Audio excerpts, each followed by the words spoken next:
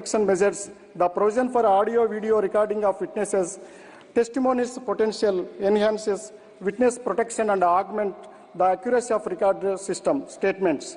The option of recording witnesses' testimonies by audio-video electronic means that designated locations introduces modern methods of maintaining accurate legal records. The setting of specific timelines for crucial legal procedures such as submitting medical reports in the rape cases within 7 days under clause 184, delivering judgment within 30 to 60 days after completing arguments, and informing victims of investigation progress within 90 days ensures expeditious justice delivery. The bill expands scope and medical exams for accused individuals by allowing any police officer to request such examinations. This ensures timely, appropriate medical attention, especially in case of involving sensitive issues like rape. The coexistence of old and new legal frameworks may lead to confusion and inconsistency in legal application. Ambiguity in some clauses, like shifting the burden of proof in specific cases, require further clarification to avoid misinterpretations and the potential misuse. Judges and lawyers need adequate training to effectively implement the new procedures and interpret law accurately. Make the provisions for holistic service to the victims of rape, including counseling, financial assistance, and access to medical care, more effective, and introduce various other measures to protect witness from the intimidation and retaliation, including physical security, witness anonymity programs, and reallocation support. Provide avenues for victims to participate in legal process, advocate the rights and interests. Sir, regarding this bill, Bharatiya Saksha makes some essential changes to original act, successfully fulfills many of the ministry's objectives. Most notably, it widens the ambit of electronic records admissible as evidence and removes certain colonial references from this initial act. Particularly, case dismissal due to lack of evidence. In 2021, government data brought to light alarming statistics, revealing that 7.5 lakh police cases are closed annually in India due to lack of evidence. This concerning trend is observed nationwide and has consistently increased since 2016, when National Crime Record Bureau began documenting such cases under the category of true but insufficient evidence and untraced or no clue in its crime records in India reports. Given the ministry's expressed commitment to achieving the enhanced conviction rate of up to 90% and fostering a citizens-friendly and efficient criminal justice system, the issue of dismissal due to insufficient evidence demands urgent attention and intervention. It is imperative to address and rectify this challenge. The reports of the Bureau of Police Research and Development indicates widespread vacancies across all ranks, including specialized investigations units like a crime branch and a small pool of forensic investigation and resources over the years.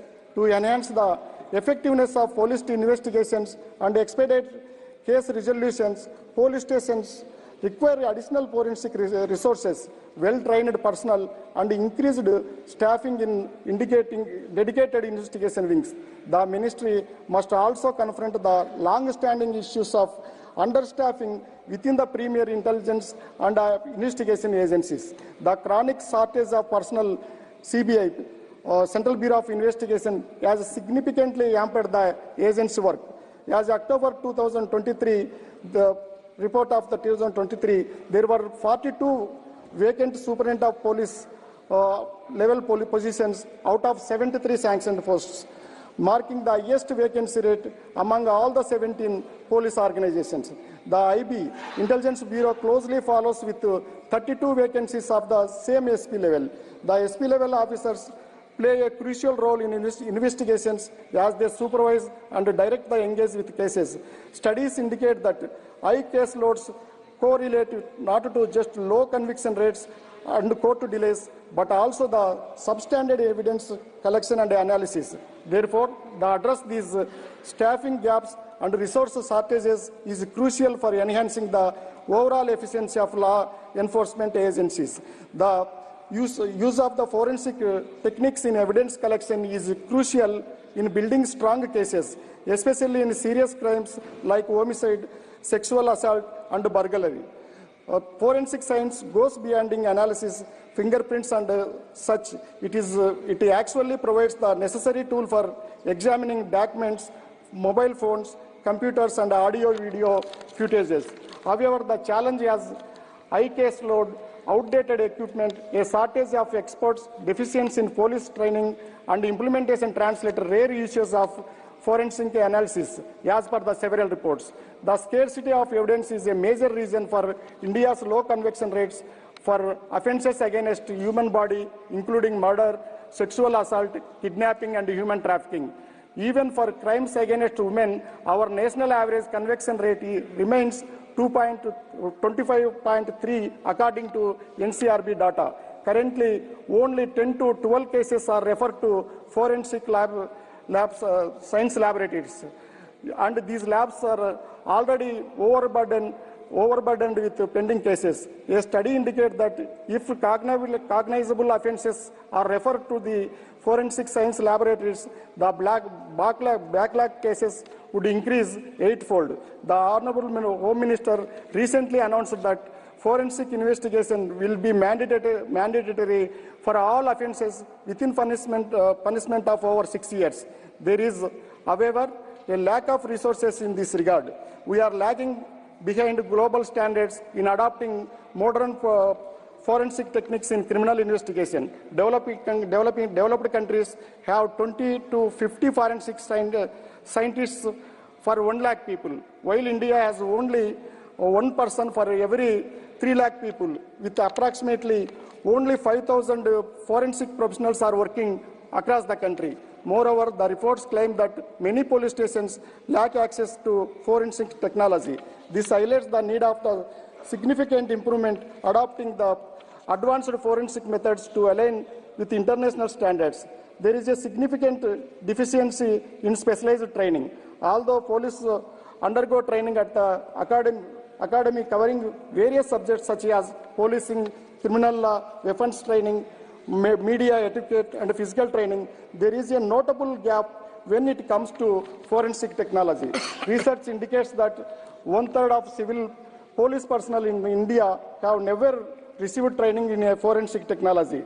Experts have stressed the importance of having personnel with the expertise in forensic science involved at every step of the criminal investigation. Sir, with these suggestions, we support these bills, sir, 3 bills. Thank you very much, sir. Ravi Shankar Prasad ji.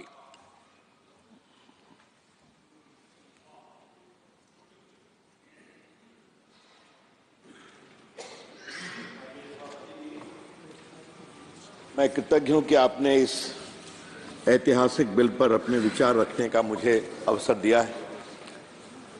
मैं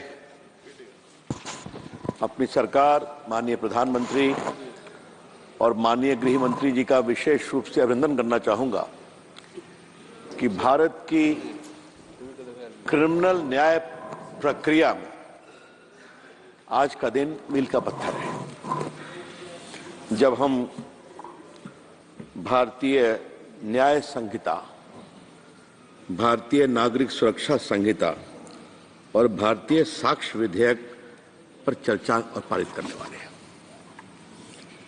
ये भारतीय न्याय संहिता Indian panel code के स्थान पर आ रही है और भारतीय नागरिक सुरक्षा संहिता क्रिमिनल प्रोसीजर कोड के स्थान पर आ रही है और भारतीय साक्ष्य विधेयक इंडियन एविडेंस एक्ट के स्थान पर आ रही है। माननीय सभापति जी, इस पूरे प्रस्तावित कानून का कुछ दर्शन है। इंडियन पेनल कोड में पेनाल्टी पर इंफेसिस था, आपको दंडित करना है। भारतीय न्याय संहिता में न्याय पर इंफेसिस है कि हमें लोगों को न्याय देना है। ये बहुत बड़ी सोच का अंतर है जिसे हमें समझना जरूरी है। दूसरी बात, जो नागरिक सुरक्षा संहिता है उसमें क्या था कि कोड ऑफ क्रिमिनल प्रोसीजर एक प्रोसीजर प्रस्तावित करता था कैसे लोगों को पेनल्टी देना है, अपील करना है। उसकी जगह पर जो कानून आ रहा है वो सुरक्षा संहिता कि कोई अपराधी हो भी तो उसकी प्रक्रिया में उसकी सुरक्षा की चिंता होनी चाहिए, ये बात भी कही गई है। और साक्ष्य अधिनियम के बारे में तो बातें हैं ही हैं कि कैसे सबूत हो, उनको कैसे प्राप्त किया जाए और कैसे उस पर कार्रवाई हो। माननीय सभापति जी, आज मैं आपकी कृपा पूर्वक अनुमति से सदन के सामने इंडियन पेनल कोड 1860 का थोड़ा उसकी पृष्ठभूमि देना जरूरी है। अगर आप इन तीनों कानून को देखेंगे तो 1860 में इंडियन पेनल कोड आया माननीय सभापति, एविडेंस एक्ट 1872 में आया और सीआरपीसी 1882 में आया। उसके पहले एक छोटा कानून था। माननीय सभापति, आपको याद होगा 1857 में भारत की आजादी का पहला आंदोलन हुआ था, जिसमें भारत के महान क्रांतिकारियों ने ईस्ट इंडिया कंपनी बहादुर के लोगों को बहुत ठगाया। उसमें रानी लक्ष्मीबाई थी बहादुर, हमारे बिहार के बाबू वीर कुंवर सिंह जी थे, तात्या टोपे थे, हम सभी का नाम जानते हैं। उसके बाद कंपनी बहादुर का राज खत्म हुआ और विक्टोरिया महारानी का राज शुरू हुआ। मतलब अंग्रेजों ने भारत के साम्राज्य को सीधा अपने कंट्रोल में लिया। यह बात जानना बहुत जरूरी है। और उसके बाद जब भारत को शासन करना है तो मैं अंग्रेजों की एक बात की तारीफ करूंगा, कोई भी काम करेंगे, अन्याय की पराकाष्ठा भी करेंगे तो कानून का दिखावा देके करेंगे। हाँ, जितना मैं उनके बारे में पढ़ता हूं, हमारे आजादी के आंदोलन में माननीय सभापति एक कच्ची फांसी हुआ करती थी। बाद हो रहा है ये जी, कितने साल बाद परिवर्तन हो रहा है कानून? ये तो 75 इयर्स के बाद, 151 साल के बाद, और आजादी के बाद 75 इयर्स के बाद। तो माननीय उपसभापति जी, कच्ची फांसी, तो हमने कहा कच्ची फांसी क्या हुआ? तो मालूम हो कोई कैप्टन स्कॉट घूम रहे हैं और कोई क्रांतिकारी को पकड़ा और पेड़ पर लटका दिया, I captain Scott in exercise of power so and so hereby give you capital punishment, टांग दो। तो आपको आज भी अगर आप देश में घूमे माननीय सभापति क्षमा करें, तो आपको ऐसे बहुत से पेड़ दिखाई पड़ेंगे पुराने जहां क्रांतिकारियों को कच्ची फांसी दी गई थी। तो जो भी करना है वो कानून के दायरे में करना है। तो मूल रूप से दो चीजों को समझना बहुत जरूरी है। कानून बनाना है दंड के लिए, दंड देना है एक कानून की प्रक्रिया, तो सीआरपीसी ले आए, और फिर उसके लिए एविडेंस चाहिए तो एविडेंस एक्ट ले आए। और दूसरा एक बहुत महत्वपूर्ण पहलू है जो मैं इस सदन के सामने बड़ी विनम्रता से रखना चाहूंगा माननीय सभापति जी, उनको हिंदुस्तान पे राज करना था तो ऐसे हिंदुस्तानी भी चाहिए जिनका चेहरा हिंदुस्तानी था लेकिन दिमाग अंग्रेज था और दिल में अंग्रेजों के लिए सम्मान था। Their skin may be Indian, but their mind must be British. तो उसके लिए यूनिवर्सिटी खोलनी थी, पढ़ाई करना था। जब मैं थोड़ा इस पर शोध किया तो मुझे एक बहुत रोचक बात मालूम हुई माननीय सभापति जी, जितने पुराने विश्वविद्यालय हैं भारत के, ये सबों के स्थापना का कालखंड लगभग वही है जब ये तीनों कानून बनते हैं। चाहे वो कलकत्ता यूनिवर्सिटी है या बॉम्बे यूनिवर्सिटी है या बाकी यूनिवर्सिटी, कुछ पहले खुली होगी, लेकिन बड़ी बड़ी यूनिवर्सिटी के खुलने का समय भी इन कानूनों के साथ साथ का ही है। इसकी पृष्ठभूमि समझनी बहुत जरूरी है। जो मैंने आरंभ में कहा, ये न्याय संहिता है, पेनल कोड नहीं है। ये इसका दर्शन है जिसको समझना बहुत जरूरी है। लेकिन हाँ, एक चिंता की बात होती है, इतना लंबा समय क्यों लगा, क्यों लगना चाहिए? 1973 में सीआरपीसी में अमेंडमेंट हुआ, पहले भी कुछ हुआ था, लेकिन जो एक सुविचारित तीनों कोड को बदलने का भारत की आवश्यकताओं के अनुसार प्रयास था, वो क्यों नहीं हुआ? डिस्कवरी ऑफ इंडिया को लिखने वाले लोग जब भारत को डिस्कवर कर रहे थे तो इस औपनिवेशिक दास्तां को क्यों भूल गए? ये बड़े सवाल है, ये उठने चाहिए और मैं उठाना चाहता हूं और उसके लिए अपने प्रधानमंत्री का सम्मान करना चाहता हूं। उन्होंने हिम्मत दिखाई और 15 अगस्त को लाल किले से कहा कि कोई औपनिवेशिक प्रतीक को अब हम बर्दाश्त नहीं करेंगे। आज इसी संदर्भ में माननीय सभापति जी एक और बात कहने की इच्छा हो रही है। आजादी आई तो जगह जगह जौहर पंचम की मूर्तियां थी, 3 विक्टोरिया की मूर्तियां थी, बगल में राजपथ पर था जहां कर्तव्य पथ है, उनको हटाया गया, ठीक हटाया गया। लेकिन हमारे जो महान नेता थे उसमें कुछ सम्मान में इतना विलंब क्यों किया गया? Statue of unity Sardar Patel की पहले क्यों नहीं बन सकती थी? उसके लिए क्यों नरेंद्र मोदी को आना पड़ा? ये बड़े सवाल है, उठने चाहिए। ये उसी मानसिकता से लिंक्ड है। नेताजी सुभाष चंद्र बोस की मूर्ति दिल्ली में तभी क्यों लगी जब नरेंद्र मोदी भारत के प्रधानमंत्री बने? तो जो पूरी सोच है इसको समझना बहुत जरूरी है। और आज चूंकि आपने कृपा पूर्वक अनुमति दी है कि अंग्रेजों के इस कानून के समापन पर और भारतीय प्रयास को रखने का मुझे अवसर मिला है माननीय गृह मंत्री के इस बिल पर, तो मेरे मन के जो उद्गार थे वो मैं रखने की कोशिश करूं। अध्यक्ष जी, गुलामी मानसिकता के बारे में कुछ और कहने की इच्छा है और कृपा करके मुझे आप अनुमति दीजिए। विषय इससे सीधा नहीं जुड़ा है लेकिन विषय जुड़ा है। प्रभु राम के मंदिर को बनने में 500 साल क्यों लगे, ये मुझे अल्फाने की इच्छा है। मेरा परम सौभाग्य था कि इस मामले में एक वकील के रूप में पेश होने का मुझे सौभाग्य मिला था इलाहाबाद हाई कोर्ट में। लेकिन 500 साल क्यों? आज जो कृष्ण जन्मभूमि है, आज जो काशी विश्वनाथ का मंदिर है, उसके लिए संघर्ष क्यों करना पड़ता है? जब आजाद भारत बनता है तो आजाद भारत की जो आजाद आस्था है उसका भी संबंध होना चाहिए, नहीं होना चाहिए? ये बड़े सवाल हैं, उठने चाहिए।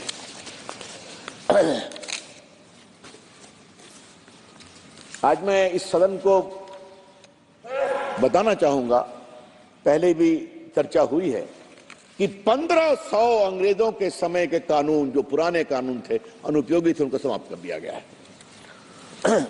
लेकिन हां, ये जो तीनों पेनल न्याय संहिता है, क्षमा करेंगे पुरानी आदत जाती है, जाते जाते समय लगेगा, न्याय संहिता और बाकी संहिताएं हैं, इसमें एक बहुत बड़ी बात है कि पहले भी कई कमीशन आए थे, जैसे मालीमत कमीशन था, जैसे वर्मा कमीशन था, प्रोफेसर माधव मेनन कमीशन था, लेकिन ये पहला कानून में बदलाव है जिसमें इतना सघन संवाद हुआ है।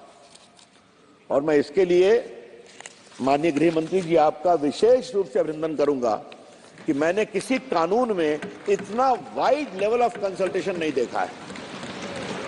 सारे एमपीज को चिट्ठी लिखी गई, एक बड़ी लॉ यूनिवर्सिटी को इसका नोडल पॉइंट बनाया गया, एक एडमिशन से बात हुई, जजेस से बात हुई, रिटायर्ड जजेस से बात हुई, वकीलों से बात हुई, कानून के प्रोफेसर लोगों से बात हुई, और 158 कंसल्टेशन में माननीय गृह मंत्री जी स्वयं उपस्थित थे।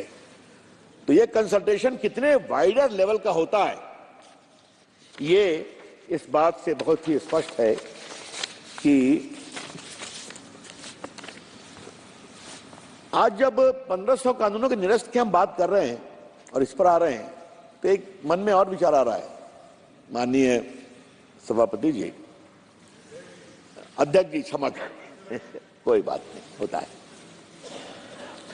माननीय अध्यक्ष जी, मैं ये कह रहा था, क्षमा, आपसे क्षमा चाहता हूं, मैं 2-3 बार सभापति जी बोला, बहुत क्षमा चाहता हूं। ये जो हमारे बहुत से ब्रिटिश इंसिग्निया थे भारत की नौसेना में वगैरह में, इसका बदलाव भी कब हुआ? माननीय प्रधानमंत्री के आह्वान पर ही हुआ ना, कि महाराज शिवाजी की जो नौसेना थी उसका जो सिंबल था उसको आज भारतीय नौसेना का प्रतीक बनाया गया है। ये कितनी बड़ी बात है,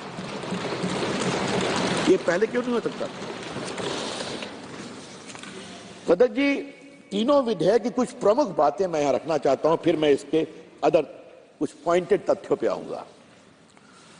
पुराने पेनल कोड में 511 प्रावधान थे, सेक्शंस थे, नए में 356 होंगे।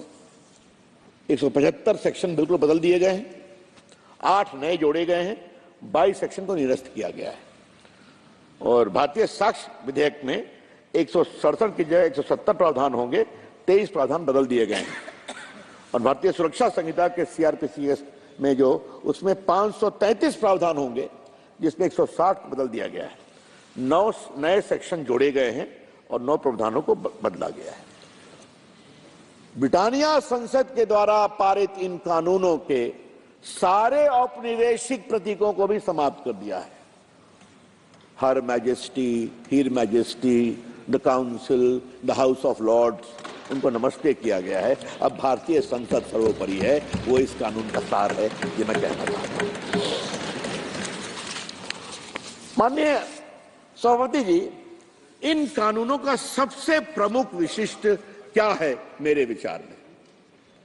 ये युग टेक्नोलॉजी का है और टेक्नोलॉजी ताकत है। ये युग सूचना का है, सूचना ताकत है।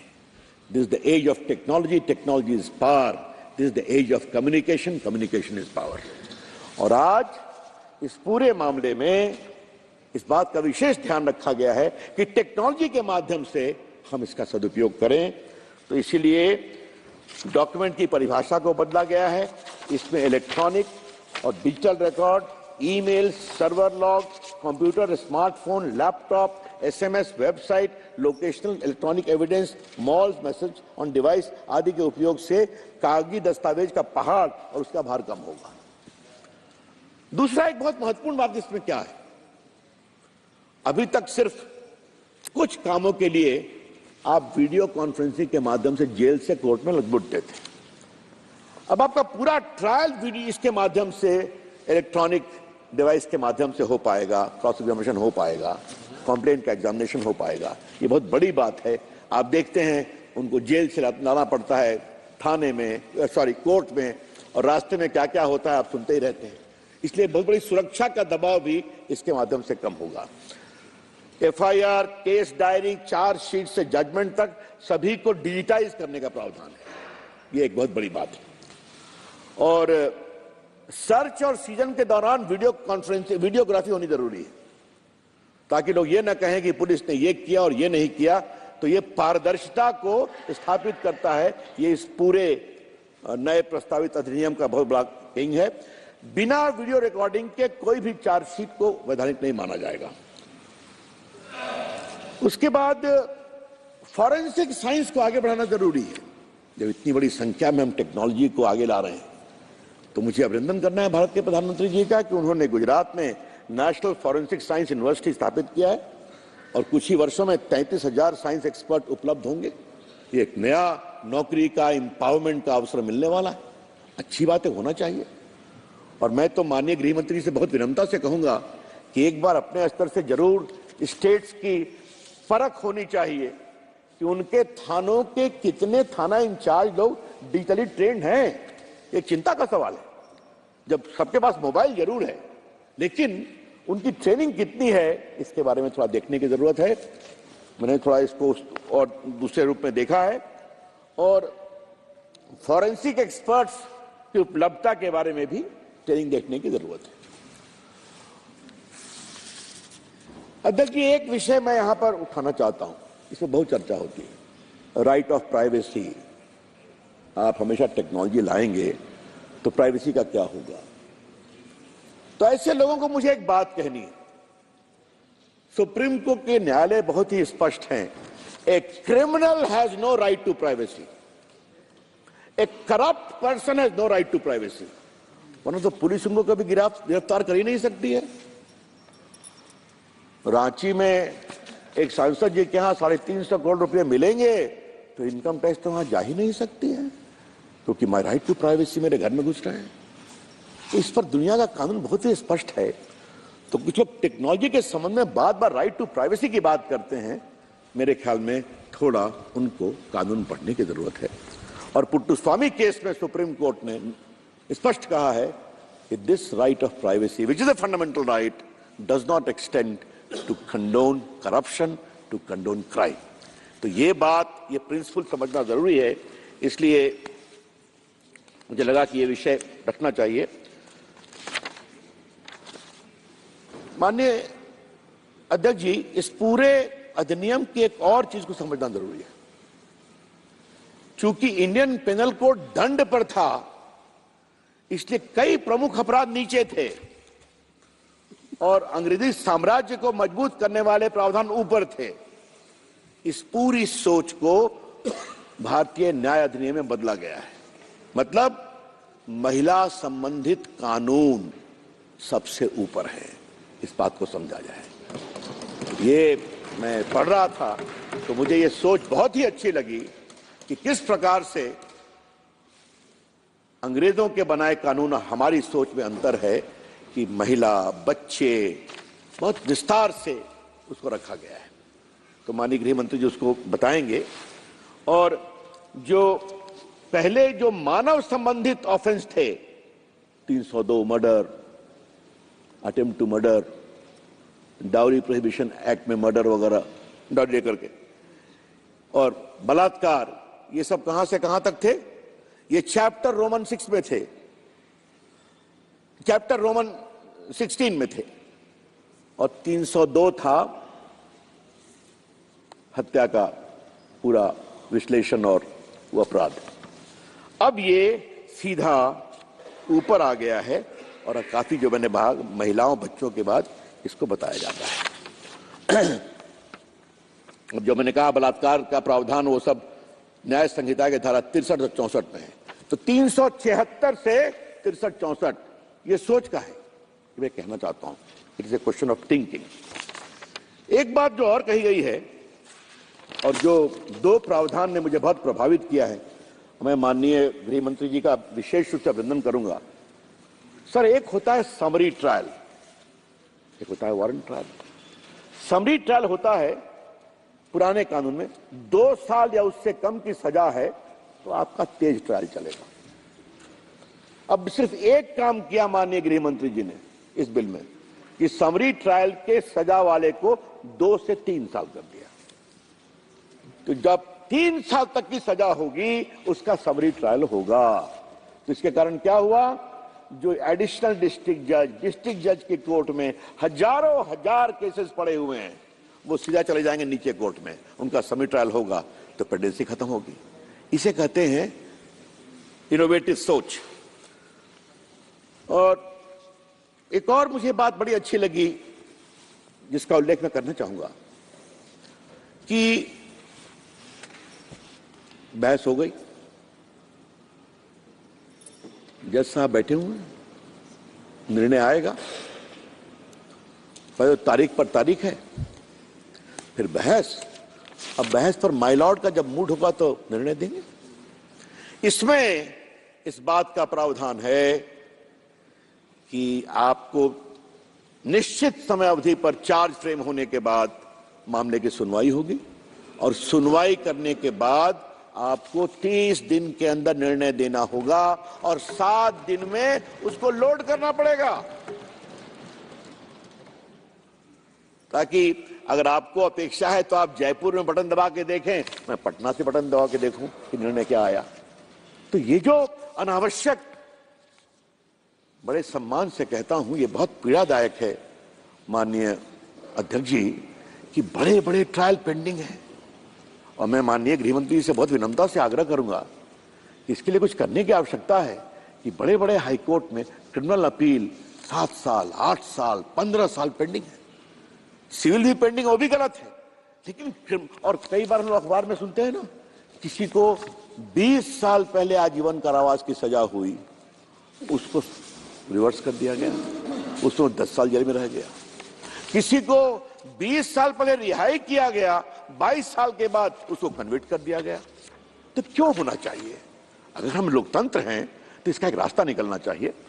और इस मामले में माननीय गृह मंत्री जरूर इसको कॉग्निजेंस लेंगे, क्योंकि एक समस्या है हमारे लोकतंत्र की कि कोर्ट की सुनवाई कैसे होगी, ये माय लॉर्ड्स का काम है, न्यायपालिका का काम है, उसमें तो हम हस्तक्षेप नहीं कर सकते। हम सलाह दे सकते हैं।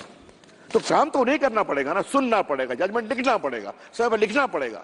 तो उसके लिए क्या करना है? और एक बात है, आजकल इंफ्रास्ट्रक्चर को बहुत ही मजबूत किया गया है। आपने देखा होगा भारत सरकार बहुत पैसे देती है, कोर्ट सिस्टम, टेक्नोलॉजी, स्वयं भारत के मुख्य न्यायाधीश ने उसको बताया है, तो इसको समझना चाहिए।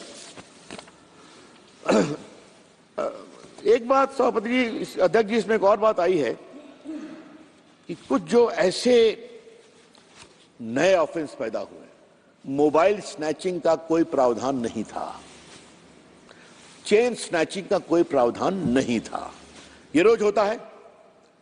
इस नए प्रस्तावित इस पर चर्चा कर रहे हैं, इन सबों को अलग से ऑफेंस बनाया गया है। और मैं गृह मंत्री जी का बहुत अभिनंदन करूंगा कि जो चैलेंजेस है इसको आपने सोचा है और इसको अलग से प्रावधान बनाया। सर, आतंकवाद को लेकर के बहुत चर्चा होती है,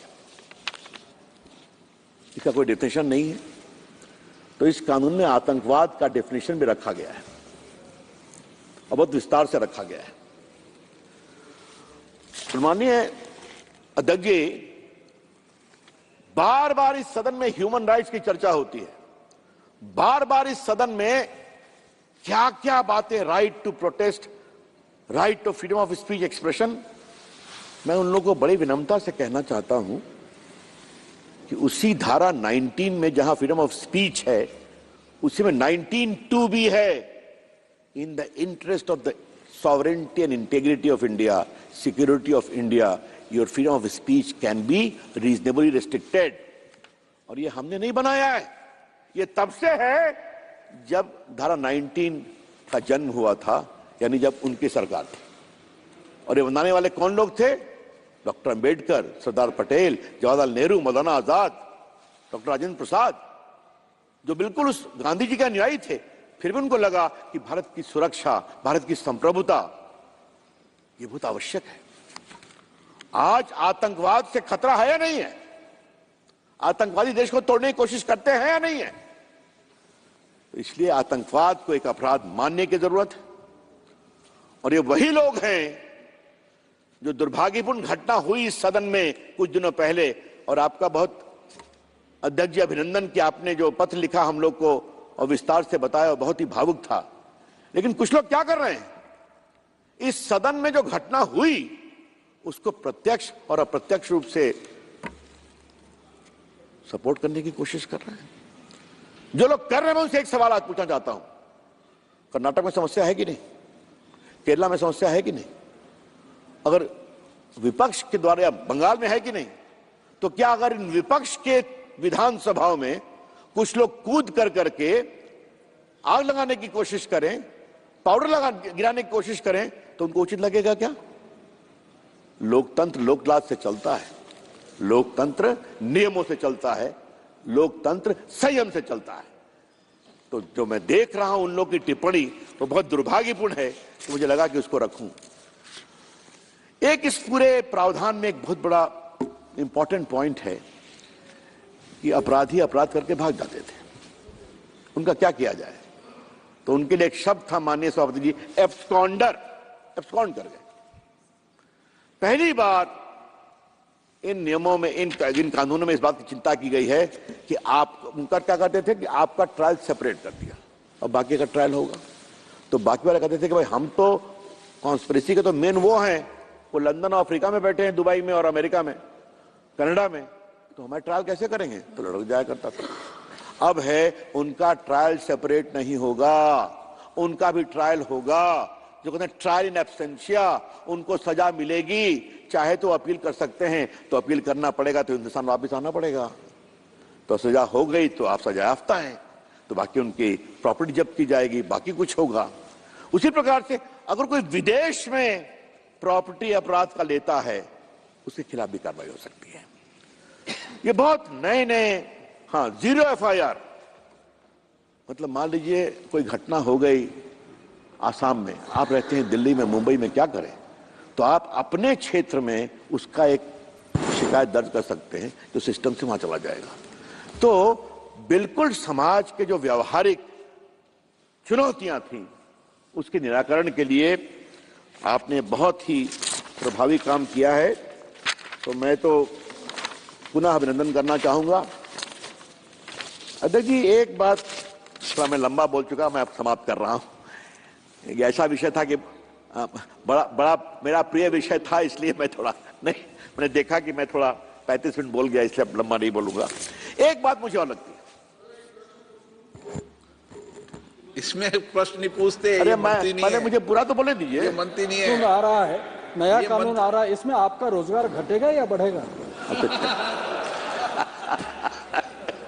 इस पर आपसे हम बाहर बैठ के बात करेंगे, क्योंकि ये मामला सिर्फ मेरा नहीं है, इस हाउस के कई मेंबरान का है। ठीक है, बैठ के बात करेंगे।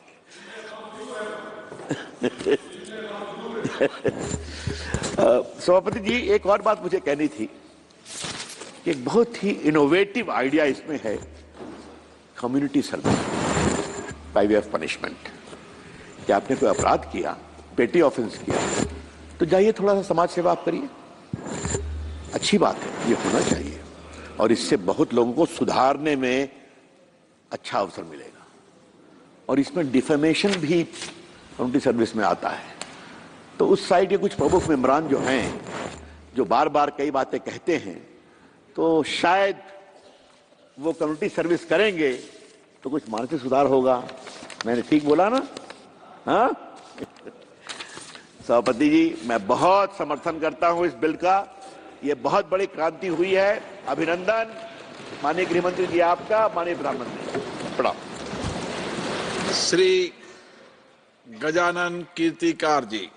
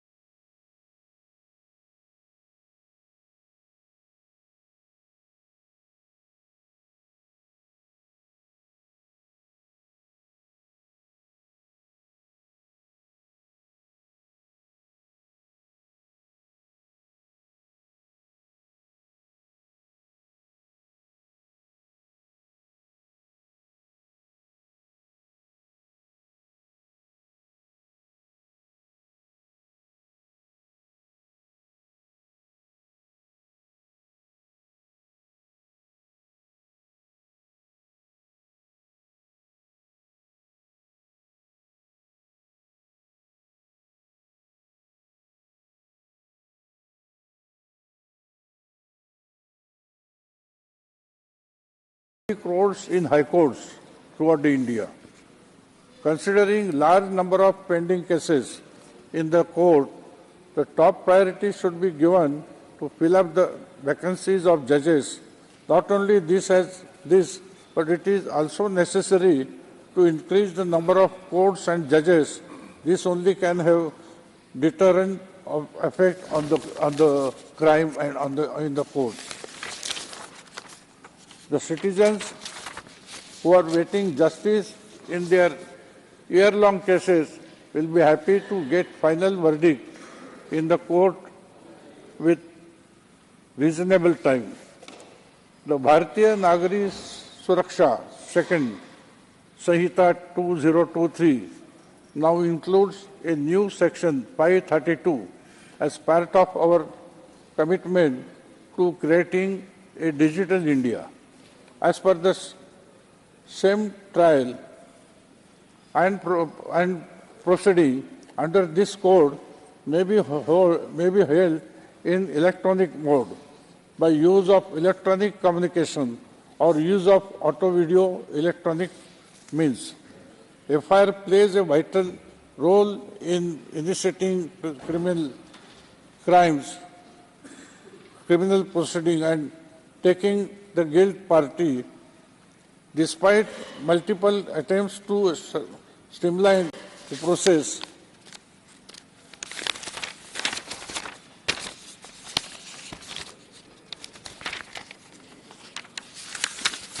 a more hurdle still persists in the form of delay in lodging FIR. The Code of Criminal Procedure CRPC Section 154 is set to undergo an important modification through the BNSS 2. The modification would add Section 173, which states that FIR for cognizable offence can be filed through electronic means, irrespective of the area where the offence occurred. And also, this is differed from the process of uploading FIR online by police, which pertain to making a traditionally filed FIR available in digital form. Under this section, the police officer is mandated to electronically record the information and requiring the informant's signature with three days.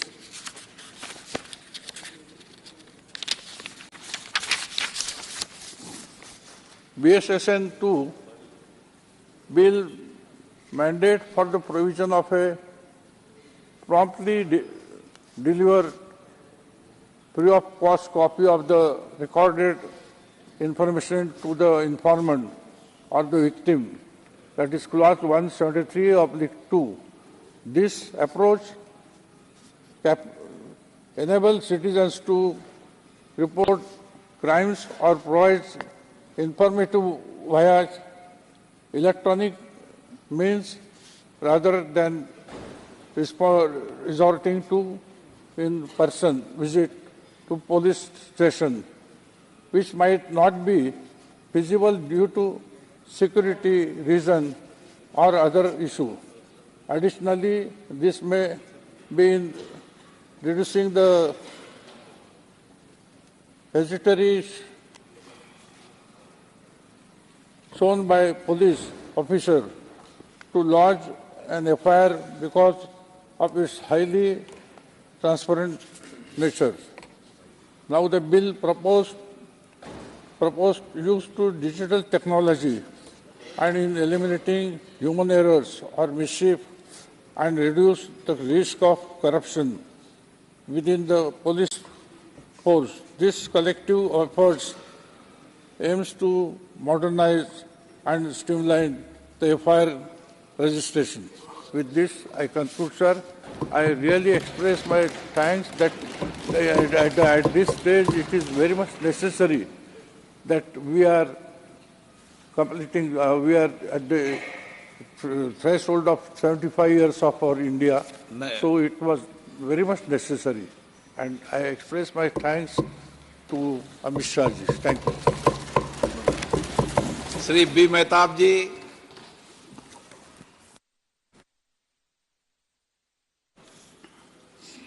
So you had asked a very pertinent question, how much time had flown after the IPC, CRPC and Indian Evidence Act came into existence. I was just making a calculation. The IPC is 163 years old.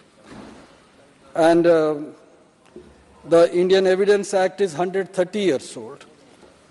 And if we calculate 1972 as the promulgation of CRPC, though it was there earlier, so it is already 51 years old.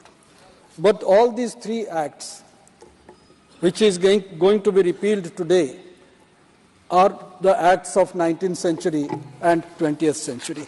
We are in 21st century.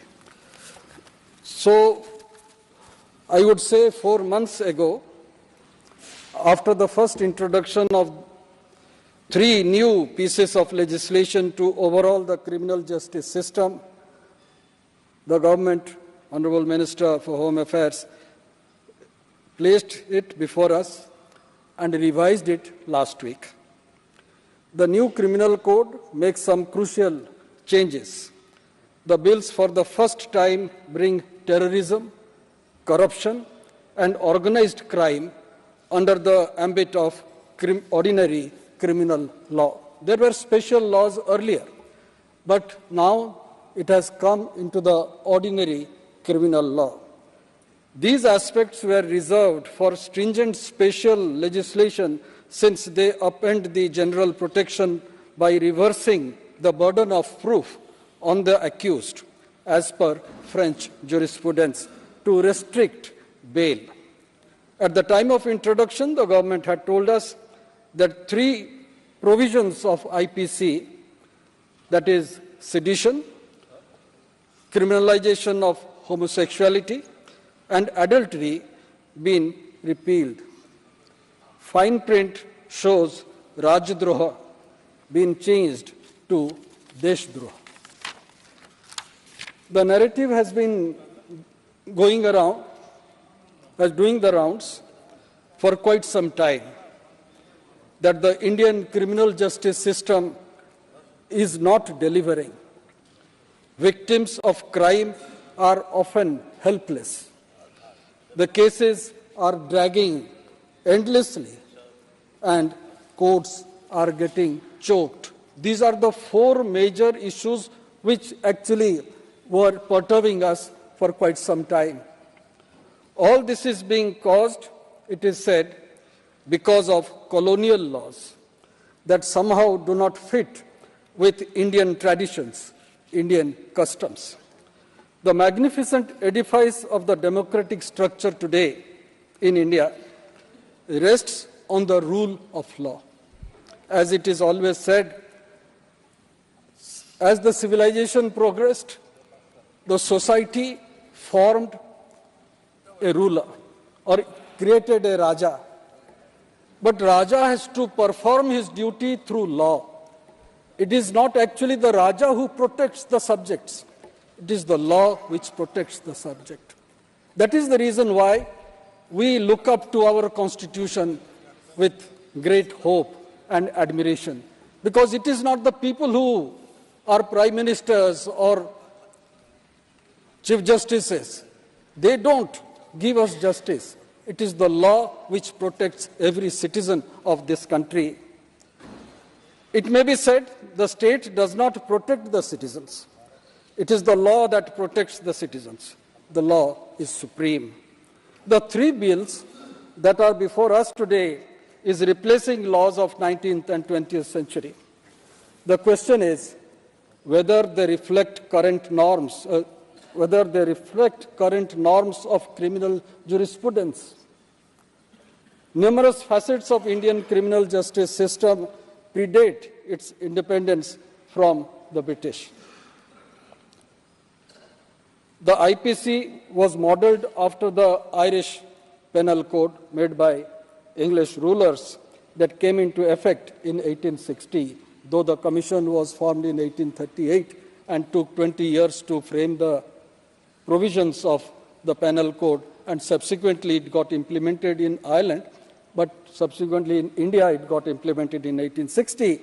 First enacted in 1861 and revised in 1973, the CRPC establishes rules for criminal proceedings. In 1872, the Indian Evidence Act, which was modelled as per the British jurisprudence, was passed. Since 1872, this has not undergone any significant changes, and now it is going to be changed with the approval of this House. Invariably, there have been some talk in media and also outside that how can we pronounce these Hindi versions of the law, Bharatiya Nyaya Sanghita. As Indians are very innovative, they have already found a way out. Instead of saying Bharatiya Nyaya Sanghita, lawyers are also saying BNS. So in that respect, that is not an issue in some quarters where they have a tendency not to utter Hindi names or Indian names. BNS is going to be primarily a primary legislation governing criminal offences. This bill preserves several sections of IPC. Additional changes include the implementation of new laws targeting organized crime and terrorism. Strengthening of punishment for certain existing offences is made and introduces community service as a form of punishment for some minor offences. Importantly, excluded from consideration are specific violations under IPC that have been invalidated or modified by judicial rulings. These include acts of adultery and same-sex intercourse and stipulated in section 377. BNS will have 365 sections instead of 511 sections. 175 sections have been changed, 8 new sections been added, and 27 sections been repealed. Now, I would come to 3 or 4 specific sections of BNS, Bharatiya Nyaya Sanhita. Now, IPC section 124A, that is sedition. Words spoken or written or by signs attempt to infuse hatred or contempt or excites or attempts to excite disaffection towards the government established by law, unquote, be punished. That is the sum total as sedition has been described. And large number of freedom fighters, including my parents, were all imprisoned because of this section and went behind bars for months and years together. But section 150 of the BNS 2023 says, and I quote, or by electronic communication or by use of financial means excites or attempts to excite secession or armed rebellion or subversive activities or encourages feeling of separatist activities or endangers sovereignty or unity and integrity of India be punished. Instead of government, as I said earlier, established by law, the new section says endangers the sovereignty, unity and integrity of India. This is a very welcome step. But I find still some loopholes which need to be plugged. Instead of making incitement to violence or disruption to public order a condition precedent to invoke the charges, the proposed section 150 continues to criminalize any act that excites or attempts to excite secessionist activities or encourages feelings of separatist activities. Furthermore, penalizes a person who indulges in or commits any such act, thereby casting with the law enforcement agencies a greater discretion to decide what can be brought within the fold of an act endangering some sovereignty, unity and integrity of India for slapping the charges. This discrimination needs to be, I believe, this can be looked into, and it gives a very wide spectrum of discretion to the enforcing agencies. Thirdly, the term separatist activities can be interpreted in several ways and can be used as a political tool to curb opposition parties who organize protests against any of the policies tabled by the government. Then 153B of IPC have been recast as clause 195 of BNS, with an addition where 195(1) subclause D criminalizes the making or publication of false and misleading information jeopardizing the sovereignty, unity and integrity or security of India. The phrasing of clause 195(1)D raises 3 potential causes for concern. False and misleading and jeopardizing, these are 2 words, renders the clause very vague. There is need of clarity. It leads to multiple interpretation. Similarly, the word jeopardizes can cover a wide, unforeseeable range of consequences. Why leave all this in the hands of discretionary decision makers? It should be noted that criminal law does indeed deal with the matter of determining what constitutes false information. It also does in other situations, such as making a false statement under oath or providing fraudulent evidence. But in this clause, due to subjective nature of determining truth or falsehood, despite the need to control the mass dissemination of misleading information, will become very challenging. Another issue which has been incorporated in BS is organized crime. Clause 109 and 1010 been introduced effectively to deal with organized crime. Clause 109 borrows heavily from the existing state legislations in organized crime, especially from Gujarat and from Maharashtra. That is also necessary. Clause 110 creates a separate category of petty organized crime from organized crime for the first kind. In IPC section 120A deals with criminal conspiracy where two or more persons agree to commit a crime. Two things, gang criminality and racketeering have not been defined. So also anchor points. There is a word in the bill, anchor points. I fail to understand what it meant. There is no distinction between the commission of an offense and its attempt. So there is, it has to be, I think, needs to be looked into. Then concept of community service is not there in IPC. This is a welcome step, but BNS does not define what community service will entail and how it will be administered. On mob lynching, clause 101, subclause 2, and 115, subclause 4, introduces new provision against heinous crime of mob lynching without specifically using the term. Section 352 IPC is applied for murder. It says whoever commits murder shall be punished with death.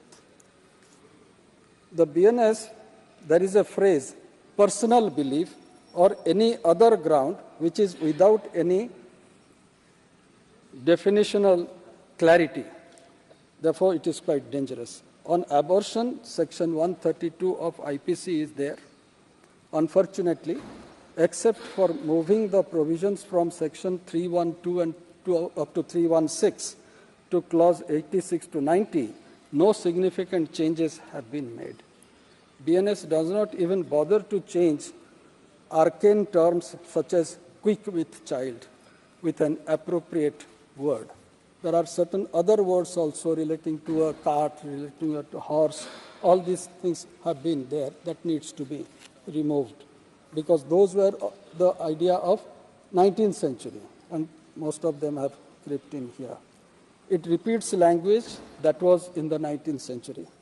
Medical and ethical understanding of pregnancy and abortion has undergone tremendous change in today's world that could have been brought into our in this BNS. Now coming to BNSS, this will replace CRPC 1973, and the major issue is here, audio-video recording is now made in line with the increasing use of technology and by ensuring greater accountability and transparency in police investigation. Courts have time and again emphasized the need for utilization of audio-video recording. Clause 105 in BNNS is new, which aims to record search and seizure through audio-video electronic means, preferably cell phone. Instead of section 157 of CRPC, it is clause 176 relating to procedure for investigation. Proviso is added in the BNSS which was absent in CRPC. However, Section 161 and Section 154 been retained in Clause 180 and Clause 173 of BNSS. Subclause 3 mandates for videography of the process of forensic evidence on mobile phone or any other electronic device, which is a safeguard against manipulation and irregularities. This is crucial safeguard to prevent torture and coercion of the accused during questioning in custody. But a significant drawback is that this is not mandatory requirement. It is certain whether subsequent recovery evidence need to be recorded audio-video wise is not mentioned. There is no mention of audio-video recording during investigation like spot inspection. Instead of Section 164 of CRPC, under 183 of BNSS, recording of confessions and statements before a magistrate is crucial safeguard to preserve the rights of witness. Confession be recorded in the presence of a lawyer, which is all-important safeguard against false confession. But this should have been made mandatory. The provision under Section 321 of CRPC has a gap in terms of allowing the prosecutor to withdraw from the prosecution of a case with the consent of the court without giving the victim a chance to be heard. But this is addressed in Clause 360, allowing that the victim must be heard before such withdrawal is allowed. This is a significant step.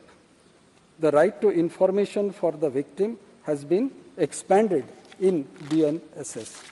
So in that respect, I believe BNSS has expanded the scope in protecting the victim in a very great way.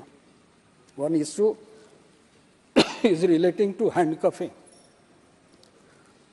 It falls short of well-settled constitutional threshold established to protect a person's right to dignity under Article 21. Only thing has come, economic offenders are now being exempted from handcuffing. Clause 398 is an entirely new addition which provides every state government shall prepare and notify a witness protection scheme for the state with a view to ensuring protection of the witness. This is a welcome step, no doubt, but it merely reiterates the direction under Mahendra Chawla case, nothing more. Clause 173(6), so 173 subclause 3 introduces a mandate for the collection of forensic evidence by the forensic experts in all offences punishable by imprisonment of 7 or more years. This clause broadens the scope of forensic experts, which could include private experts without any regulatory body to ensure their proficiency or compliance with professional and ethical standards that could lead to problems. As we have institutes now in our country where boys and girls are studying forensic science, I think this scope is going to expand in a very great way.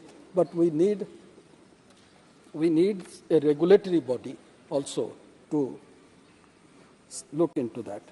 Article 22 of the Constitution requires a person in police custody to be produced before a judicial magistrate within 24 hours. The CRPC provides this. The BNSS retains this provision.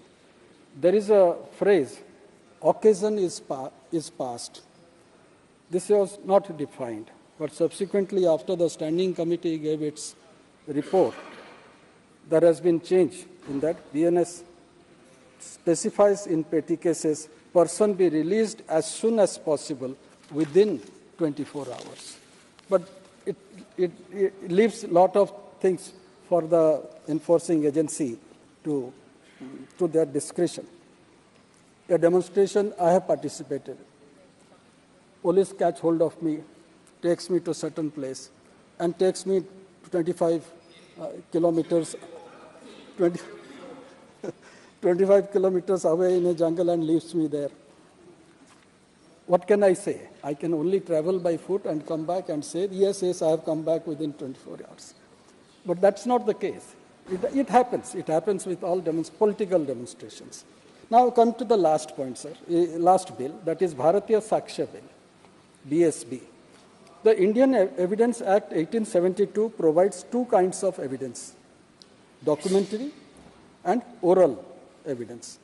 The bill provides that electronic or digital records will have the same legal effect as paper record.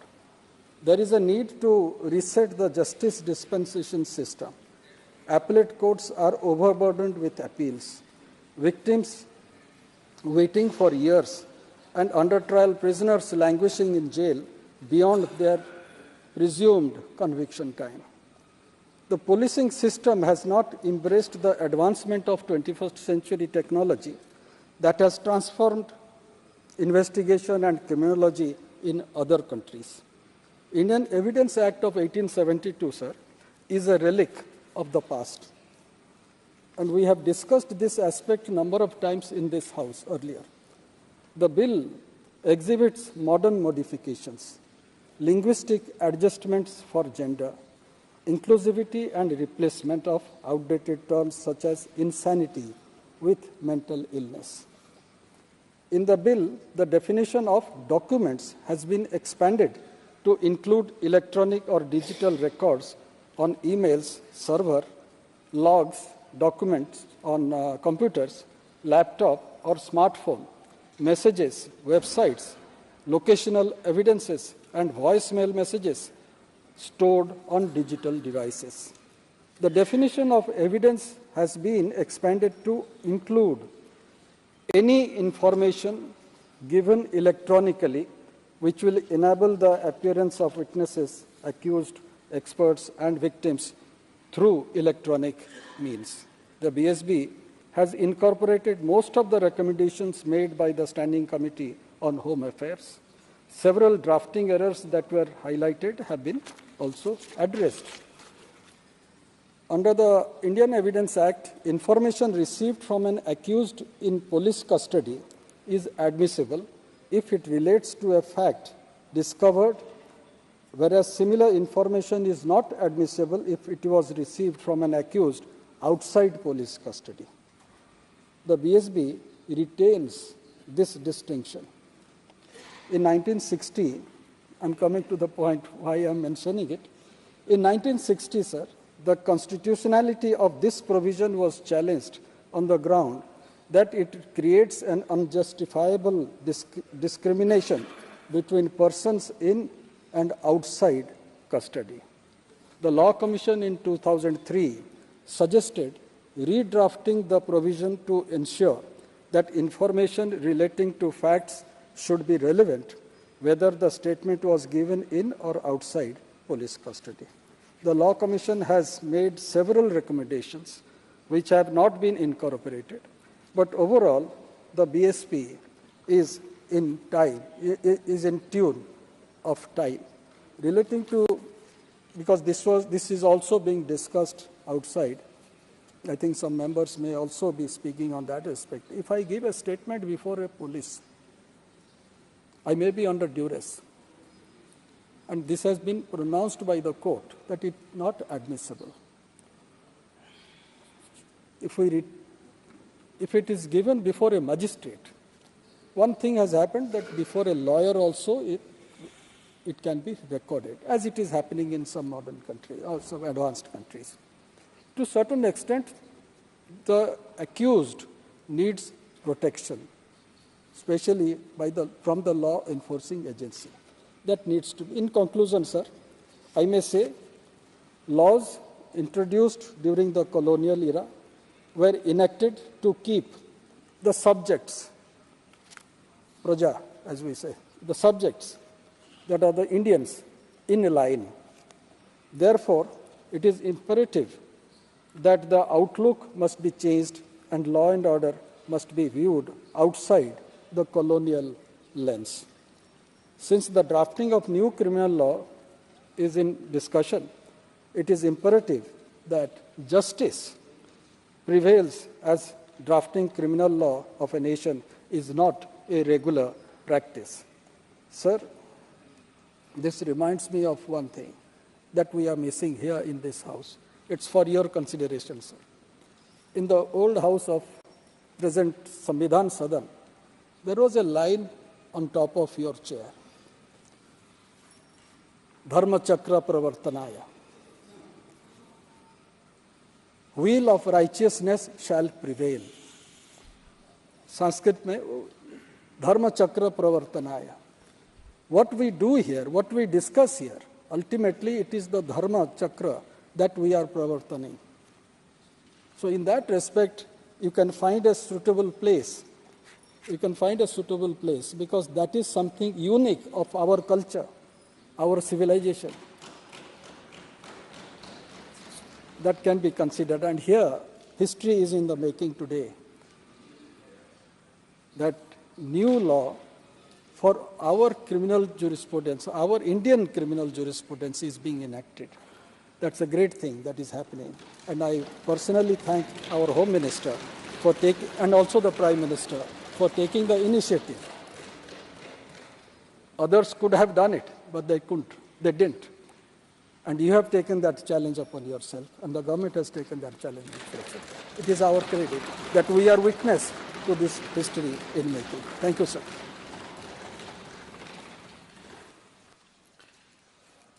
Vishnu Dayal Ram ji.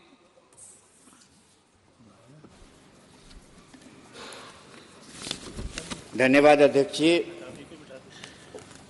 आज एक ऐतिहासिक दिन है और सदन में बैठे हम सभी साथीगण इतिहास बनते देख रहे हैं। आपराधिक न्याय प्रणाली में व्यापक सुधार लाने के लिए आज इन 3 विधेयकों को सदन के समक्ष उपस्थापित किया गया है। उसमें भारतीय न्याय संहिता 2023, भारतीय नागरिक सुरक्षा संहिता 2023, भारतीय साक्ष्य संहिता 2023। आप तो डायरेक्टर जनरल पुलिस भी रहे ना सर। जो इंडियन पुलिस एक्ट और जो इंडियन पेनल कोड आईपीसी 1860 और सीआरपीसी 1878, 1973 और इंडियन एविडेंस एक्ट 1872 को रिप्लेस करेगा। इसके लिए मैं तहे दिल से आदरणीय प्रधानमंत्री जी को और आदरणीय गृह मंत्री जी को धन्यवाद देता हूं, उनके प्रति आभार प्रकट करता हूं। आपराधिक न्याय प्रणाली में सुधार लाने के लिए वर्षों से कोशिश हो रही थी। ढेर सारी कमेटियां बनी थी। उदाहरण के तौर पर बेज बरुआ समिति, मलिमथ कमेटी, विश्वनाथन कमेटी और समय समय पर लॉ कमीशंस ऑफ इंडिया और standing committee on home affairs ने भी बहुत सारे सुझाव दिए थे आपराधिक न्याय प्रणाली में सुधार लाने के लिए।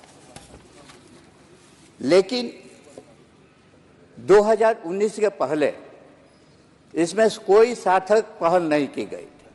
पहली बार देश के यशस्वी प्रधानमंत्री आदरणीय नरेंद्र मोदी जी के दिशा निर्देश में आदरणीय गृह मंत्री जी और गृह मंत्रालय ने इस दिशा में सार्थक प्रयास शुरू किया। ये 4 वर्षों का परिश्रम का फल है कि आज 3 विधेयक सदन के समक्ष लाए गए। इन विधेयकों को लाने के पहले वाइड रेंजिंग कंसल्टेशन हुआ था और उस वाइड रेंजिंग कंसल्टेशन में 18 राज्यों, 6 संघ शासित प्रदेशों, सुप्रीम कोर्ट, 16 हाई कोर्ट, 22 विधि विश्वविद्यालय, 142 सांसद और 270 विधायकों से सुझाव प्राप्त हुए थे। स्वयं गृह मंत्री जी ऐसी कंसल्टेशंस में 158 समय पर उपस्थित रहे हैं। इन तीनों विधेयकों को जब लोकसभा में उपस्थापित किया गया तो कुछ त्रुटियां पाई गई, जिसके बाद इसको standing committee on home affairs को रेफर कर दिया गया और standing committee on home affairs के रिकमेंडेशंस और सुझाव में संशोधन लाते हुए पुनः इसको सदन के समक्ष उपस्थापित किया गया। एक बात मैं कहना चाहता हूं कि आईपीसी, सीआरपीसी या एविडेंस एक्ट ये अंग्रेजों की हुकूमत को सुदृढ़ करने के लिए, उनके हितों की रक्षा करने के लिए बनाए गए थे। ये दंड देने के लिए बनाए गए थे, ये न्याय देने के लिए नहीं बनाए गए थे। और आज जो हम विधेयक लेके आए हैं, जो सरकार ये विधेयक लेकर के आई है, उसकी जड़ में न्याय देने की भावना है, दंड देने की भावना नहीं।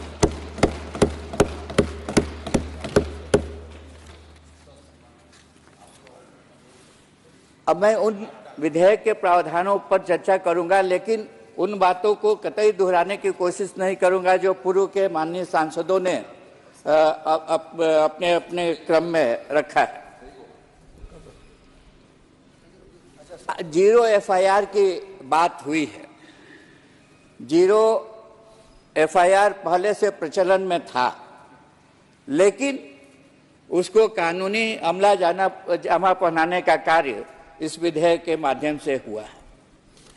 0 एफआईआर नागरिकों को सुविधा निश्चित रूप से प्रदान करेगा, इसलिए कि अपराध यदि किसी थाना क्षेत्र में हुआ है और दूसरे थाना क्षेत्र में उसको हमें रजिस्टर कराना है तो हम रजिस्टर करा सकते हैं। वहां से जो एफआईआर है, जो रजिस्ट्रेशन जिस थाने का पड़ता है वहां चला जाएगा और रेगुलर एफआईआर रजिस्टर हो जाएगा। ये 15 दिनों के अंतर्गत इस प्रक्रिया को समाप्त कर लेना है।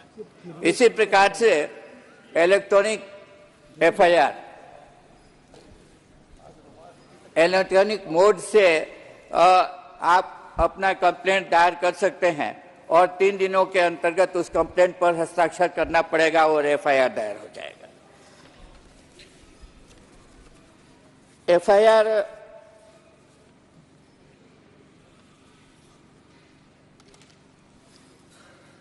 इस प्रकार की एफआईआर दायर करने की जो सुविधा दी गई है नागरिकों को, निश्चित रूप से उस सुविधा को बहुत अच्छे ढंग से और बारीकी से संचालित करने की आवश्यकता है, नहीं तो मल्टीपल एफआईआर्स की समस्या इकट्ठा हो जाएगी और इन्वेस्टिगेशन में अनावश्यक रूप से विलंब होगा। एक 173(1) जो भारतीय नागरिक सुरक्षा संहिता की धारा है, उसके अनुसार यौन शोषण के मामले में पीड़िता का जो बयान दर्ज करना है उसकी वीडियो रिकॉर्डिंग करनी है और ये कंपल्सरी कर दिया गया है। पहले भी अनुसंधानकर्ता अपने अपने इच्छा, अपनी अपनी सुविधा के अनुसार वीडियो रिकॉर्डिंग करने का कार्य करते थे, लेकिन पहली बार इसको मैंडेटरी कर दिया गया है और जो 7 वर्ष से अधिक सजा वाले मुकदमे हैं, उन मुकदमों के प्लेस ऑफ ऑकरेंस पर फॉरेंसिक साइंस लेबोरेटरी की टीम को जाना आवश्यक है। अब ये सवाल उठता है कि इतने सारे एक्सपर्ट्स कहां से आएंगे, तो निश्चित रूप से इसको ध्यान में रखते हुए फॉरेंसिक साइंस यूनिवर्सिटी की स्थापना की गई और जैसी कि सूचना है हर 3 साल पर 33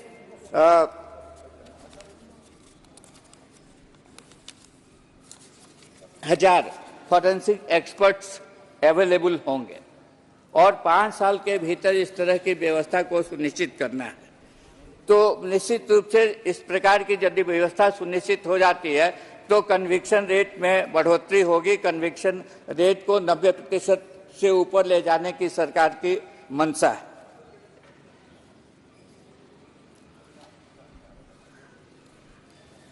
एक और बात जो निश्चित रूप से बहुत ही ज़्यादा लाभदायक होगी कि किसी भी व्यक्ति की यदि गिरफ्तारी होती है थाने में, तो उस व्यक्ति की गिरफ्तारी की सूचना देने के लिए एक एएसआई रैंक का ऑफिसर नामित होगा पुलिस स्टेशन में और जिले में भी। ये गिरफ्तारी की सूचना डीके बसु का जो केस है जिसमें सुप्रीम कोर्ट का डायरेक्शन है उसमें ये था, इसको गिरफ्तारी की सूचना देनी थी, लेकिन थाने से किसी प्रकार की गिरफ्तारी की सूचना जो व्यक्ति पकड़ा जाता था उसके माता पिता या उसके नियर रिलेटिव्स को नहीं दी जाती थी। इस प्रावधान के चलते अब उनको कंपल्सरी हो गया है, मैंडेटरी हो गया है कि वो उसकी सूचना देंगे ही देंगे। और सूचना इलेक्ट्रॉनिक मोड से भी दी जा सकती है और टेलीफोन या मोबाइल के माध्यम से भी दी जा सकती है।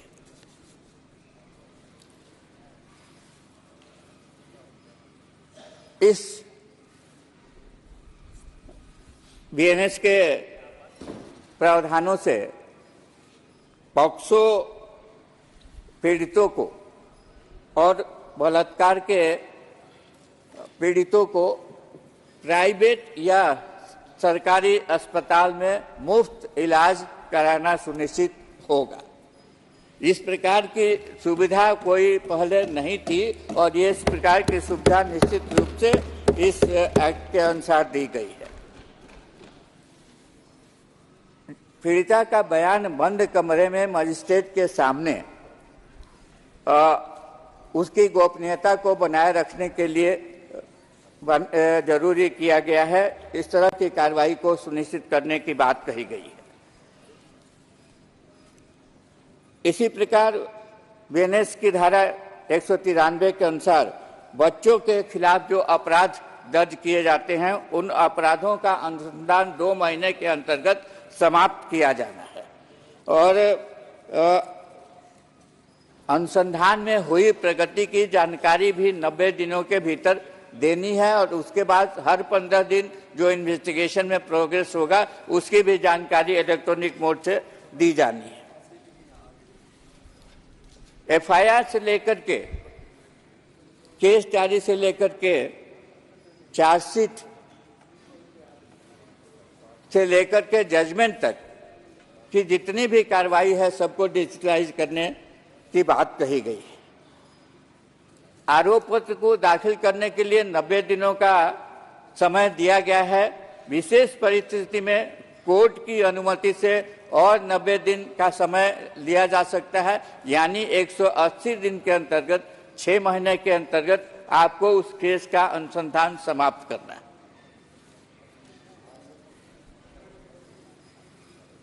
जो व्यवहारिक स्थिति है और जो आज देखने को मिलता है कि 90 दिनों की बात कौन कहे, 2-2 साल 3-3 साल तक या उससे भी ज्यादा अवधि तक कांड अनुसंधान के अंतर्गत लंबित रहते हैं। इस संदर्भ में मैं यही कहना चाहता हूं कि जो धाराओं में प्रोविजन किया गया है, जो धाराओं में प्रावधान किया गया है, उन प्रावधानों को सुनिश्चित करने के लिए अकाउंटेबिलिटी फिक्स करना जरूरी है। मॉनिटरिंग क्लोज होनी चाहिए और जो लोग भी इन प्रावधानों को नहीं मानते हैं या उन प्रावधानों के अनुसार कार्य नहीं करते हैं उनके विरुद्ध डेटरेंट पनिशमेंट का प्रावधान होना चाहिए।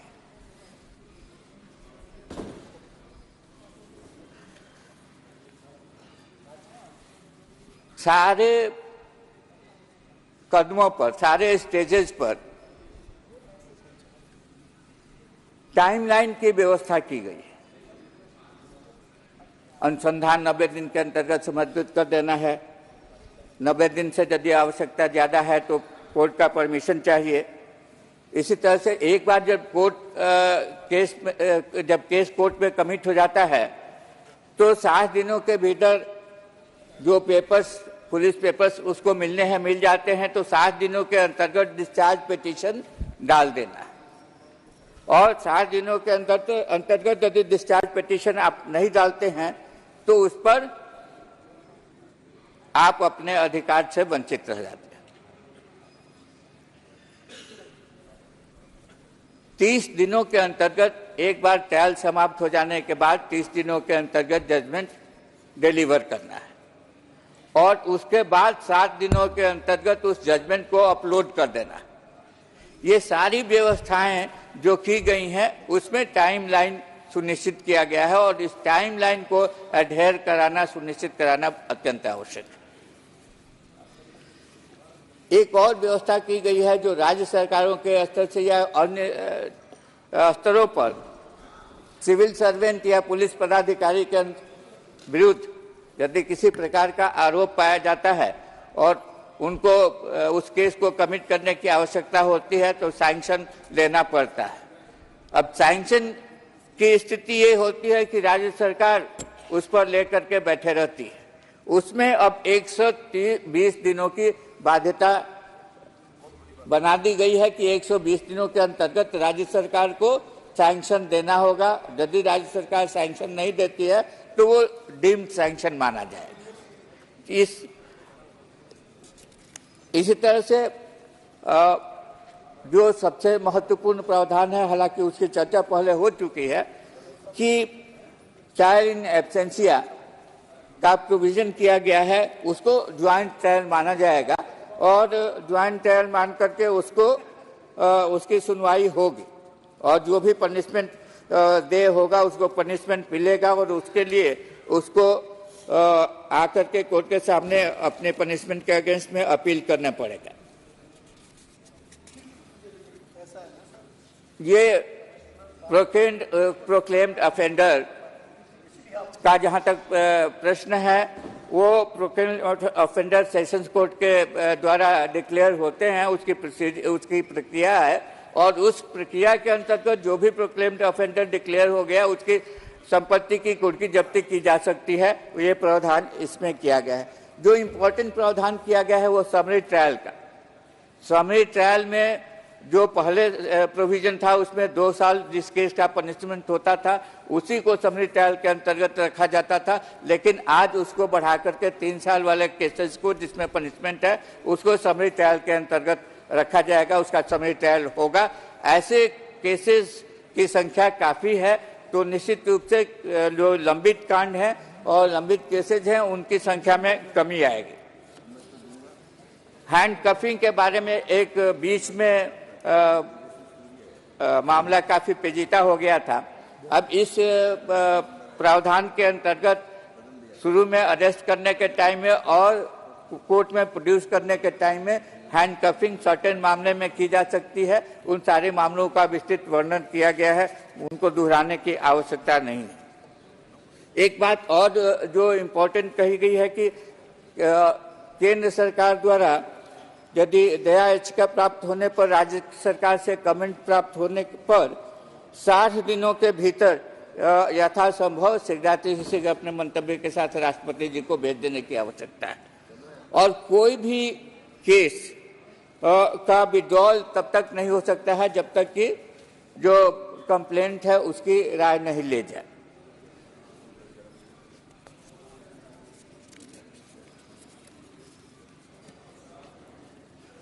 पहले क्या होता था कि जो दोषी पाए जाते थे वो निर्दिष्ट जो उनकी सजा की अवधि होती है उस अवधि के अंतर्गत जमानत पर रिहा करने का मनमाने तरीके से उपयोग होता था।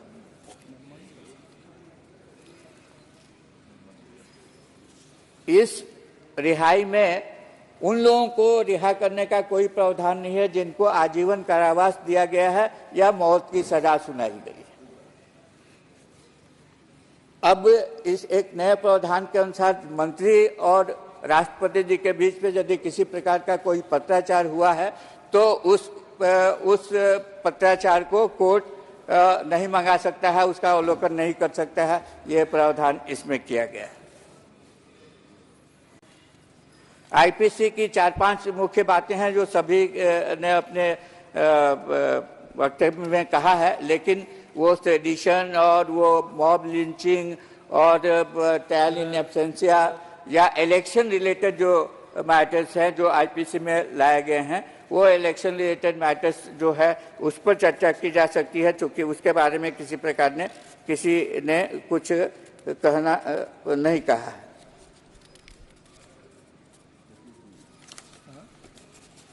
ये एक चर्चा का विषय था कि पीपुल्स रिप्रेजेंटेटिव एक्ट में इलेक्शन से रिलेटेड जो केसेज हैं उनके बारे में ऑलरेडी प्रावधान किया गया है, तो इसको आईपीसी में लाने की आवश्यकता नहीं है, लेकिन कतिपय कारणों से इसको आईपीसी के अंतर्गत लाया गया है। कम्युनिटी सर्विस का जो प्रावधान किया गया है उससे कांडों की संख्या में काफ़ी ज़्यादा कमी आएगी, और इस प्रकार का प्रावधान दूसरे देशों में है, खास करके अमेरिका वगैरह में इसका प्रावधान पहले से ही है। जो दो चार बातें जो मैं अपनी ओर से कहना चाहूँगा, एक आईपीसी की धारा जो है 2021 और जो नए भारतीय न्याय संहिता में है, इसमें है कि nothing is an offence which is done by a child under 7 years of age, section 20। Section 21 है nothing is an offence which is done by a child above 7 years of age and under 12 years of age, who has not attained sufficient maturity of understanding to judge of the nature and consequences of his conduct on this occasion. It has been said about a child who is more than 7 years of age, and it has been said about a child who is under 12 years of age. Nothing has been said again about a child who is of 7 years of age. So what about a child who is 7 years of age? He is neither less than 7 years nor less than 12 years. धारा 420 क्या हुआ बताइए? 420 क्या हुआ है बताइए? 420 तो कौन है? 420 अभी क्या हुआ है बोलो? 420 नहीं, 493 और 377 की बात कर रहे हैं। 420 क्या हुआ है बताइए ना, हम लोगों को जानना चाहिए। हाँ कंट्री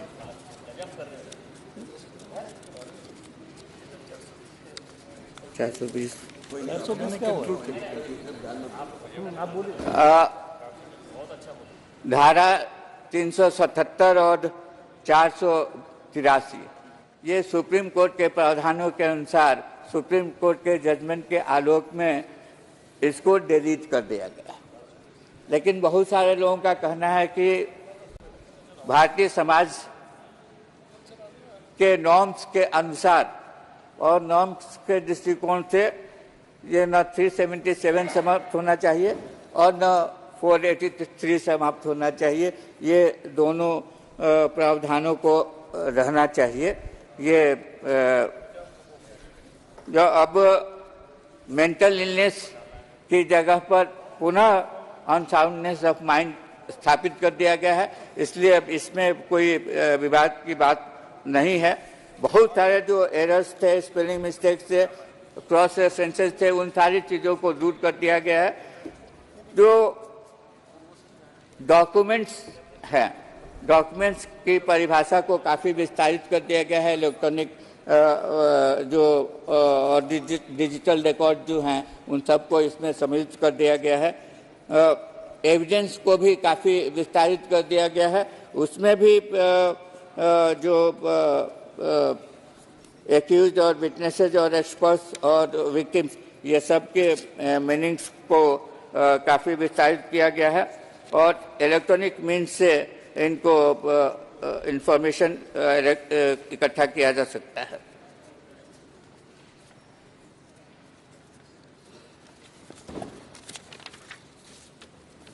एक अंत में बात कहते हुए अपनी बात को समाप्त करना चाहूँगा कि कुछ एक प्रोविज़न अभी भी ऐसे हैं जिनमें मेरी व्यक्तिगत राय है कि उसमें जो सज़ा है वो कम है।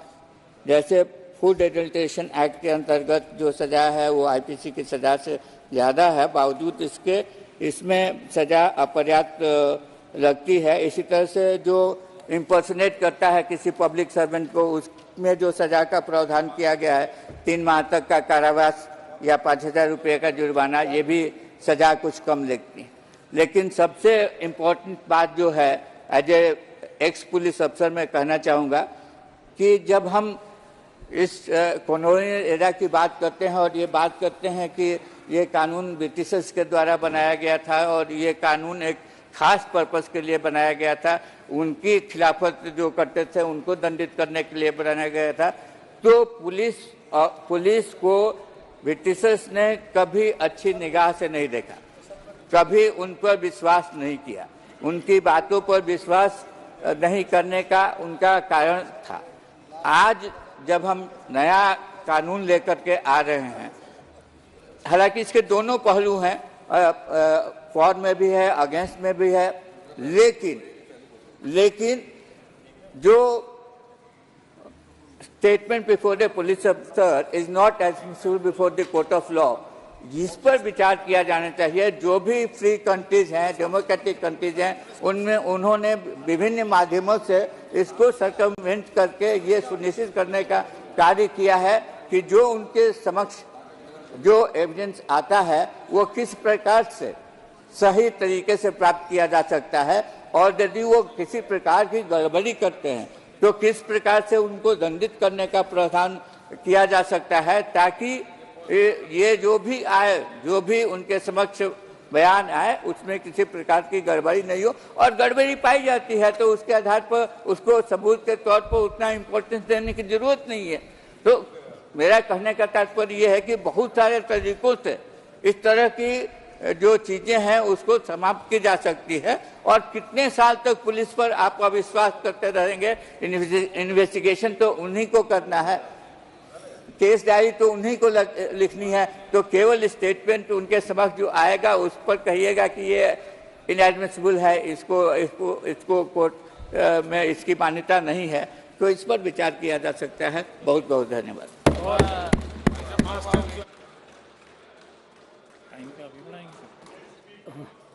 अभी बढ़ा दे, बस ये बोल दीजिए सर, अगर हाउस सहमति है तो 8 बजे तक। अगर हाउस सहमत है तो कार्य 8 बजे तक बढ़ाया जा सकता है। हाउस का सहमत है? आज धन्यवाद। श्री प्रिंस राज। धन्यवाद सभापति महोदय जी। मैं आज अपने पार्टी राष्ट्रीय लोक जनशक्ति पार्टी की तरफ से अंग्रेजों द्वारा बनाए गए 3 कानूनों के समाप्त कर गए नए कानून लाने के माननीय प्रधानमंत्री श्री नरेंद्र मोदी जी के दूरगामी प्रयास के समर्थन में बोलने के लिए खड़ा हुआ हूँ।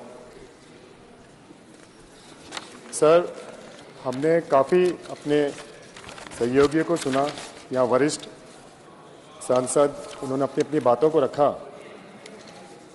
रविशंकर प्रसाद जी, श्री सर आपने खुद भी बहुत अच्छे विस्तार में अपनी बातों को रखा।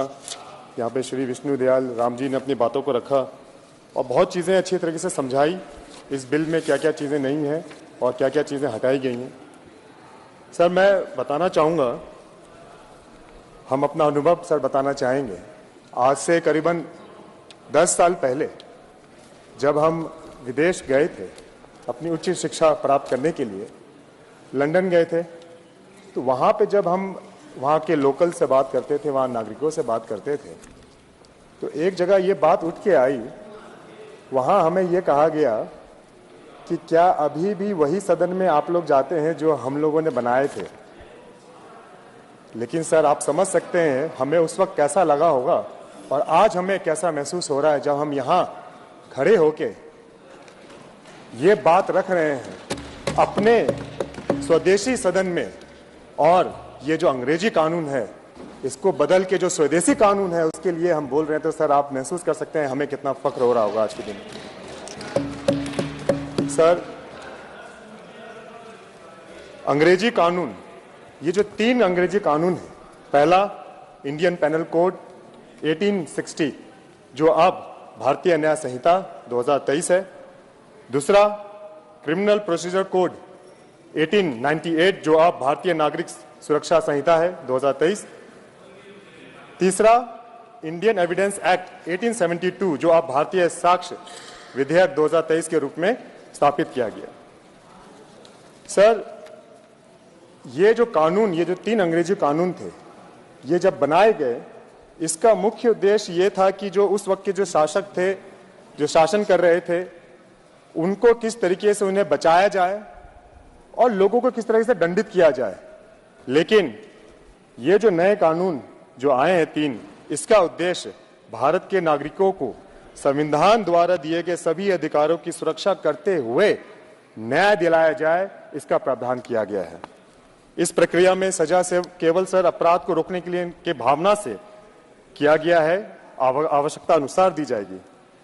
सर, इससे हमारे क्रिमिनल जुडिशरी सिस्टम में बड़े पैमाने पे परिवर्तन आएगा। इस कानून में सर, जब ये कानून बनाया गया, अभी हमने अपने अपने सीनियर्स को सुना, जब ये कानून का जब बनाया जा रहा था, इस पे करीबन 4 वर्षों से सर इस पे काम किया जा रहा था।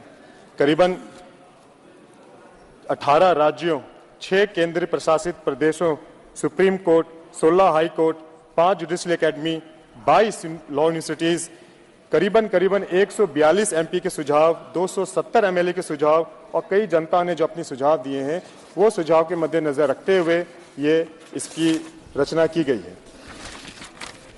सर, कानून में दस्तावेजों की परिभाषा को भी विस्तार दिया गया है। इसमें इलेक्ट्रॉनिक एविडेंस एवं डिजिटल एविडेंस को भी कानूनी वैधता दी गई है और अत्याधुनिक तकनीकों का भी समाहित किया गया है। सर्च और जब्ती के वक्त वीडियोग्राफी को भी अनिवार्य किया गया है और दोष सिद्ध करने के परिणाम को बढ़ाने के लिए फॉरेंसिक साइंस को भी बढ़ावा दिया गया है, जिसके लिए हम अपने आदरणीय प्रधानमंत्री जी को तहे दिल से धन्यवाद देते हैं कि उन्होंने फॉरेंसिक यूनिवर्सिटी बनाने का निर्णय लिया। सर, यहाँ पे जब कई बिल आते हैं तो बहुत चीज़ें उसमें होती हैं, लेकिन जो मुद्दा होता है हर एक चीज़ का, जैसे मान लीजिए हमारे आदरणीय रेल मंत्री जी यहाँ बैठे हैं, जब रेल बजट आता है तो लोगों की बस एक जगह कान टिकी होती है कि भाई हमें किराया कितना देना है। वही जब फाइनेंस बिल आता है तो लोगों को बस एक चीज़ होती है कि भाई हमारे पॉकेट से खर्चा कितना जाएगा, टैक्स कितना जाएगा। उसी तरीके से जो ये नया 3 कानून आया है, बहुत चीज़ें हैं इसके अंदर, लेकिन हमें पूरा विश्वास है जो ये टीवी जो पूरा देश देख रहा है, सभी को बस एक चीज़ का इंतजार है कि भाई जो हम केस दायर करते हैं और जो सुनने को आता है तारीख पे तारीख, वो कम से कम हमें कितना कम में हो जाए, ये आज जो जनता है, देश की जनता, हमें लगता है इसके प्रति देख रही होगी। और हम अपने आदरणीय गृह मंत्री अमित शाह जी का हम धन्यवाद देते हैं, अपने आदरणीय प्रधानमंत्री श्री नरेंद्र मोदी जी का भी धन्यवाद देते हैं कि उन्होंने इस चीज़ को गंभीरता से लिया और जो आरोप पत्र है दाखिल करने का समय सीमा 90 दिन तय किया गया है। किसी विभिन्न परिस्थिति होती है, किसी तरह की कोई परिस्थिति आ गई तो उसमें 90 दिन को भी 90 दिन और उसको बढ़ाया जा सकता है, परमिशन लिया जा सकता है। कुल 180 दिन में जांच समाप्त कर ट्रायल के लिए भेज देना होगा। चार्जशीट मिलने के 60 दिनों में आरोप तय करने का प्रावधान है। बहस पूरी होने के 30 दिनों के भीतर अदालत को सजा सुनानी होगी। इसके सालों तक जो केसेस लटके होते हैं उसको जल्द से जल्द निष्पादन करने में इसमें आसानी होगी। सर, सबसे अहम जो हमारा देश भारत जो कई सदियों से जो आतंकवाद से जो लड़ाई लड़ रहा है, आज तो पूरा विश्व इस चीज को मानने को राजी हो गया है। पहले तो कोई नहीं मानते थे, लेकिन आतंकवाद, भ्रष्टाचार, संगठित अपराध को भारतीय कानून के तहत लाने का प्रयास किया गया है। इसके लिए हम तहे दिल से धन्यवाद देते हैं।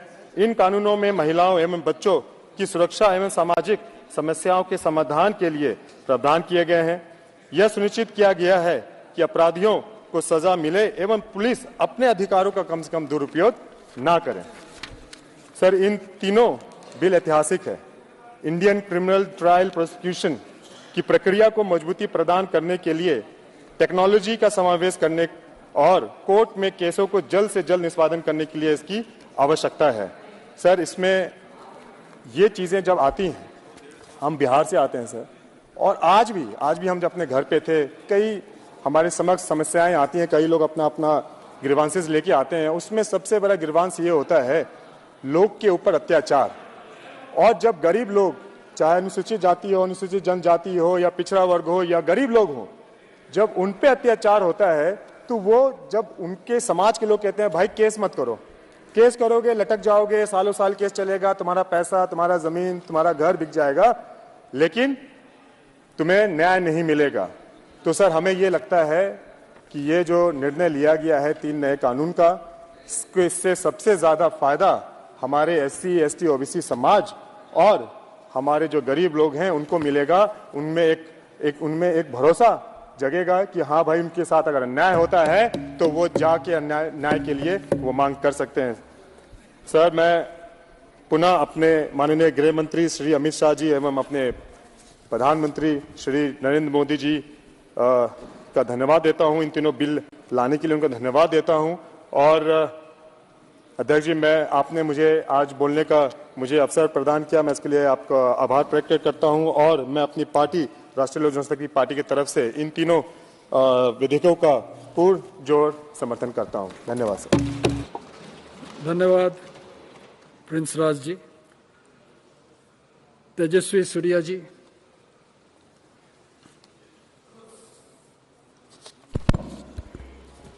धन्यवाद अध्यक्ष जी, आपने मुझे इस ऐतिहासिक अवसर पर विषय रखने का मौका दिए हैं। मैं आपको हृदय से धन्यवाद करता हूं। This august house is today witness to history in the making in the true sense, because what we are enacting today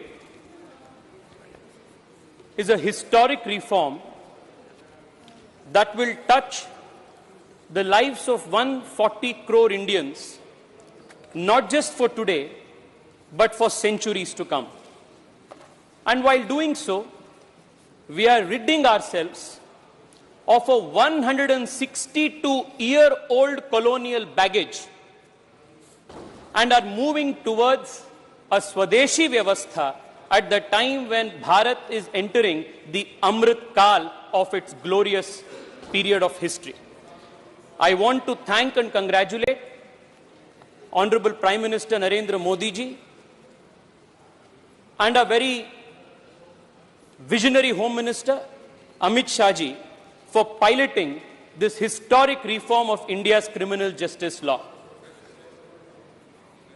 Adhyaksh ji, if you will spend a minute to understand the context in which our criminal justice system came to be introduced by the British, it comes to light that all the 3 criminal justice legislations, the IPC, the CRPC, as well as the Evidence Act, were enacted right after the 1857 First War of India uprising, First War of India's independence uprising. The objective of the then British government, while introducing these 3 legislations, was to subject the natives, subject the Indians to such a criminal justice system that will obliterate, annihilate all kinds of possibilities of rebellion. So all the 3 laws, the Indian Penal Code, the CRPC and the Evidence Act, were all enacted with this intention of subjecting the native population to humiliation and making sure that their self-confidence was always subjected to insults. The British understood that there are 2 important aspects of a society that need to be controlled to completely colonize and destabilize a native population. One was education, and the other was the criminal justice system. And Lord Macaulay, in his prophetic education minute, exhaustively mentions how the British tried to colonize, British tried their very best to remove from the memory, the civilizational memory of this country, our educational as well as criminal justice system that had been in practice for so long in the country. I must say today that when the country is the threshold of Amrit Kal, under the leadership of Honorable Prime Minister Narendra Modi ji, we have enacted the National Education Policy 2020, and today we are enacting these 3 Sanhitas, which is going to replace the colonial code, and in the true sense, we are moving away from colonization of education and colonization of our criminal jurisprudence. Today marks an important day also, Speaker Sir, because for about 160 long years and almost 7 decades after independence, the country's criminal justice system followed legislations which were made by the British, made for the welfare of the British, and made in Britain. Today, in those places, we are enacting a law that is made by Bharat, made in Bharat, and made by Bharatiyas for the welfare of Bharatiyas. This marks a very important step in our decolonization journey. While we are here, I would want to draw the attention of this House, Speaker Sir, to another important aspect of the British criminal jurisprudence, of how vicious the intent of the British was while bringing and enacting these legislations. One of the biggest examples of this intent of the British is in the example of the Criminal Tribes Act of 1871. Speaker Sir, in 1871, the British Raj enacted a legislation called the Criminal Tribes Act, under which large communities, large tribes were declared as criminals by birth, and they were subjected to multiple humiliations and restrictions. There were police manuals that were drafted enumerating long lists of how these criminal tribes must be dealt with, how they must be punished, how they must be abused. And for a long time, even after independence, Speaker Sir, many of our jail manuals contained these very provisions, and many tribes which were enumerated in these Criminal Tribes Act faced severe humiliations both legally and socially. Many of the major castes of Hindu society, Ahirs, Gujars, Lodhi, Chamars, Pasi, like this, this was the word that was used by the British. Yes, it is unparliamentary. This was the words that were used by the British. Many of these communities, more than 130, 140 of them, they were declared as criminals by birth. And by 1947, at the time of our independence, more than 2 crore people existed in this country who were criminals by definition as criminals by birth. This was the intent behind the criminal justice system of the British. This is just to show, this is just to explain the monumental difference that we are today making by moving out of the dark shadow of the British's criminal justice system and moving towards a completely Indian and Swadeshi justice system. I would suggest the names that have uttered should be removed. Only the numericals, 2 crores, that is to be. With respect to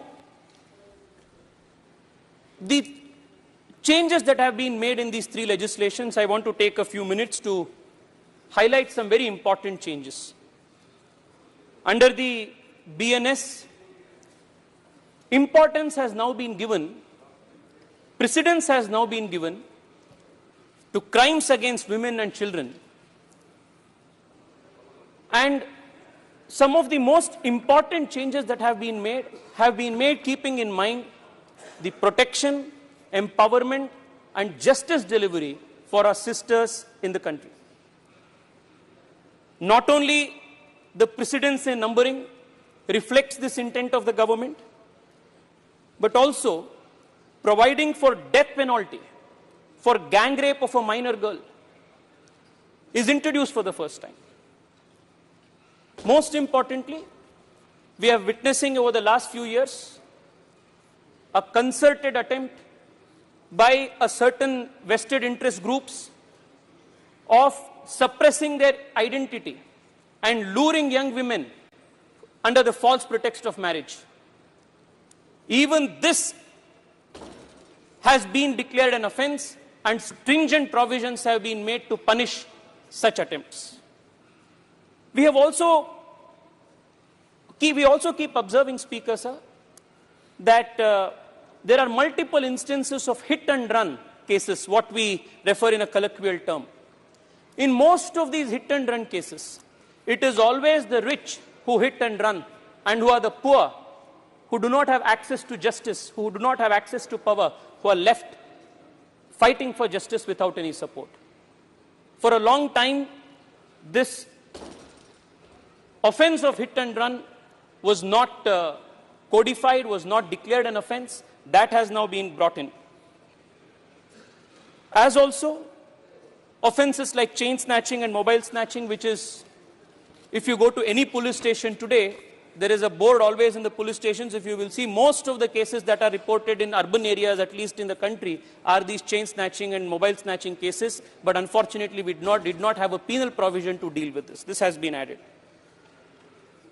We have also seen that whenever there are protests, in the name of displaying outrage, certain anti-social elements use that opportunity to damage public property.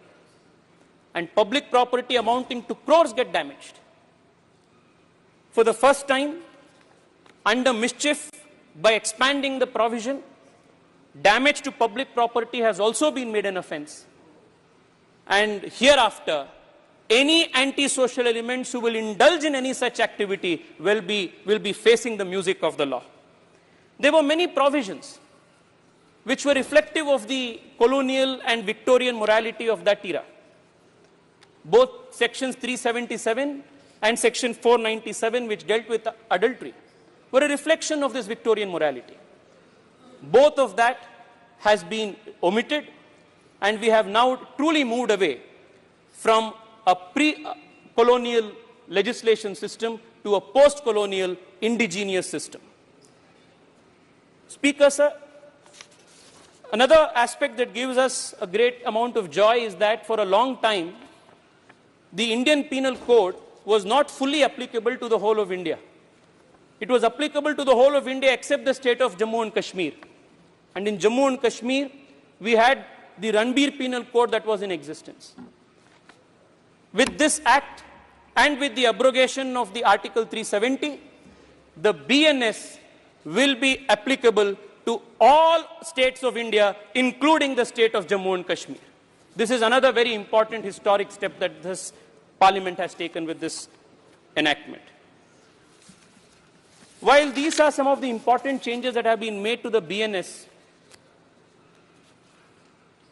the Criminal Procedure Code was also crying for reform.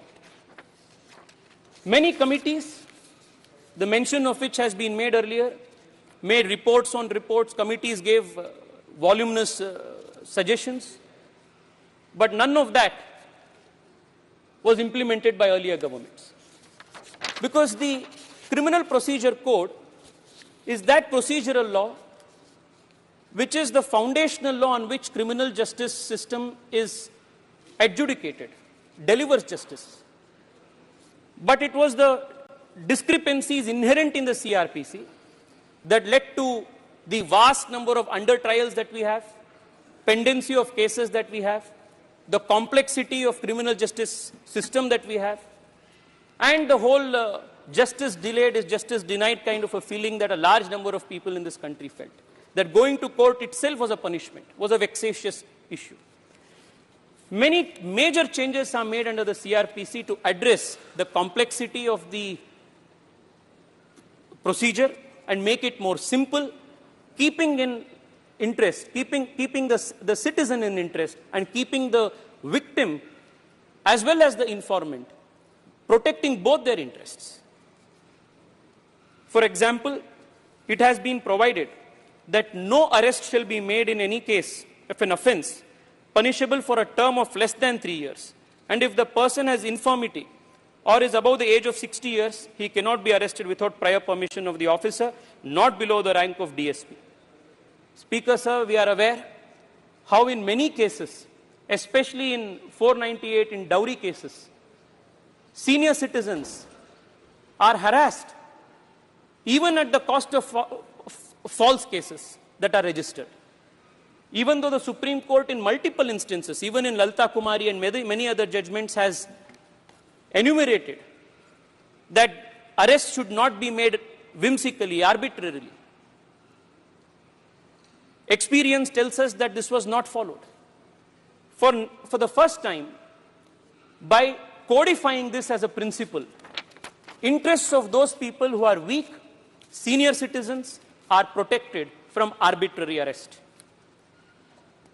The provision on mandatory video conferencing during search and seizure also keeps in mind the interest, also tries to balance harmoniously the interest of the victim as well as the need for transparent and fair judicial systems. We have also come across in our own experience people coming to MPs, people coming to MLAs with complaints that they went to the police station, but the police did not file an FIR saying that it does not come under their jurisdiction. वो भागते रहते हैं बेचारे यहाँ उधर उधर. By the time he finds out which police station comes under his jurisdiction, time would have lapsed and FIR and its sanctity would have lost meaning, and multiple instances cases have gotten quashed at courts because of the delay in filing of FIRs.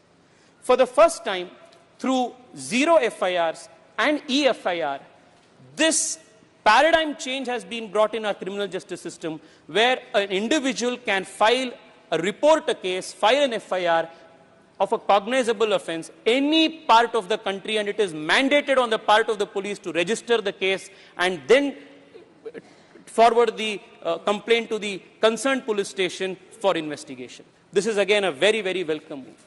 In addition to that, it has come to our experience that when a complainant or an informant goes to a police station, files a case, after filing of the FIR, he is not aware as to what is the status of the case, what is happening with it. He will have to repeatedly go meet the station house officer. He is not aware, goes to the DCP's office, standing for hours together. He is not aware of the status of the case, status of the investigation.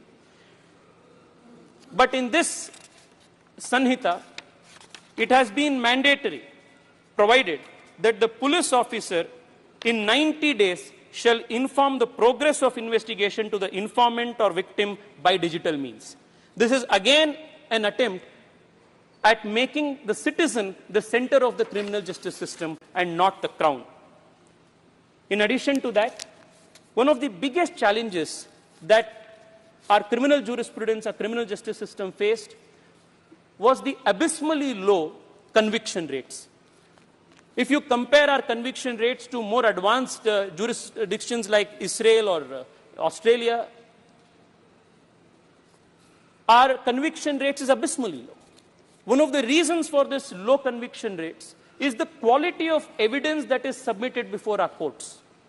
To address that, especially in serious offenses, it has been made mandatory for forensic science experts to visit the crime scene to collect forensic evidence in all cases that are prescribing punishment for 7 years or more. Speaker, sir, this is a truly revolutionary provision, because not only is this going to enhance our conviction rates, it is also going to protect those innocent, but those who are facing false allegations and false charges. Because one of the foundational principles of an effective functioning criminal justice system is to punish the guilty and to protect the innocent. And that can be done if our quality of evidence, the quality of our quality of evidence submitted before the court is increased, and this is a very important provision in that regard. Speaker, sir, the other big affliction, ailment of India's criminal courts is the delay in dispensation of justice. The moment a case is filed, you never know when the justice is finally dispensed with. And going to the courts itself is a vexation, is a punishment for both the victim, his family, as well as the accused. For the first time, investigation, submission of charge sheet, investigation pursuant to filing of charge sheet, pronouncement of judgment, all of these have been time bound by the statute itself. And even seeking of adjournments, which was a common practice for all, many lawyers who are in the house who have practiced in the criminal courts, we are aware that seeking of adjournments as a matter of right is a practice seen in our session courts, in our trial courts. And every delayed date creates a burden not just on the exchequer, but also on the families of both the informant, the victim, as well as the accused. For the first time, even this arbitrary adjournments has also been dealt with under the CRPC, where it has been provided that where the circumstances are beyond the control of a party, not more than 2 adjournments may be granted by the court after hearing the objections of the other party and for the special reasons to be recorded in writing. In a sense, this provision will make sure there is mukti from unlimited and arbitrary adjournments, which is a big ailment of this system. We have also seen, Speaker, sir, that in many cases, even serious cases, which has a political color, if there is a change in dispensation, the new government drops the prosecution of these cases. In Karnataka, the previous edition of the Siddaramaiah government dropped more than 1,600 cases belonging to the now banned and declared terrorist organization like PFI to meet their vote bank politics. And in many instances, Speaker, sir, these were very serious cases. Murder, culpable homicide, organized crimes, terrorist activities. More than 1,600 cases were dropped. And in many instances, even the victims were not heard. For the first time, under the amended CRPC, under the new Sanhita, it is mandated that where prosecution is supposed to be withdrawn, especially in cases where the punishment is 7 years or more, the victim side shall be given an opportunity of being heard. This is again a very important step in not only diluting political interferences in criminal justice system and prosecution, but also placing the interest of the citizen, the victim, over and above the interest of the state. One of the points that Ravi Shankar Prasad ji made was about the condition of our under trials. Speaker, sir, I remember when you had made an intervention earlier, when the bill was proposed 4 months ago, you also had highlighted the attention of this House to the condition of our under trials. Lakhs of people who may be otherwise innocent are languishing in our country's jails because the wheels of justice are moving so slowly and painfully slowly.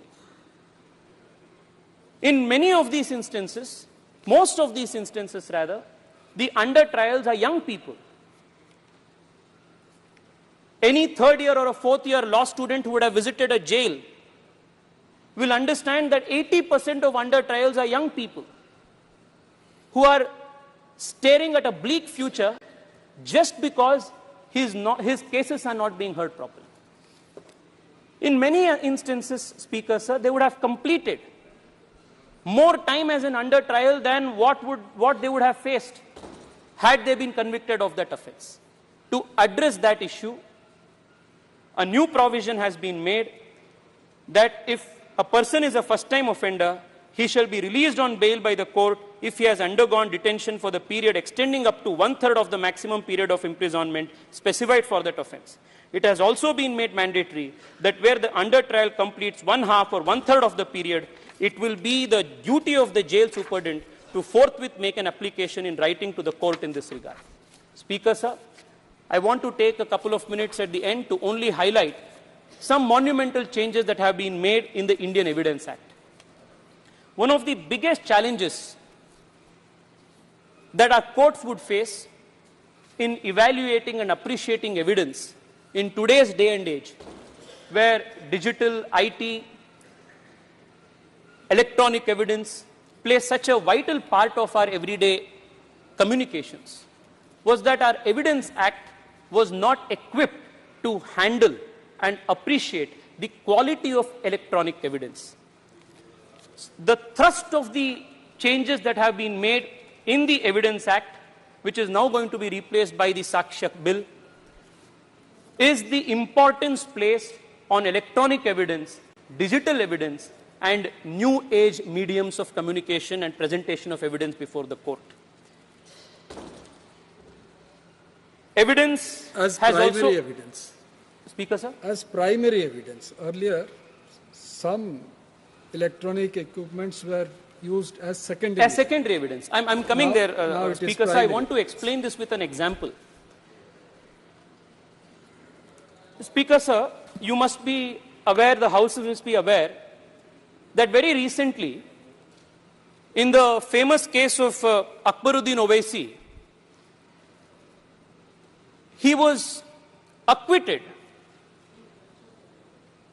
He was acquitted. Don't mention the name. That name should mention it. He was acquitted, Speaker, sir, on the premise that the person who recorded the speech did not provide the original DVD-R to the investigating officer. But the speech was broadcast live, and millions of people all over the country, all over the world were witness to it. But the court ruled that the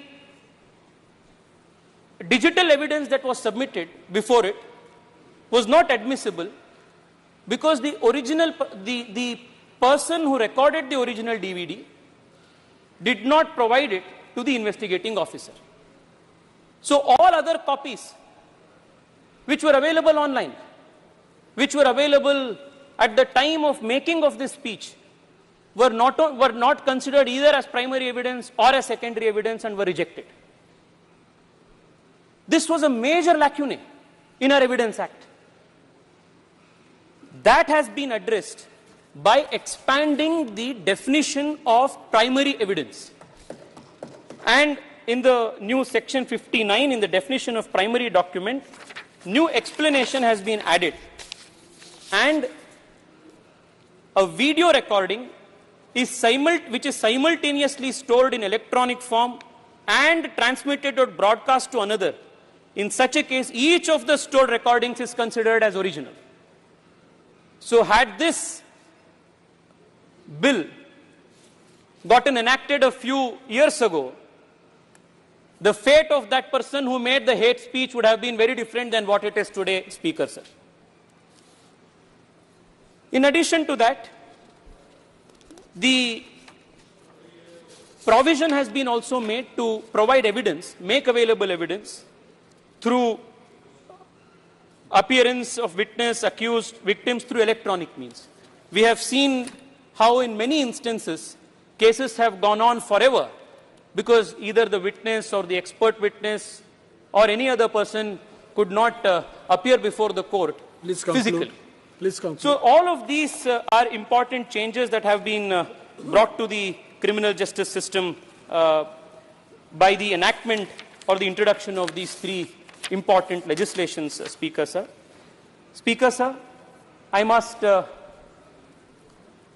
place on record the gratitude of millions of young Indians today, because I represent the demography in this House, for bringing this monumental reform. Because this is a philosophical change in the way we are approaching our citizens. This is a philosophical difference in the way the country and the country's criminal justice system is viewing our own people. This marks a departure from the colonial era legislations. And Speaker, sir, the United Kingdom and its press were aware that Narendra Modi government will herald and usher in such reforms. And they knew this on the very day that the people of this country gave Narendra Modi the mandate in 2014. I want to conclude by reading 4 lines from the editorial of the Guardian newspaper from the 18th of May 2014. On the 18th of May 2014, just after the election results were declared and the country's people had elected elected Modi ji to be the Prime Minister of the country with an overwhelming mandate, the Guardian wrote in its editorial, "Today, 18th May 2014, may well go down in history as the day when Britain finally left India. Narendra Modi's victory in the elections marks the end of a long era in which the structures of power did not differ greatly from those through which Britain ruled the subcontinent. India under Congress was in many ways a continuation of the British Raj by other means." This was an observation, not by an Indian newspaper. This was not an observation done by the Panchajanya or the RSS organizer. This was the observation that was recorded by the Britain's foremost newspaper, The Guardian, on the day the people of this country voted Narendra Modi ji to office in 2014. And what has followed since then is a conscious effort towards decolonization of this country through the education policy and now through this historic sanhitas which are going to overhaul the delivery of the criminal justice system in India. Finally, the meaning of the word Swarajya has attained true meaning because the country is moving towards respecting Swabhasha, Swadharma and Swadesha. Thank you so much, Speaker, sir, for this opportunity. Thank you, Tejaswi ji.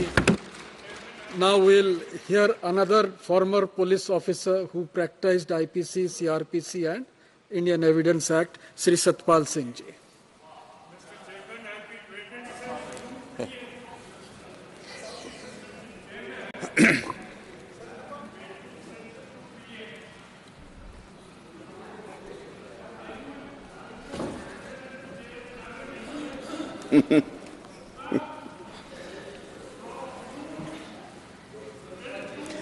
आदरणीय अध्यक्ष महोदय, मुझे अवसर दे और समय देने के लिए मैं आपका तथा अपनी पार्टी का मैं आभार व्यक्त करता हूं।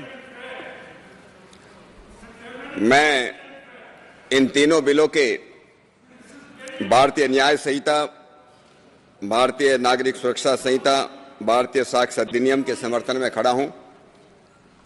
अध्यक्ष महोदय, इन बिलों पर बोलने में मेरे लिए कि ऐतिहासिक दिन भी है और मेरे लिए बहुत बड़ी सौभाग्य की बात भी है। I restrain you.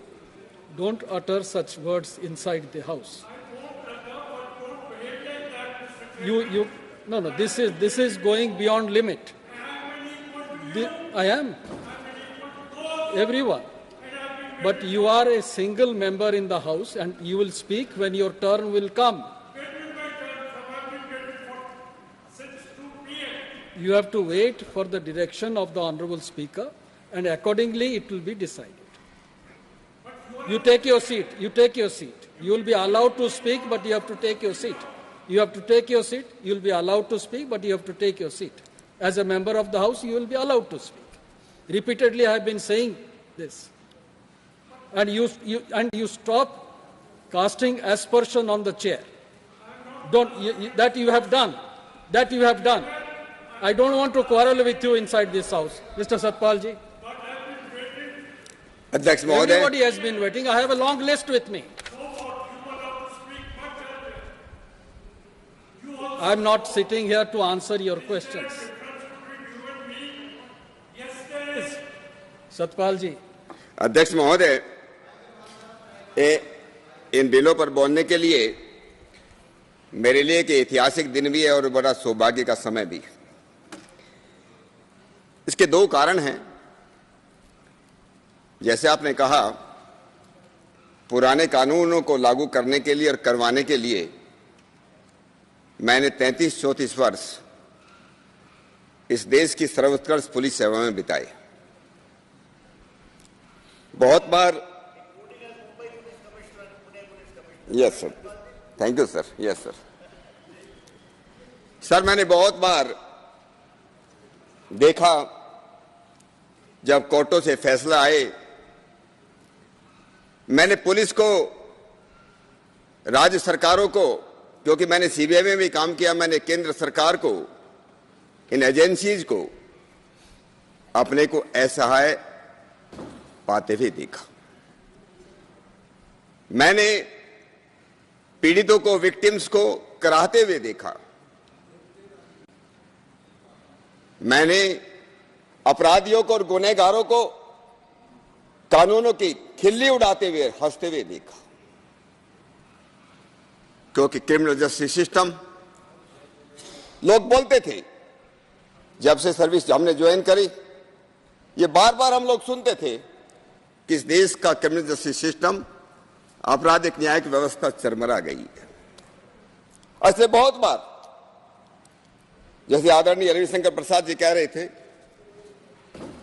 मैंने मुंबई जैसे शहरों में काम किया और कई बार पुलिस, क्योंकि हमारा क्रिमिनल जस्टिस सिस्टम फेल होता दिखता था और इसलिए पब्लिक के प्रेशर में, सरकार के प्रेशर में बहुत बार पुलिस जो एक्स्ट्रा जुडिशियल मेथड्स को भी अपनाती थी, जिसको लोग एनकाउंटर्स कहते हैं, पुलिस एक्शंस कहते हैं। समय मिलेगा तो मैं कुछ उदाहरण भी देना चाहूंगा। और मेरा दूसरा सौभाग्य इसलिए भी है बोलने के लिए कि इस हाउस में आने से पहले, इन बिलों के पेश होने से पहले, जिन स्टैंडिंग कमेटी के सामने, गृह विभाग की जिस स्टैंडिंग कमेटी के सामने ये बिल आए, उस होम अफेयर्स की स्टैंडिंग कमेटी का भी मुझे एक सदस्य होने का सौभाग्य मिला। इन बिलों पर चर्चा करने का और अपने विचार रखने का मौका मिला। अध्यक्ष महोदय, मैं अपनी बात, क्योंकि हम लोग एक सत्य सनातन संस्कृति में विश्वास करते हैं, इस सत्य सनातन संस्कृति के मूल और सार्वभौम ज्ञान के मूल वेद में एक बहुत सुंदर मंत्र आया। वो मंत्र है, ओम इंद्रम वर्धन्तो काप्तुरः किरणमन्तो विश्वमार्यम अब घनन्तो रावणे।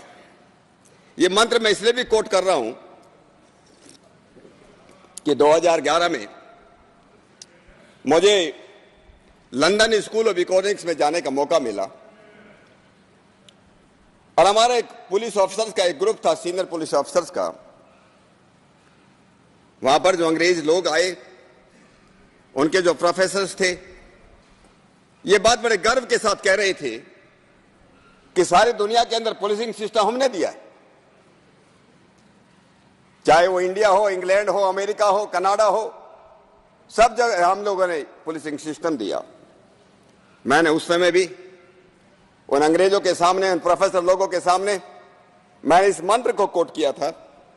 और ये मंत्र ये कहता है, अगर हम जीवन में, समाज में, राष्ट्र में सुख, समृद्धि, शांति चाहते हैं, अगर हम सम्मान चाहते हैं, सतत प्रगति करना चाहते हैं, तो देश में कानून का राज चाहिए, रूल ऑफ लॉ चाहिए, सबकी सुरक्षा, सबको न्याय, सबको यथायोग्य आजादी। इस मंत्र के अंदर यह कहा गया, नंबर 1, अच्छे विचारों, परंपरा, रीतियों, व्यक्तियों और संस्थाओं का संरक्षण करना चाहिए, उनको बढ़ावा देना चाहिए। इंद्रम वर्धन्तो अप्तुरः। दूसरा, अबोध, अज्ञानी, दुर्व्यसनी, आपराधिक प्रवृत्ति वालों को समझाओ, उनको शिक्षा दो, कानून बनाओ और कानून का प्रचार और प्रसार करो। और तीसरा ये भी कहते हैं कि अब घनन्तो रावणे, जिनको सुधारा नहीं जा सकता, जो सुधरना नहीं चाहते, जो इनकॉरिजिबल, अंग्रेजी में जिसको इनकॉरिजिबल बोलते हैं, ऐसे दुष्टों को, सातिर हार्डकोर अपराधियों को, आतंकवादी जिहादियों को, चरमपंथियों को, उनका दमन भी होना चाहिए, समन भी होना चाहिए, दफन भी होना चाहिए, और उनका जरूरत पड़े तो उनका वध भी होना चाहिए। और मैंने कहा था इस देश और दुनिया के अंदर, क्योंकि भारतीय संस्कृति सबसे प्रथम संस्कृति विश्ववारा, सारी दुनिया को कानून सिखाने वाली, सारी दुनिया को संस्कृति सिखाने वाली इस देश की संस्कृति रही, उन्होंने इसको हमको इसका इन तीनों उद्देश्यों को लेकर के मैं कहता हूं आज के विधेयक आए हैं। हमारे दूरदर्शी प्रधानमंत्री मोदी जी और हमारे संगठन सरकार में अपनी अमिट छाप छोड़ने वाले आदरणीय गृह मंत्री श्री अमित शाह जी का मैं अभिनंदन करता हूं।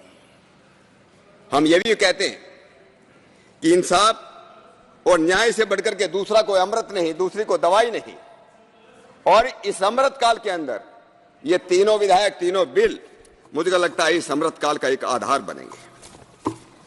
अध्यक्ष महोदय, जैसे मैंने कहा था, इस पुरानी आपराधिक न्याय व्यवस्था में जो अभी तक चालू है उसमें बहुत कमियां थी, और कई बार हम लोगों ने जब से सर्विस ज्वाइन करी, हमने जजों को भी सुना, वरिष्ठ पुलिस अधिकारियों को भी सुना, इस देश के चीफ जस्टिस को भी सुना, सब लोग ये बोलते थे कि इसमें सुधार होना चाहिए, करना चाहिए।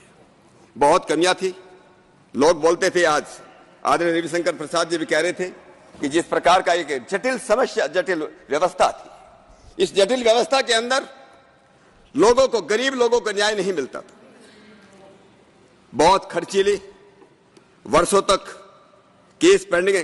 कुछ तो है तो कई की पीढ़ियां, मैंने सीबीआई के अंदर देखा काम करते हुए 30-40 वर्षों तक क्रिमिनल केस जो है हाई कोर्ट के अंदर पेंडिंग रहे, और उसमें इन्वेस्टिगेशन की भी तो प्रमाण की उसकी आज्ञा नहीं दी गई। ऐसे बहुत केस मैंने देखे। जिसको हम न्याय का मंदिर मानते हो, वह न्याय अगर मिलता भी इतनी देरी से मिलता, जैसे आप भी कह रहे थे कि justice denied is justice, justice delayed is justice denied.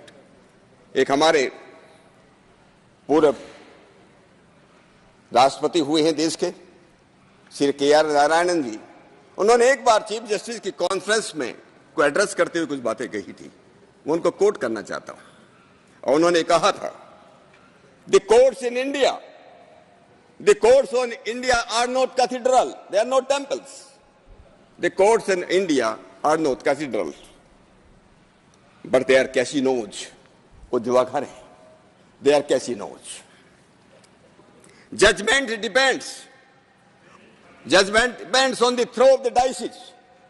Judgment depends on the throw of the dices by the advocates, which are the advocates जो भी throw फांसे फेंकते हैं, उनके ऊपर judgment depend करता है। Judges do not give justice. Justice do not give justice. They give judgment. They give judgment. They pronounce judgments according to the evidence put up before them. Here the accused is more protected than the victim. और भी हम लोग जो मालूम है, case हमको मालूम है, सुप्रीम कोर्ट के अंदर भी रात के अंधेरे में, रात के 2 बजे भी सुप्रीम कोर्ट का दरवाजा खुल जाता है। पहले इसे हुआ, ऐसे केसेस हैं, और वो भी आतंकवादियों के लिए जो आतंकवाद के उसमें जो बड़े बड़े बम ब्लास्ट में जो लोग लिप्त थे, उनके रात के अंधेरे में 2 बजे सुप्रीम कोर्ट का दरवाजा खुल जाता है। पर गरीब लोगों के लिए 10 को लग जाते उनको सुनने की जब बारी आती है। इसलिए मैं कहता हूं कि कई बार जो है ये हमारे जो कोर्ट, हमारा जो पुराना सिस्टम था, ये बात पहले भी आई है कि कोर्ट में लगभग 5 करोड़ केस अभी भी पेंडिंग है, जिसमें अराउंड 4.3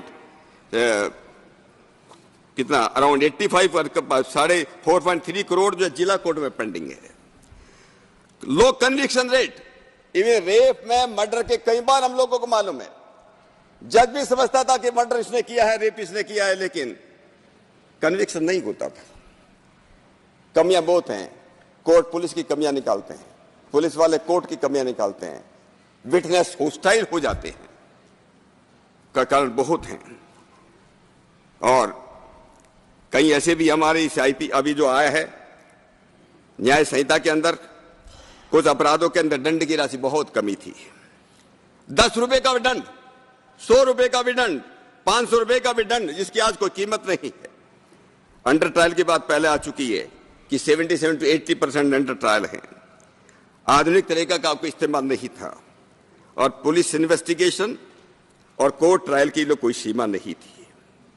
हम लोग ये बात पहले भी आदरणीय रविशंकर प्रसाद जी ने कही है, इसलिए मैं उस विषय में डिटेल में नहीं जाता कि नेशनल पुलिस कमीशन से लेकर जब हम लोगों ने सर्विस ज्वाइन करी 1978 के अंदर इस देश के अंदर जो उस समय चल रहा था नेशनल पुलिस कमीशन बना था, उससे लेकर के लॉ कमीशन है, बैज बरुआ कमेटी बनी, विश्वनाथन कमेटी बनी,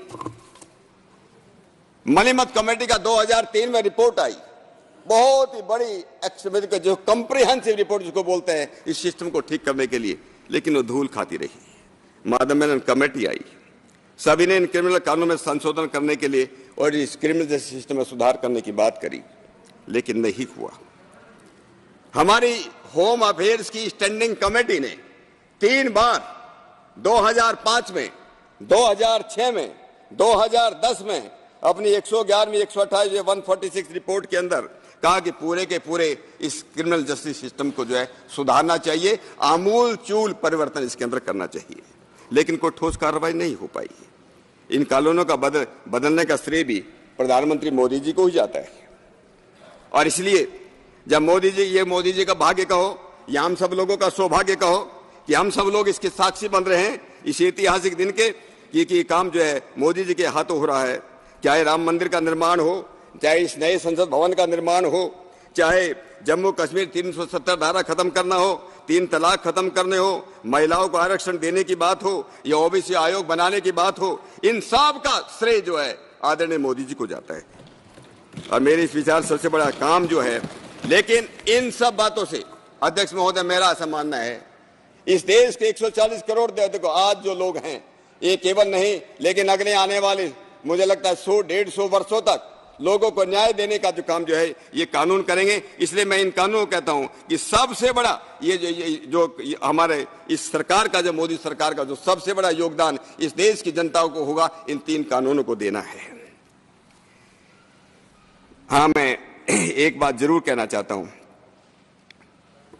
हम लोग कहते हैं कि दास्ता के सारे चिन्ह जो है खत्म होना चाहिए और ये हमारे इस बार जो 15 अगस्त को प्रधानमंत्री मोदी जी ने कहा था कि गुलामी के सारे चिन्ह हमारे खत्म हो जाए और मैं हमारे मित्र अभी तेजस्वी सूर्य ने एक बात कही थी और गार्जियन पेपर को उन्होंने कोट किया था, मैं उसको नहीं करना चाहता, लेकिन मैं ये बताना चाहता हूं कि जब से मोदी जी आए हैं तब से एक के बाद एक दास्ता के जितने कम है धीरे धीरे कम के उसको जो है खत्म किया जा रहा है। इसलिए 1562 पुराने जो कानून थे, अंग्रेज जमाने के कानून थे, जिसको रिडेंडेंट या जिसको बोलते थे कि ये एकदम जो है ऑब्सोल्यूट हो चुके हैं, उनको जो है हमारी सरकार ने आकर के उनको खत्म किया।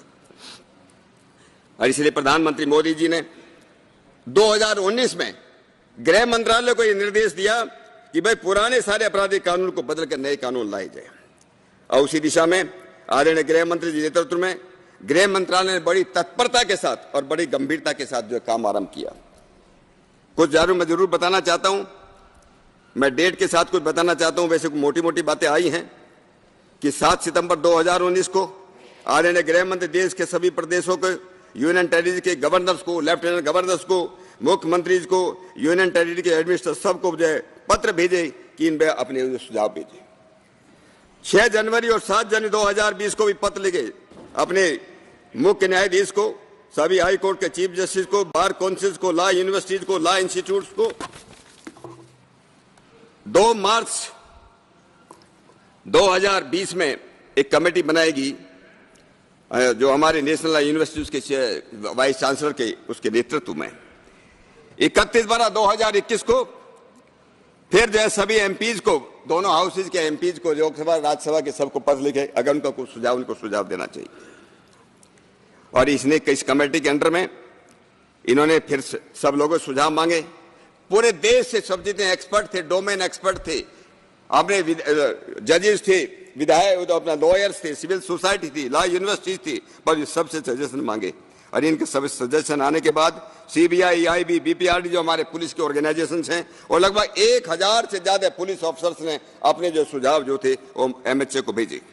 और इस रिपोर्ट आने के बाद जो रिपोर्ट जो है कमेटी ने रिपोर्ट जो एमएचए को फरवरी 2020 में दी। और जैसे पहले भी ये बात आ चुकी है कि मुझे नहीं लगता इस देश के इतिहास में, दुनिया के इतिहास में, दुनिया का कोई भी गृह मंत्री, कोई भी मंत्री नए कानून बनाने के लिए 158 टाइम्स उस मीटिंग में शामिल रहा हो और उस मीटिंग का जो है उन्होंने अध्यक्षता की हो। मुझको नहीं लगता ये ऐसा कहीं कहीं आपको हमको मिलेगा। हम लोगों ने स्टैंडिंग कमेटी के अंदर भी, और जैसे मैंने कहा था 11 अगस्त को ये जो कानून जो थे इस लोकसभा में पेश किए गए, तभी हमारी स्थानीय संसदीय कमेटी को सौंपे गए। मैं हमारी जो स्टैंडिंग कमेटी के जितने भी सदस्य थे, हमारे जो चेयरमैन रहे ब्रजलाल जी, उनको और जितने भी हमारे सदस्य रहे, मैं सबका भी बड़ा धन्यवाद करता हूं, सबका अभिनंदन करता हूं कि सब लोगों ने बहुत गंभीरता के साथ इन तीनों बिलों पर चर्चा की और अपने विचार उसके अंदर दिए।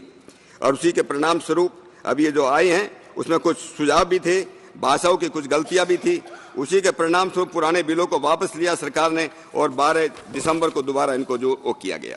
इन कानूनों का जो मुख्य उद्देश्य है देश की कानून व्यवस्था को बहुत अधिक मजबूत करना, लीगल प्रोसेस जो न्यायिक प्रक्रिया उसको सरल व सुगम बना ताकि एक जो गरीब आदमी उसका फायदा उठा सके, सामान्य गरीब आदमी को त्वरित न्याय मिल सके, एक नागरिक सेंट्रिक, नागरिक केंद्रित, जिसको सिटीजन सेंट्रिक बोलते हैं, एक न्यायिक व्यवस्था प्रदान करना और लोगों का जीवन जीना आसान बना, जिसको हम बोलते हैं ईज ऑफ लिविंग।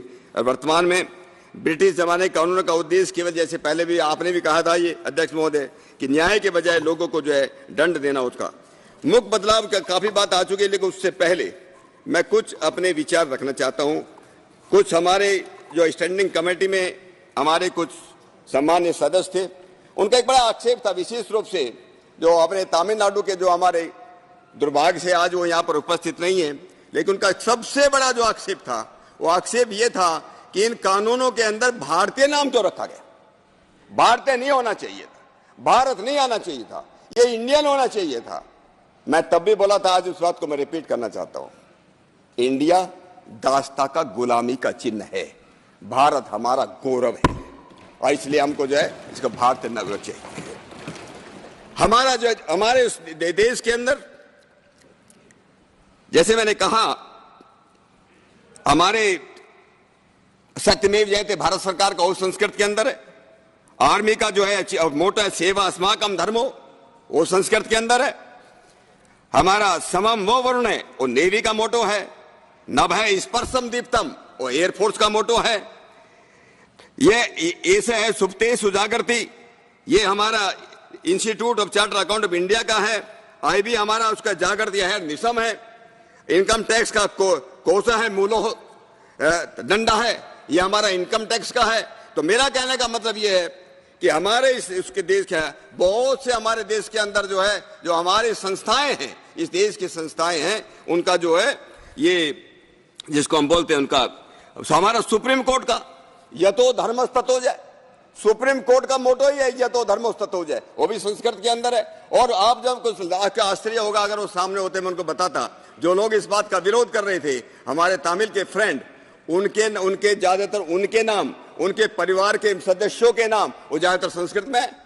और मुझे लगता है कि they should not be apologetic about it, they should be proud of it, and I appreciate this कि that is core culture of Tamil Nadu is intrinsically linked to भारतीयता। ये हमको इस बात पर गर्व होना चाहिए। एक तो मैं कहना था, उन्होंने कहा कि नहीं, जो कॉन्स्टिट्यूशन का 348 जो आर्टिकल है, आर्टिकल 348 ऑफ कॉन्स्टिट्यूशन ये कहता है कि जो भी हमारे ऑथोरिटेटिव टेक्स्ट हैं, all bills and act should be in English unless otherwise decided by the parliament. इसने कहा कि नहीं, उसमें इंग्लिश में होना चाहिए।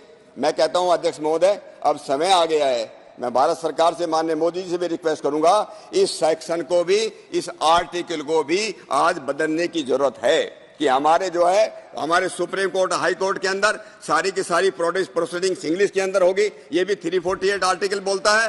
और जो हमारे जितने टेक्स्ट है, जितने बिल हैं, उसका इंग्लिश में वो होना चाहिए। इसको आज बदलने की जरूरत है। ये भी एक दास्ता का निशान है कि हमारे सुप्रीम कोर्ट और हाई कोर्ट के अंदर सारा का सारा जो हियरिंग होगा, जो जजमेंट आएंगे, वो सब इंग्लिश के अंदर होंगे। एक तो मैं कहना चाहता, मैं अपनी कुछ बात,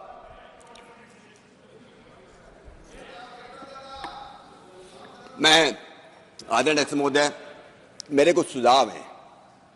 और जो महत्वपूर्ण सुझाव है। मेरा पहला सुझाव यह है कि इस देश के अंदर सबके लिए एक ही कानून होना चाहिए। इक्वालिटी बिफोर लॉ की हम बात करते हैं, कानून की निगाह में सब लोग बराबर हैं। हम लोग जो है, एक आदमी जो अपने घर में एक बिजली का बल्ब लगाने के लिए, बिजली का बल्ब जलाने के लिए बिजली की चोरी करता है उसके लिए, और एक आदमी जो इलीगल रूप से, अवैध रूप से 24 घंटे करोड़ों की फैक्ट्री चलाता है उसके लिए, दोनों के लिए दंड बराबर है। एक आदमी अपने पेट के लिए चोरी करता है, एक आदमी, एक बड़ा उद्योगपति सैकड़ों और हजारों करोड़ के चोरी करता है, उसके लिए भी दंड एक है। ये ऐसा है, किसी किसान के खेत में अगर थोड़ा सा कुछ किसी ने घास, किसी खरगोश ने खा लिए, रामकृपाल जी, किसी खरगोश ने अगर कोई थोड़ा सा घास खा लिया किसी के खेत में और एक हाथी ने खा लिया, दोनों को एक एक डंडा मारो, क्योंकि जो है दंड एक ही है, दोनों को एक एक डंडा मारो। एक डंडा मारने से खरगोश बेचारा मर जाएगा, हाथी को कुछ होगा नहीं। इसलिए इसे कानून को बदलने की जरूरत है। नंबर 2, हमारे यहां मैं इसलिए यह भी बताना चाहता हूं, पहले हम लोग कहते हैं कि दुनिया के अंदर जिसने कानून दिया उसको मनु महाराज बोलते हैं। मनु महाराज ने मनुस्मृति के अंदर और आचार्य चाणक्य ने कौटिल्य अर्थशास्त्र के अंदर ये लिखा है, जो व्यक्ति जितना बड़ा होगा, जितना बड़ा अपराध करेगा, जितने बड़े पद पर होगा, जितनी बड़ी प्रतिष्ठा, ऊंची प्रतिष्ठा का होगा, उसको दंड भी इतने ही गुना मिलना चाहिए। इसलिए हमारे कानून के अंदर ही बदलाव भी आना चाहिए। मैं आदरणीय अध्यक्ष महोदय, थोड़ा हमारे एक साथी ने इस बात का जिक्र किया था, मोदी जी जिस श्रेष्ठ भारत का निर्माण करना चाहते हैं,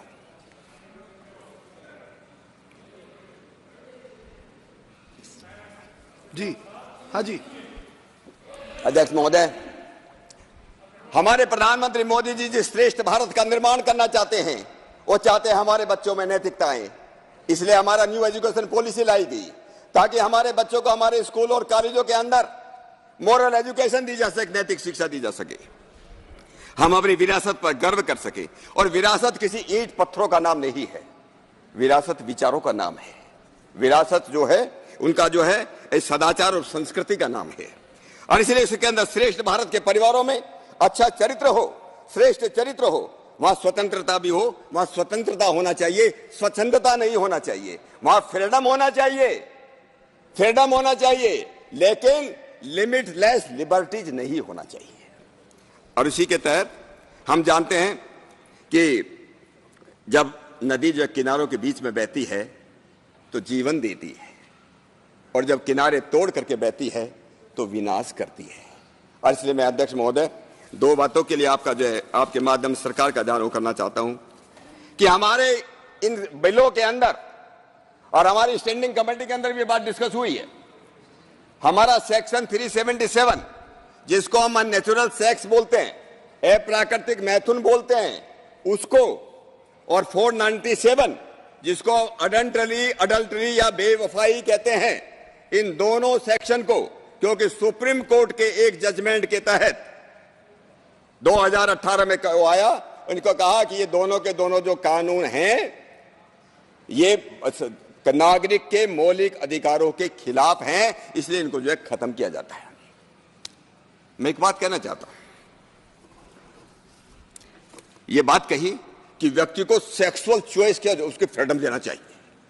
और जब 497 की बात करते हैं हम, जहां अडल्टरी खत्म करने की बात करते हैं, सुप्रीम कोर्ट कहता है, सुप्रीम कोर्ट ये कहता है अगर आदमी को जो है स्वायत्ता है तो एक महिला को, उसकी पत्नी को भी स्वायत्ता है। हम अपने परिवारों को बर्बाद करना चाहते हैं, बर्बाद बनाना चाहते हैं। कौन चाहेगा, हम में से कौन सम्मान्य सदस्य चाहेगा कि मेरे परिवार में जो है इसके बारे में जो है ये आजादी दी जाए, बच्चों को आजादी दी जाए, जहां मन करे वहां यौन संबंध बनाओ, वहां अपने सेक्सुअल रिलेशंस बनाओ। ये कौन जज इस बात को चाहेगा कि उनके बच्चों के साथ उसको ऐसा हो? तो इसलिए मैं इस बात को मैं कहना चाहता हूं, इस पर जो जरूर जो है विचारोगे, जहां अगर हम ऐसा होगा परिवार टूटेंगे, जब परिवार टूटेंगे तलाक बढ़ेंगे, परिवार टूटेंगे तो बच्चे जुवेनाइल बनेंगे, जो हमारे बच्चे जो हैं जिसको हम बोलते हैं children will in conflict with the law होंगे, और जब ये होगा उससे जो है बाद में जाकर संगीन अपराधी बनेंगे। इसलिए मैं इस बात को रिक्वेस्ट करूंगा। मैं एक धन्यवाद देना चाहता हूं हमारे अभी रिसेंटली 1 सितंबर 2023 को इलाहाबाद हाई कोर्ट के एक जज ने एक बहुत अच्छी बात की और मैं उसको कोट करना चाहता हूं। और repealing section 377 and I add 497 this adultery appears to be wrong where morality will exist. Sir, I would like to congratulate the Allahabad High Court Justice Siddharth, who recently stated categorically in a judgment that there is a systematic design to destroy the institution of marriage in India. The Western concept of changing partners, every season cannot be considered as a hallmark of a stable and healthy society, and youth get attracted to such a philosophy. हम तो एक अच्छा देश बनाना चाहते हैं, एक ऐसा देश बनाना चाहते हैं जो दुनिया का सिरमौर बने, जो दुनिया का विश्वगुरु बनाने। और इसलिए मैं ये रिक्वेस्ट करूंगा कि फॉर द 377 में तो ये भी हो गया कि कोई अडल्ट मेल हो, उसके साथ कोई जबरदस्ती किसी ने किया, he has no recourse to go, न कहीं कोर्ट में जा सकता क्योंकि ये सब खत्म हो गया। इसे 377 और 497 को हमारे इन कानूनों में जो है जगह देना चाहिए। एक और बात मैं जरूर करना चाहता हूं, हमारे वीडी राम साहब ने थोड़ी बात कही थी हमारे पुलिस के बारे में।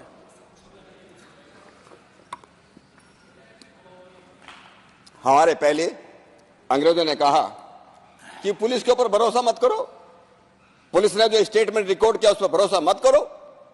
अभी वही बात है, ये भी एक दास्ता का चिन्ह है, ये गुलामी की निशानी। क्यों? क्या हम पुलिस पर भरोसा नहीं करते? हम अपनी सुरक्षा के लिए पुलिस पर भरोसा करते हैं। इस देश का बंदोबस्त करने के लिए जितने पर्व त्योहार सब कुछ हम उन पर पुलिस वालों पर भरोसा करते हैं। हम इनकम टैक्स के अंदर काम करने वाला एक क्लर्क पर भरोसा करते हैं, उसके अंदर जो जवान इनकम टैक्स हो, कस्टम हो, ईडी हो, फॉरेस्ट डिपार्टमेंट काम करने वाला हो, सब पे हम भरोसा करते हैं, लेकिन पुलिस वालों पर भरोसा नहीं करना। ये कहां का न्याय है? हो सकता है कुछ लोगों को भी आया हो कि कुछ लोगों ने कुछ गलती की होगी, कुछ लोगों ने कुछ बेईमानी की होगी, लेकिन कौन सा ऐसा सरकारी डिपार्टमेंट है जिसका हम कह सकते हैं कि उसके किसी भी सरकारी कर्मचारी ने या अधिकारी ने कोई बेईमानी नहीं की होगी? उनके ऊपर विश्वास करते हैं हम लोग और पुलिस के विश्वास है। हमारे प्रधानमंत्री मोदी जी ने तो इस देश के 140 करोड़ लोगों को आजादी दी। उनको ये कहा, अरे नौजवानों जिनको रोजगार चाहिए, अपने जितने सर्टिफिकेट है, डिग्री है, उसको सेल्फ अटेस्ट करो, खुद उसका सिग्नेचर करो। हम उन पर विश्वास करते हैं, लेकिन अपनी ही बनाई हुई पुलिस पर यही तो ये पार्लियामेंट, इस देश की पार्लियामेंट अपनी बनाई हुई पुलिस, अपने बनाए हुए कानूनों पर बनाई हुई पुलिस पे हम उसे विश्वास नहीं करेंगे।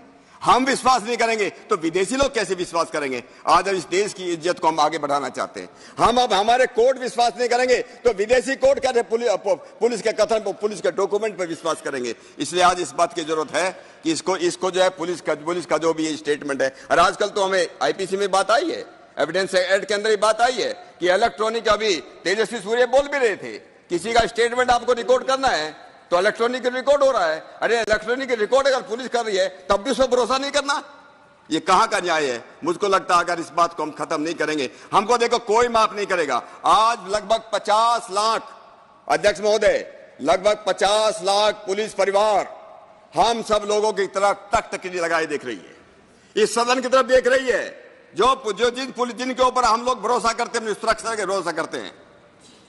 क्या उनको हम जो है न्याय नहीं देंगे?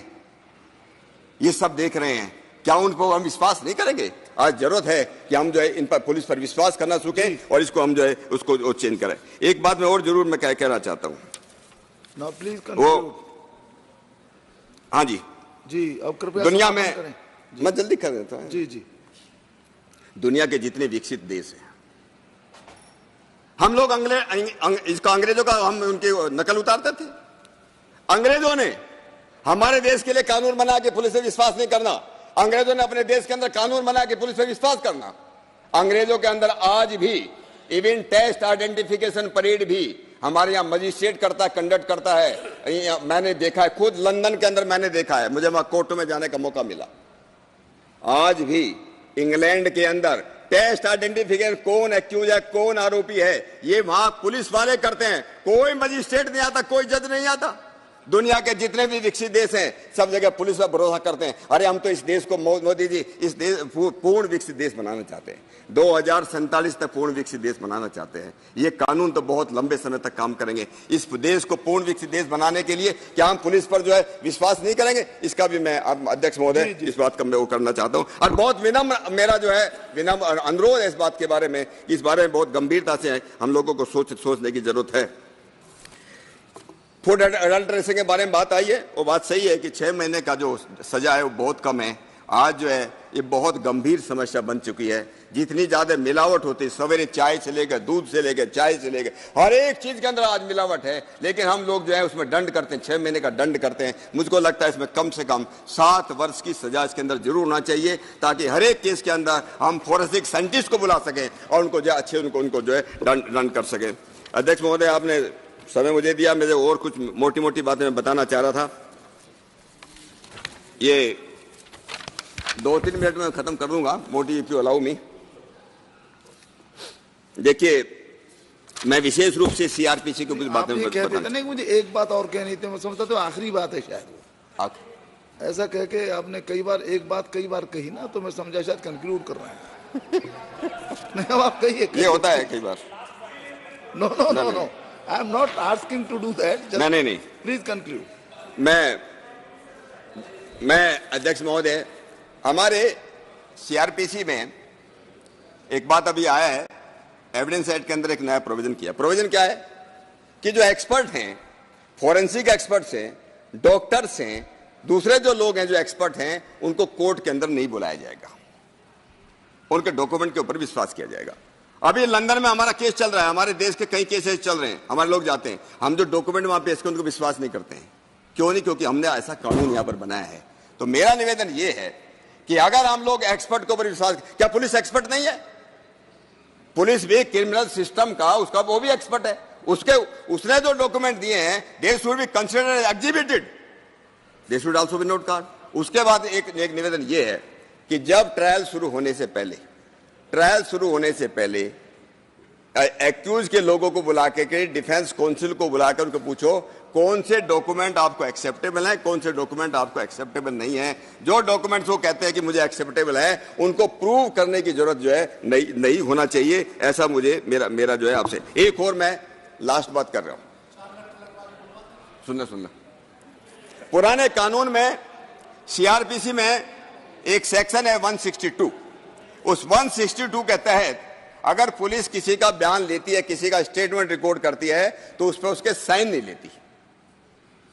लेकिन दुनिया में सब जगह साइन लिए जाते हैं। आज भी उसी को 182 के तहत उसको जो ऐसे ही रखा गया है। आज सारी दुनिया के अंदर अगर किसी सब जगह सारी दुनिया के अंदर वहां जो है विटनेस के ऊपर उसके से साइन लिए जाते हैं, साक्षीदार के साइन लिए जाते हैं। नहीं तो जज है, मैंने कहा था, बहुत से कन्विक्शन रेट इसलिए हम नहीं कर पाते क्योंकि हमारे जो विटनेस हैं, साक्षीदार हैं, वो कल को होस्टाइल हो जाते हैं, इसलिए उनके साइन करवाने चाहिए। 182 में के अंदर हमको ये चेंज आना चाहिए कि जितने भी स्टेटमेंट हम पुलिस रिकॉर्ड करेगी वो they must be signed by the concern witness. ये मेरा निवेदन है। अध्यक्ष महोदय, खैर आपने मुझे बहुत समय दिया। वैसे तो मैं 2-4 बातें और कहना चाहता था। मेडिकल एग्जामिनेशन के बारे में आपको बोलना है? जो मैं बोल रहा हूं आप नहीं बोलेंगे? जी। मेडिकल एग्जामिनेशन होता है। सुप्रीम कोर्ट ने एक डीके बसु जजमेंट दिया। ये डीके बसु जजमेंट कहता है एक्यूज को पकड़ोगे, उसका मेडिकल एग्जामिनेशन को हर एवरी 48 आवर्स, हर 48 घंटे के अंदर जो है पुलिस कस्टडी में उसको एग्जामिन कर। सवेरे से लेकर के शाम तक पुलिस वाले हॉस्पिटल के अंदर बैठे रहते हैं, कोई उनको मेडिकल एग्जामिन नहीं करता, सारा दिन बर्बाद हो जाता है, उसकी रिपोर्ट मिलती नहीं है। इसलिए इस बारे में भी मैं कहता हूं, ये जो अभी जो आया है, अभी कानून में बहुत अच्छी बात आई कि उसका तुरंत जो है डॉक्टर को उसको रिपोर्ट देना पड़ेगा। हथकड़ी लगाने के लिए कितना ही बड़ा गुंडा हो, बदमाश हो, हर बार जो है कोर्ट से पूछना पड़ता था कि हम साहब इसको, नहीं तो कई बार हम पुलिस वाले कहते थे, ये सच बता रहा हूं मैं आपको, कई बार पुलिस वाले जो जज को बोलते थे, सर ये एक्यूज ऐसा, आरोपी ऐसा है, अगर इसको हथकड़ी नहीं लगाई ये चप्पल फेंक कर मारेगा आपकी कुर्सी पर। तो एकदम जज जाओ, अच्छा ऐसा है तो इसको हथकड़ी लगा लो, और हर बार के लिए उसको जो हथकड़ी लगा गला, हर बार जो कोर्ट की परमिशन लगाए। तो मैं बहुत अच्छा, ये अभिनंदनीय है जो अभी जो प्रोविजन किया गया कि हथकड़ी लगाने का जो है पुलिस को किया गया है। ये service of summons and warrant, कितनी बार जो है हम लोग अमुक समय जाते हैं, हमारे पुलिस वाले, कितना पुलिस, मैं 1 मिनट दे दो जी जी। सर्विस ऑफ समन्स और वारंट को एग्जीक्यूट करने के लिए बहुत पुलिस वाले लगाए जाते हैं। कितना पुलिस बल उसमें लगता था। अभी जो है ये बहुत अच्छा प्रोविजन आया है कि इलेक्ट्रॉनिकली व्हाट्सएप पे आप भेज दीजिए, आप ईमेल भेज दीजिए, ये सब उसको माना जाएगा। इसे बहुत पुलिस को बहुत बड़ा इसका जो होगा, उसका बहुत बड़ा फायदा इसका होगा। सैंक्शनिंग अथॉरिटी का 120 डेज के अंदर हो गया, अगर नहीं दिया सैंक्शन तो it would be deemed to have been given. एक और 156(3), अगर पुलिस केस रजिस्टर नहीं करती, लोग कोर्ट में जाते हैं, और कोर्ट में आजकल मालूम है नीचे के कोर्ट में कैसे काम होता है, आपके खिलाफ जो है 156(3) में केस रजिस्टर हो जाएगा। अब इसमें प्रोविजन किया गया, जब तक आपको नहीं सुना जाएगा, जिसको आरोपी बनाया जाए, जब तक उसको नहीं सुनाया जाएगा तब तक जो है केस रजिस्टर नहीं हो सकता। ये भी बहुत अभिनंदनीय जो है प्रोविजन जो है भारत सरकार ने किया है, इसलिए भी मैं उनका वो करता हूं। ये मैं तो अध्यक्ष महोदय, आई थिंक हो गया काफी जी।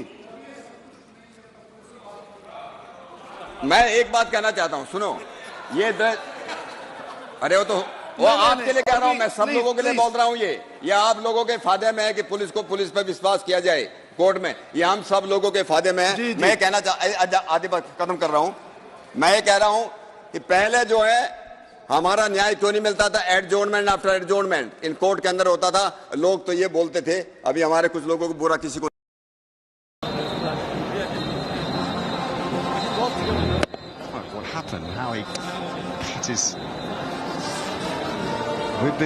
Webbing, is it, or what's happened? Little finger. Anyway, 172 for 6.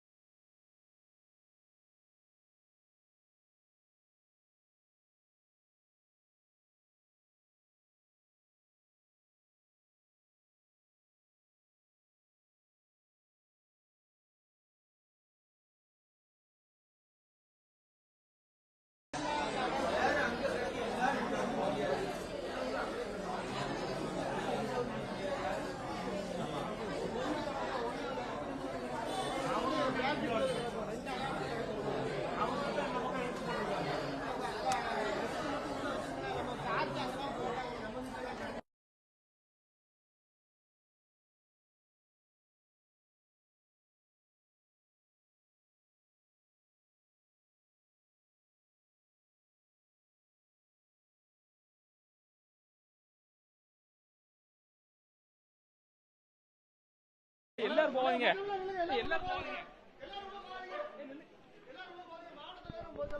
மற்றவங்க வெளிய விடுங்க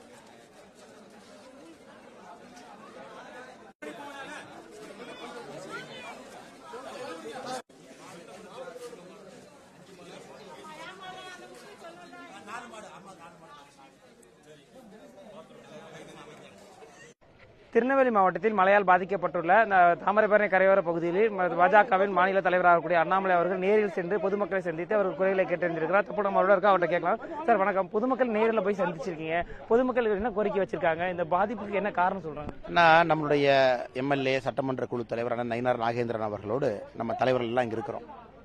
குறிப்பாக இந்த தாமிரபரணி கரையோர பகுதியில் இந்த வருஷம் எந்த விதமான முன்னறிவிப்பு மக்களுக்கு கொடுக்கலீங்கண்ணா. எல்லா வருஷமே கொடுப்பாங்க. 2-3 ஆண்டுகளுக்கு ஒரு முறை பெரும் வெள்ளம் வருது. இந்த முறை வெள்ளம் அதிகம்தான், இருந்தும் ஒரு முன்னெச்சரிக்கை கொடுக்கல. அதனால என்ன ஆச்சுனாங்கன்னா, மக்கள் கடைசி நேரத்தில் வீட்டில் போட்டது போடப்படி வீட்டை விட்டு வெளியே போயிட்டாங்க. என்னாச்சு, துணிமணிகள், சர்டிபிகேட்டு, கால்நடைகள், ஆடு மாடு கோழி, அவங்களுடைய வாழ்வாதாரம் எல்லாமே தண்ணி அடிச்சுட்டு போயிடுச்சு. அது இந்த முறை வெள்ளம் பார்த்தீங்கன்னா இன்னும் கொஞ்சம் அந்த பக்க பகுதியில் கொஞ்சம் கீழ்ப்பகுதி வீட்டை தாண்டி வீட்டினுடைய உயரத்திற்கு 18 மணி நேரம் தண்ணி உள்ள நிற்குது. பெரும் சேதம். குறிப்பாக திருநெல்வேலி மக்களை நம்ம பாராட்டணும். இந்த நேரத்தில் கூட ரெசிலியன்ஸ், தைரியமாக ஒரு புன்முறுவலோடு நின்றுட்டு இருக்கிறாங்க. இவ்வளவு இழந்தும் கூட, இவ்வளவு சோகத்திலும் கூட அந்த தைரியத்தோடு மக்கள் நின்று கொண்டிருக்கின்றார்கள். அது ஒரு நல்ல விஷயம். அவங்க எதுக்கும் பயப்படல. அதே நேரத்தில் அரசு வேகமாக களம் இறங்கணும். மக்களுக்கு அரசு அதிகாரிகள் மீது கோபம் இருக்கு, மக்கள் பிரதிநிதிகள் மீது கோபம் இருக்கு.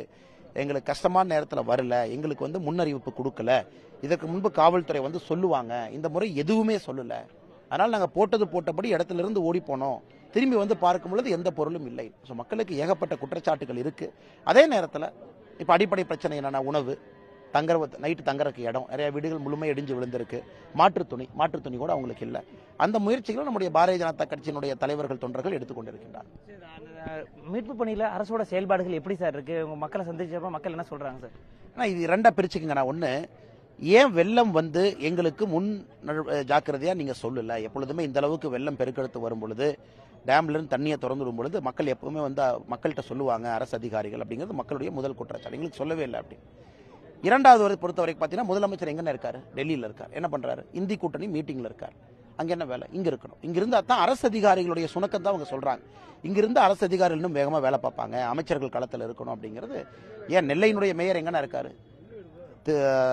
சேலத்தில் இளைஞரணி மாநாட்டில் அங்கே போய் நின்று இருக்காரு நேற்றெல்லாம். அதனால மக்களுடைய குற்றச்சாட்டு என்னன்னா, எங்களுக்கு யார் வேலை செய்ய வேண்டுமோ அவங்க களத்துக்கு வரல. இப்போ நயினார் அண்ணன் பாருங்க, உதாரணத்திற்கு எங்க மக்கள் பிரதிநிதி களத்திலேயே தான் இருக்கிறாங்க. இத்தனைக்கும் ஒரு தொகுதி இல்லை, பாளையங்கோட்டை தொகுதியில் நின்றுட்டு இருக்கோம். ஏன்னா மக்கள் கூப்பிடுறாங்க, அண்ணா இங்க வாங்க, எங்களை என்னன்னு கேளுங்க, உதவி செய்யுங்க, கேம்ப் போடுங்க, நிவாரண பொருள் கொடுங்க. ஸோ மக்களை பொறுத்தவரை இந்த அரசு ஃப்ரீஸ் ஆகி நிற்கிறாங்கண்ணா, ஸ்தம்பிச்சு நிற்கிறாங்க. அதுதான் ஒரே ஒரு வார்த்தை சொல்லணும். ஒரு வாரத்துக்கு முன்னாடி சென்னை, இப்போ நெல்லை, தமிழகத்தில் கட்டமைப்புகள் இன்னும் சரிப்படுத்தப்படாம இருக்கா? இல்ல கட்டமைப்புக்கு செலவிடப்படும் நிதி முறையாக பயன்படுத்தப்படல? அவங்களோட அரசு இயந்திரம் இன்னும் கொஞ்சம் எஃபிஷியண்டா இருக்கணும், ஃபாஸ்டா இருக்கணும் முதல். அடுத்தது இது எல்லாமே ஒரு அவேர்னஸ் மக்களுக்கு வர்றதுக்கு முன்னாடி நமக்கு அந்த விண்டோ இருக்கு, ப்ரிப்பரேஷனுக்கு ஒரு விண்டோ இருக்கு. வரப்போகுதுன்னு தெரியும், ரெட் அலர்ட் தெரியும். மழை 90 சென்டிமீட்டர் வருதா 120 சென்டிமீட்டர் வருதா அது நமக்கு தெரியாது. ஆனால் மழை வரும்னு தெரியும், கனமழைன்னு தெரியும். அப்படி இருந்து கூட ப்ரிப்பரேஷன் இல்லை என்பதுதான் முதல் குற்றச்சாட்டு. இங்கே குறிப்பாக இந்த கரையோர பகுதியில் எங்களுக்கு அட்வான்ஸ் வார்னிங் நீங்கள் கொடுத்துருக்கணும், அட்வான்ஸ் வார்னிங் கொடுக்கல அப்படிங்கிறது குற்றச்சாட்டு. ஸோ இந்த அரசை பொறுத்தவரை இதே அரசு இயந்திரத்தை எஃபிஷியண்டாக அவங்களால இயக்க முடியலைங்கண்ணா, பெட்டராக பண்ண முடியல. குற்றச்சாட்டுகள் இங்கே இருக்கக்கூடிய எல்லா அதிகாரிகள் மீது வைக்கிறாங்க. ரெண்டாவது பார்த்தீங்கன்னா, கான்சென்ட்ரேஷன் எங்க இருக்குன்னா இளைஞர் அணி மாநாட்டில், இந்தி கூட்டணியில், டெல்லியில், இங்கே தான் கான்சென்ட்ரேஷன் இருக்கு. எல்லா சீனியர் மினிஸ்டர்ஸும் அங்கே போயிட்டா இங்கே யாருன்னே வருவாங்க? முதலமைச்சர் நாளைக்கு வந்து என்ன பிரயோஜனம்? இன்னைக்கு இருந்திருக்கணும், நேற்று இருந்திருக்கணும். அதான் முதலமைச்சருடைய கடமை. நாளைக்கு எல்லாம் போனதுக்கப்புறம், வீடு போனதுக்கப்புறம், வெள்ளம் வந்ததுக்கப்புறம், சர்டிஃபிகேட் அடிச்சது போனதுக்கப்புறம் முதலமைச்சர் வந்து என்ன பண்ண போறாரு? அதனால் இந்த அரசு நிச்சயமாக இந்த சென்னையும் சரி, தென் தமிழகத்தையும் சரி, குறிப்பாக திருநெல்வேலியை மிக சரியாக கையாளவில்லை. வெள்ள பாதிப்பு வானிலை ஆய்வு மையம் வந்து முறையாக தகவல் கொடுக்கப்படல ஒரு தகவல் வெளியாகுது சார். அது உண்மைதானால குற்றச்சாட்டு யார் முதலமைச்சர் வைக்கிறார்? அதாவது கண் கெட்ட பின் சூரிய நமஸ்காரம் அப்படிங்கிற மாதிரி முதலமைச்சர் பேசுறார். ஆனால் 2 ஆண்டுகளுக்கு முன்பு இதே மாநில அரசு பட்ஜெட்ல 10 கோடி ரூபா ஒதுக்குறாங்க. எதுக்கு? வானிலை ஆய்வு மையத்துக்கு சூப்பர் கம்ப்யூட்டர் வாங்குறதுக்கு, வேகமாக எங்களுக்கு தகவல் கொடுக்கும். நீங்க தானே 10 கோடி ஒதுக்குனீங்க, என்னாச்சு? 10 கோடியில் சூப்பர் கம்ப்யூட்டர் வாங்கினீங்கன்னா வானிலை ஆய்வு மையத்துக்கு வாங்கி கொடுத்தீங்களா? அதே கேள்வியை மக்கள் கேட்குறாங்க. ஆனால் ஒரு வானிலை ஆய்வு மையம் என்பது உங்களுக்கு ஒரு எக்ஸ்ரே மாதிரி, ஒரு ரெடார் மாதிரி உங்களுக்கு ஒரு இன்ஃபர்மேஷன் கொடுக்கலாம். 80 சென்டிமீட்டர் மழை வரும், ஒரு 20 சென்டிமீட்டர் 30 சென்டிமீட்டர் ஜாஸ்தி வரலாம். பட் முன்ஜாக்கிரதை நடவடிக்கை என்ன எடுத்தீங்க? அதான் கேள்வி. இத்தனைக்கு வந்து பிரைவேட் வெதர் ஃபோர்காஸ்டர்ஸ் இருக்காங்க, பிரைவேட் வெதர்மேன் இருக்காங்க, எல்லா இடத்துலையும் எல்லாருமே சொல்றாங்க. இன்னைக்கு வந்து முதலமைச்சர் இப்ப எல்லாம் சொல்றா, ஐயோ எங்களுக்கு முன்னாடியே சொல்லல அப்படின்னு. ஏன் சென்னையில் முன்னாடி சொன்னாங்களே மழை வரும்னு சொன்னாங்களே? நீங்க என்ன சொன்னீங்க? 98% மழைநீர் வடிகால் செஞ்சிருக்கோம்ல சொன்னீங்க. கடைசியில் எல்லாம் வந்ததுக்கு அப்புறம் KN சொல்றாரு 42% தான் பண்ணியிருக்கோம். அதனால முதலமைச்சரை பொறுத்தவரை டெல்லியில் உட்கார்ந்து ஏன்னா பேட்டி கொடுக்கணும், இங்க வந்து பேசணும் இல்லைங்கண்ணே? அதான் மக்கள் என்ன, ஒரு மாடுங்கிறது என்னங்கண்ணே? 80,000 90,000 ரூபா பால் கறக்கிற மாடு. இந்த பக்கத்து வீட்டில் 4 மாடு போச்சு. அவங்களுடைய வாழ்வாதாரமே அந்த பாலை நம்பி இருக்கு, தயிர் நம்பி இருக்கு. அவங்களுக்கு என்ன பதில் சொல்லுவீங்க நீங்க? இந்த பாதிப்பை பொறுத்த வரைக்கும் சென்னையை பொறுத்த வரைக்கும் பெரிய அளவில் பாதிப்பு இருந்துச்சு. இங்கிட்டு கிராமப்புறங்கள் அதிகமாக இருக்கு. இந்த விவசாய நிலங்களா இருக்கட்டும், பால் மாடுகளா இருக்கட்டும், உப்பளங்கள் வந்து தூத்துக்குடி அதிக அளவு சேதமடைஞ்சிருக்கு. அவங்க நிவாரண தொகை வந்து கொடுக்கணும் அப்படின்னு கோரிக்கை வச்சாலும் தமிழக அரசு மத்திய அரசிட்ட தான் கேட்டிருக்காங்க. ஸோ அது நிதியமைச்சகம் மூலமா அண்ணே நிவாரண தொகையை பொறுத்தவரை ஒரு விஷயத்தை புரிஞ்சுக்கணுங்கண்ணே. நிவாரண தொகை என்பது மத்திய அரசு 75%, மாநில அரசு 25% கொடுக்குறாங்க. இதான் ஃபார்முலாங்கண்ணே. SDRF compensation formula. ஒரு மாடு, ஒரு ஆடு, ஒரு கோழி, ஒரு வீடு அனைத்துக்குமே நிவாரண தொகை இழப்பீடு கணக்கு பண்ணி கொடுக்குறாங்க. ஸோ அந்த மத்திய அரசை பொறுத்தவரை அவங்க கேட்கறத கொடுக்க போறாங்க. பாருங்க, இந்த வீடு போயிருச்சு, இந்த மாதிரி சேதாரம் இங்க இருக்கு, கால்நடைகளுக்கு பாதிப்பு இருக்குன்னா கொடுக்கத்தான் போறாங்க. அது ஏற்கனவே மத்திய அரசு 900 கோடி ரூபாய் 900 crore கொடுத்துருக்காங்க SDRF ஃபண்ட். அந்த 900 கோடியிலிருந்து தான் சென்னைக்கு அவங்க செலவு பண்ணியிருக்காங்க. இப்ப தென் தமிழகத்திற்கு இன்னும் பணம் வேணும். நான் சொல்றதுங்கன்னா நிவாரண தொகைங்கிறது எமர்ஜென்சியா கொடுக்கக்கூடிய ரிலீஃப் மெஷர். அதுக்கப்புறம் பாலம் போயிருச்சு, ரோடு அரிச்சிட்டு போயிருச்சு, அது 2வது. இன்னைக்கு மக்களுக்கு கொடுக்க வேண்டியது மாநில அரசு கணக்கீடு பண்ணி கொடுக்கும் பொழுது மத்திய அரசு எங்கேயுமே இல்லையே. டெல்டா பகுதியில் போன வருஷம் பாத்தீங்க பெரும் வெள்ளத்துல விவசாய நிலம் சேதமடைந்த பொழுது அதற்கு என்ன கொடுக்கணுமோ மத்திய அரசு கொடுத்திருக்காங்க. இந்த முறையும் கூட மத்திய அரசு கொடுக்க போறாங்க. அதுல எந்த மாற்று கருத்தும் இல்லை. அது ஃபார்முலா பேஸ்ட் அப்ரோச். எல்லா மாநிலத்துக்கும் மத்திய அரசு கொடுக்குறாங்க. 75-25 75 மத்திய அரசு, 25 மாநில அரசு. கண்டிப்பாக நீங்களே கேட்டிருக்கலாம். அதாவது வெள்ளத்தால் பாதிக்கப்பட்ட தூத்துக்குடி மற்றும் திருநெல்வேலி உள்ளிட்ட பல்வேறு மாவட்டங்களில் இருக்கக்கூடிய பொதுமக்களுக்கு நிவாரண தொகை மத்திய மாநில அரசுகள் விரைந்து வழங்கும் என்றும் தெரிவித்திருக்கிறார். புள்ளிப்பதிவாளர் நாராயணமூர்த்தியுடன் திருநெல்வேலியிலிருந்து மருதுபாண்டி.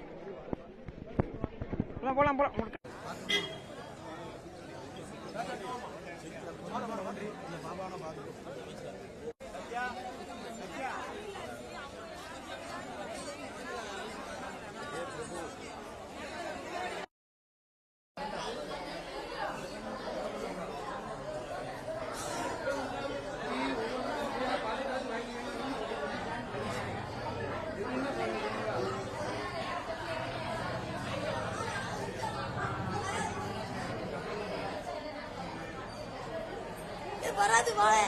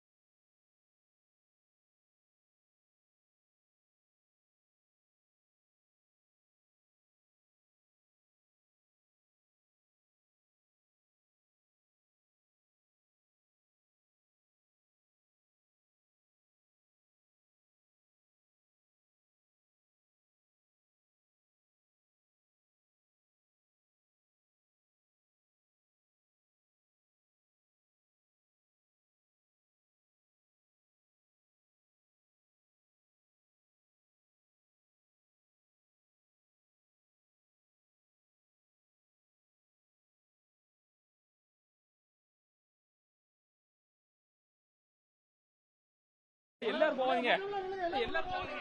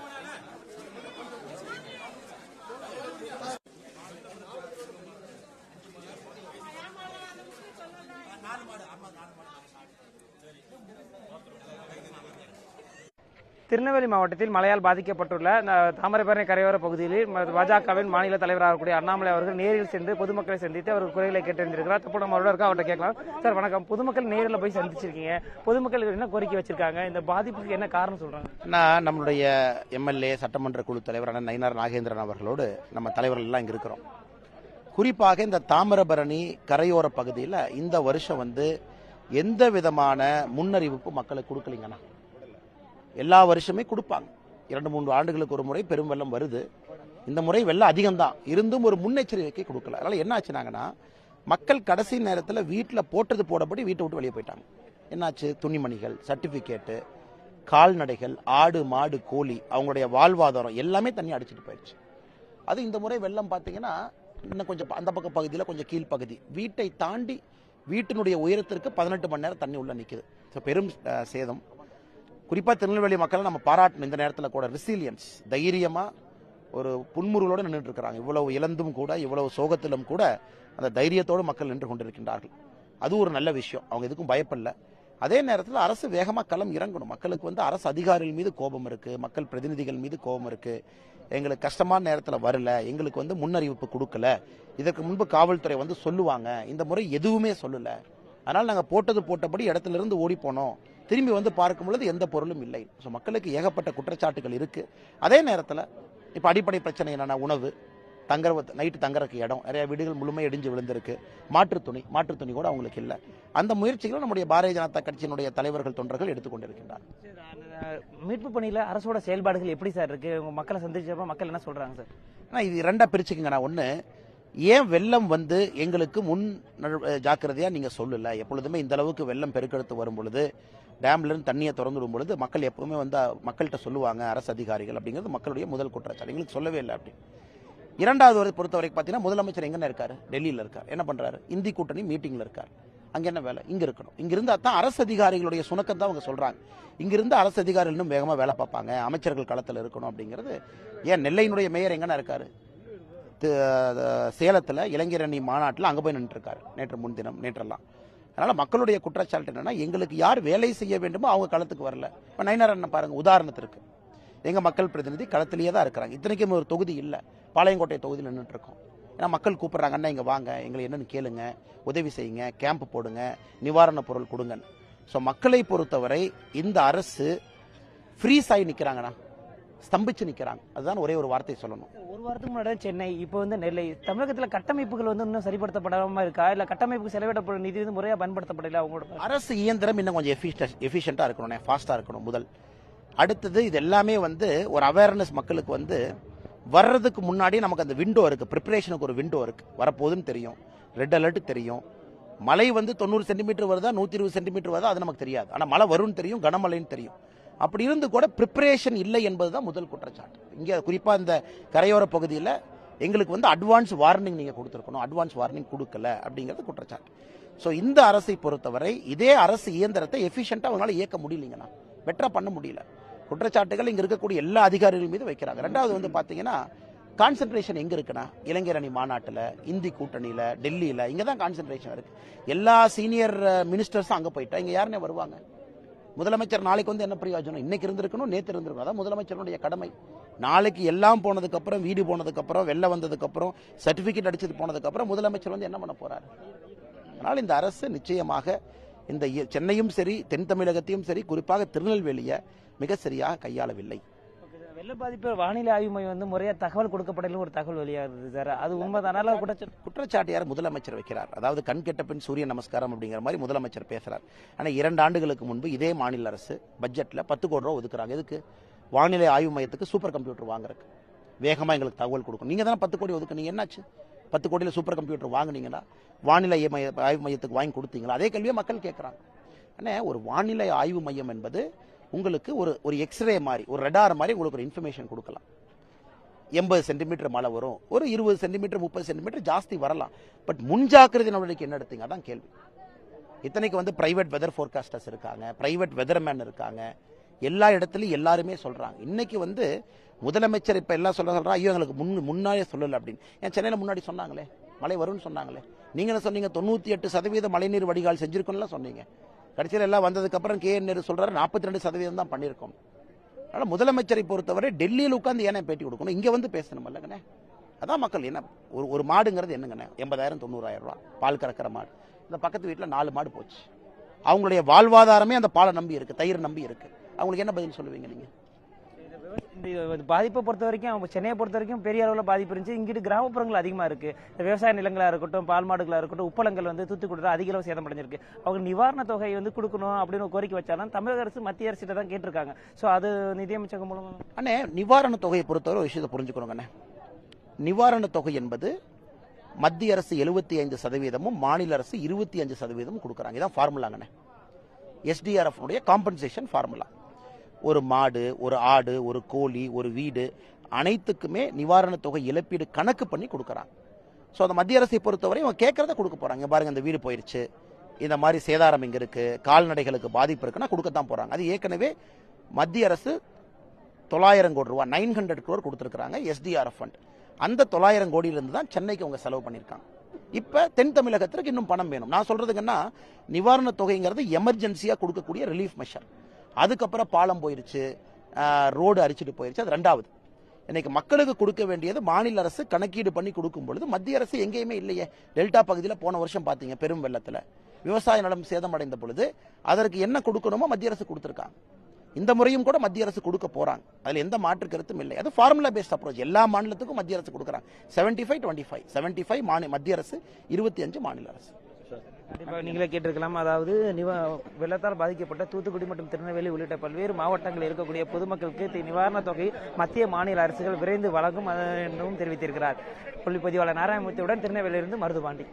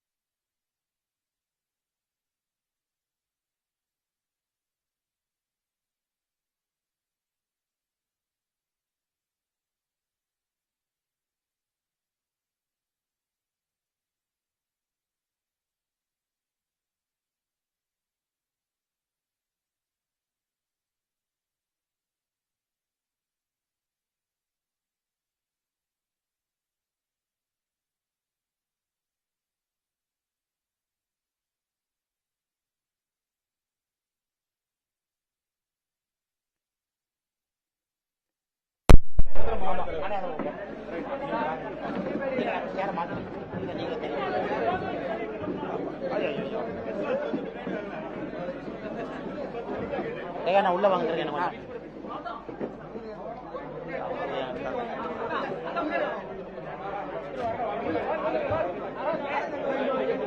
நாம என்ன பண்ணிருக்கோங்கிற சம்மரி சொல்லிடுறாங்கண்ணா.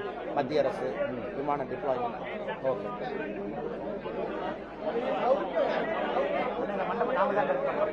பிஜேபி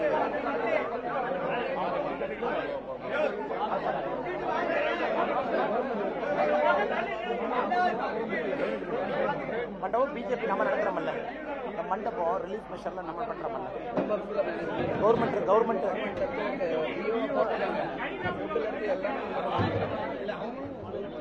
ஆரம்பிப்பாங்கண்ணே.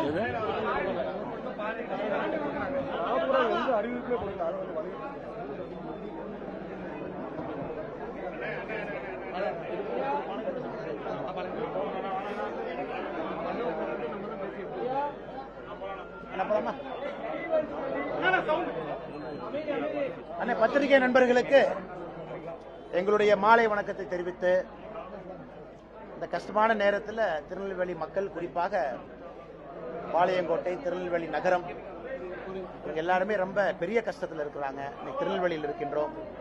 எங்களுடைய சட்டமன்ற குழு தலைவர் திருநெல்வேலி எம்எல்ஏ அண்ணன் நயினார் நாகேந்திரன் அவர்கள், எங்களுடைய மாவட்ட தலைவர் அண்ணன் தயாசங்கர் அவர்கள், எங்களுடைய பொதுச் செயலாளர் அண்ணன் பொன் பாலகணபதி அவர்கள், பார்வையாளர் அண்ணன் முரளி யாதவ் அவர்கள், முக்கியமான நிர்வாகிகள் இங்க இருக்கிறாங்க.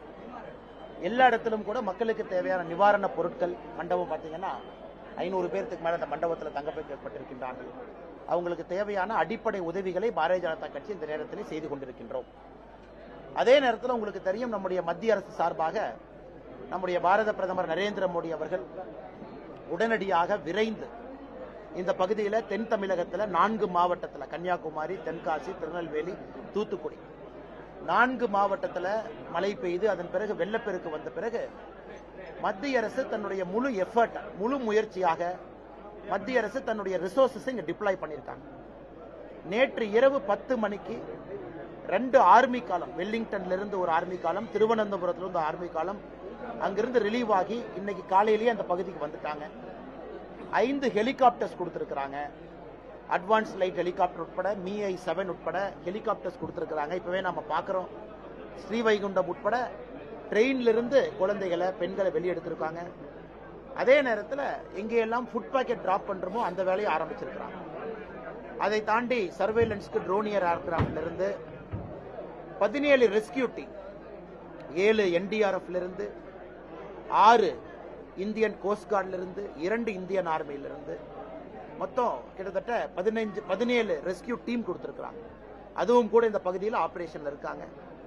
அனைத்து இடத்திலும் கூட மிக வேகமாக மீட்பு பணியில நம்முடைய மினிஸ்ட்ரி ஆஃப் ஹோம் அஃபேர்ஸ் 24 மணி நேரமும் கண்காணிக்கிறாங்க.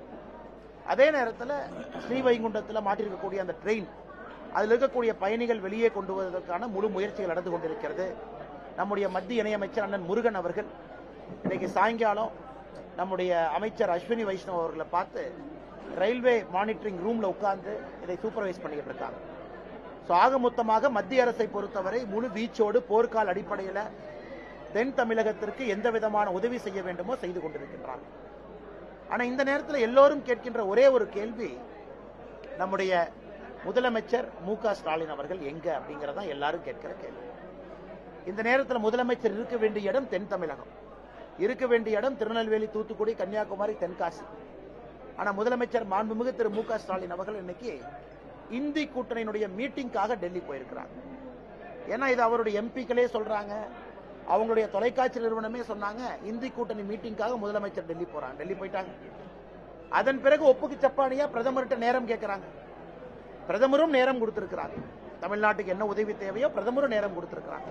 ஆனா ஒரு முதலமைச்சர் கையாளக்கூடிய ஒரு விஷயம் இப்படி இல்லைங்க. இந்த நேரத்தில் இங்கிருந்து அதிகாரிகளை முடுக்கிவிட்டு அமைச்சர்களுக்கு உறுதுணையாக இருந்து இங்கே போர்க்கால அடிப்படையிலே வேலை நடந்திருக்க வேண்டும். இந்த பகுதி பார்த்தீங்கன்னா தாமிரபரணி கரையோரத்தில் இருக்கிற பகுதி, எந்தவித முன்னறிப்பும் மக்களுக்கு இல்லை. 0 அட்வான்ஸ் வார்னிங்.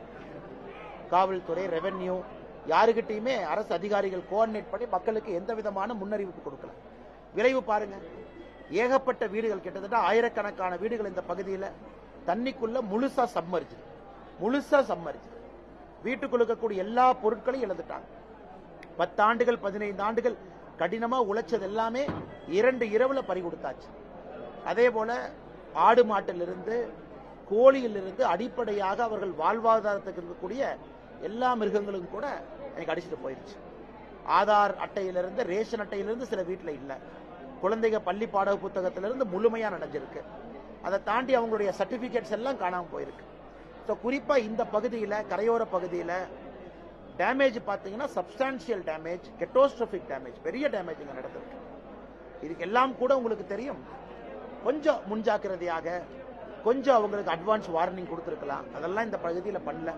இன்னைக்கு பொதுமக்கள், பாரதிய ஜனதா கட்சி, என்ஜிஓக்கள் நாம் எல்லாருமே முழு வீச்சாக களத்தில் இறங்கி வேலை நடந்து கொண்டிருக்கிறது. இருந்தும் கூட மக்களுடைய துயரம் என்பது மீளா துயரத்தில் இருக்கிறாங்க. திருநெல்வேலி சிட்டியில் மட்டுமே இதுவரை 5 பேர் உயிரிழந்திருக்கிறாங்க. அதன் பிறகு இந்த பகுதியில் பார்த்தீங்கன்னா நாங்கள் போன இடத்துல 2 பேர் உயிரிழந்திருக்காங்க. பாளையங்கோட்டை இந்த பகுதியில் நிச்சயமா நிவாரணம் வேகமாக கொடுக்கணும்.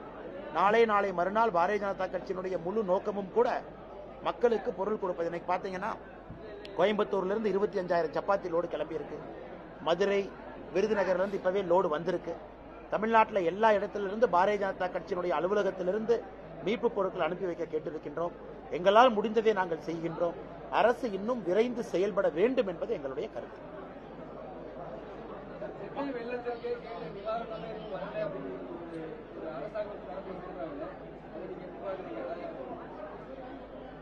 நிவாரணத்தை பொறுத்த வரைக்கும் இன்னைக்கு சென்னையில் 6,000 ரூபாய் கொடுக்கறாங்க.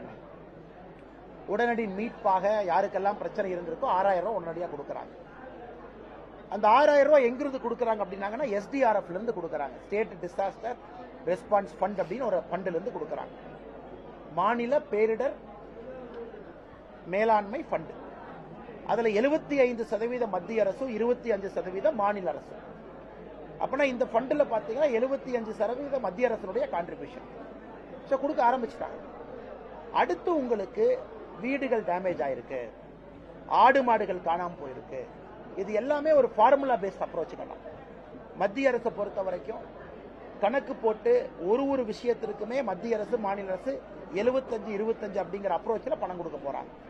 ஒரு ஆடு மாட்டுக்கு இவ்வளவு பணம் இருக்கு, வேல்யூ பிக்ஸ் பண்ணிருக்காங்க. வெளியே போயிட்டீங்கன்னா விவசாய காடுகள் எல்லாமே, விவசாய பகுதிகள் எல்லாமே பெரிய டேமேஜ் ஆயிருக்கு. விளை நிலங்கள், அந்த கிராப்புக்கு ஒரு டேமேஜ் இருக்கு, அசஸ்மெண்ட் இருக்கு. இது அனைத்தும் மத்திய அரசு கொடுக்கத்தான் போறாங்க. ஆனா உங்களுக்கு தெரியும், இது ஒரு ப்ராசஸ். இடையில மத்திய அரசு கொடுக்கக்கூடிய பணம் அனைத்துமே உடனடி நிவாரணம். மற்றபடி டேமேஜ் ஆனதுக்கு வரக்கூடிய பணம் என்பது ஒரு ப்ராசஸ். இந்தியா முழுவதுமே எல்லா மத்திய அரசுகளும் அந்த ப்ராசஸை ஃபாலோ பண்றாங்க. நடந்த பிறகு ஒரு குழு வந்து ஆய்வு பண்றாங்க, குழு அறிக்கை கொடுக்கறாங்க. மாநில அரசு ஒரு டேமேஜ் எஸ்டிமேட் பண்றாங்க. மாநில அரசு பாத்தீங்கன்னா கிட்டத்தட்ட சென்னையை பொறுத்தவரை ஆரம்பத்தில் ஒரு எஸ்டிமேட் கொடுத்தாங்க, இன்னைக்கு மறுபடியும் ஒரு எஸ்டிமேட் கொடுத்திருக்காங்க. அது நிச்சயமா மத்திய அரசு அந்த கணக்கீடின் அடிப்படையில், அந்த ஃபார்முலா அடிப்படையில் கொடுக்கத்தான் போறாங்க. இன்னைக்கு திருநெல்வேலியை பொறுத்த வரைக்கும் இந்த பகுதியில் அதே போல மாநில அரசு கோரப்போகுது, மத்திய அரசு கேட்க போறாங்க. அந்த ஃபார்முலா அடிப்படையில் மத்திய அரசு திரும்ப கொடுக்கத்தான் போறாங்க. அதை நான் மறந்துவிடக்கூடாது. சென்னைக்கு வரக்கூடிய 6,000 ரூபாய் பணமும் மத்திய அரசு கொடுத்த SDRF இருந்து தான் அந்த பணமும் வருகின்றன.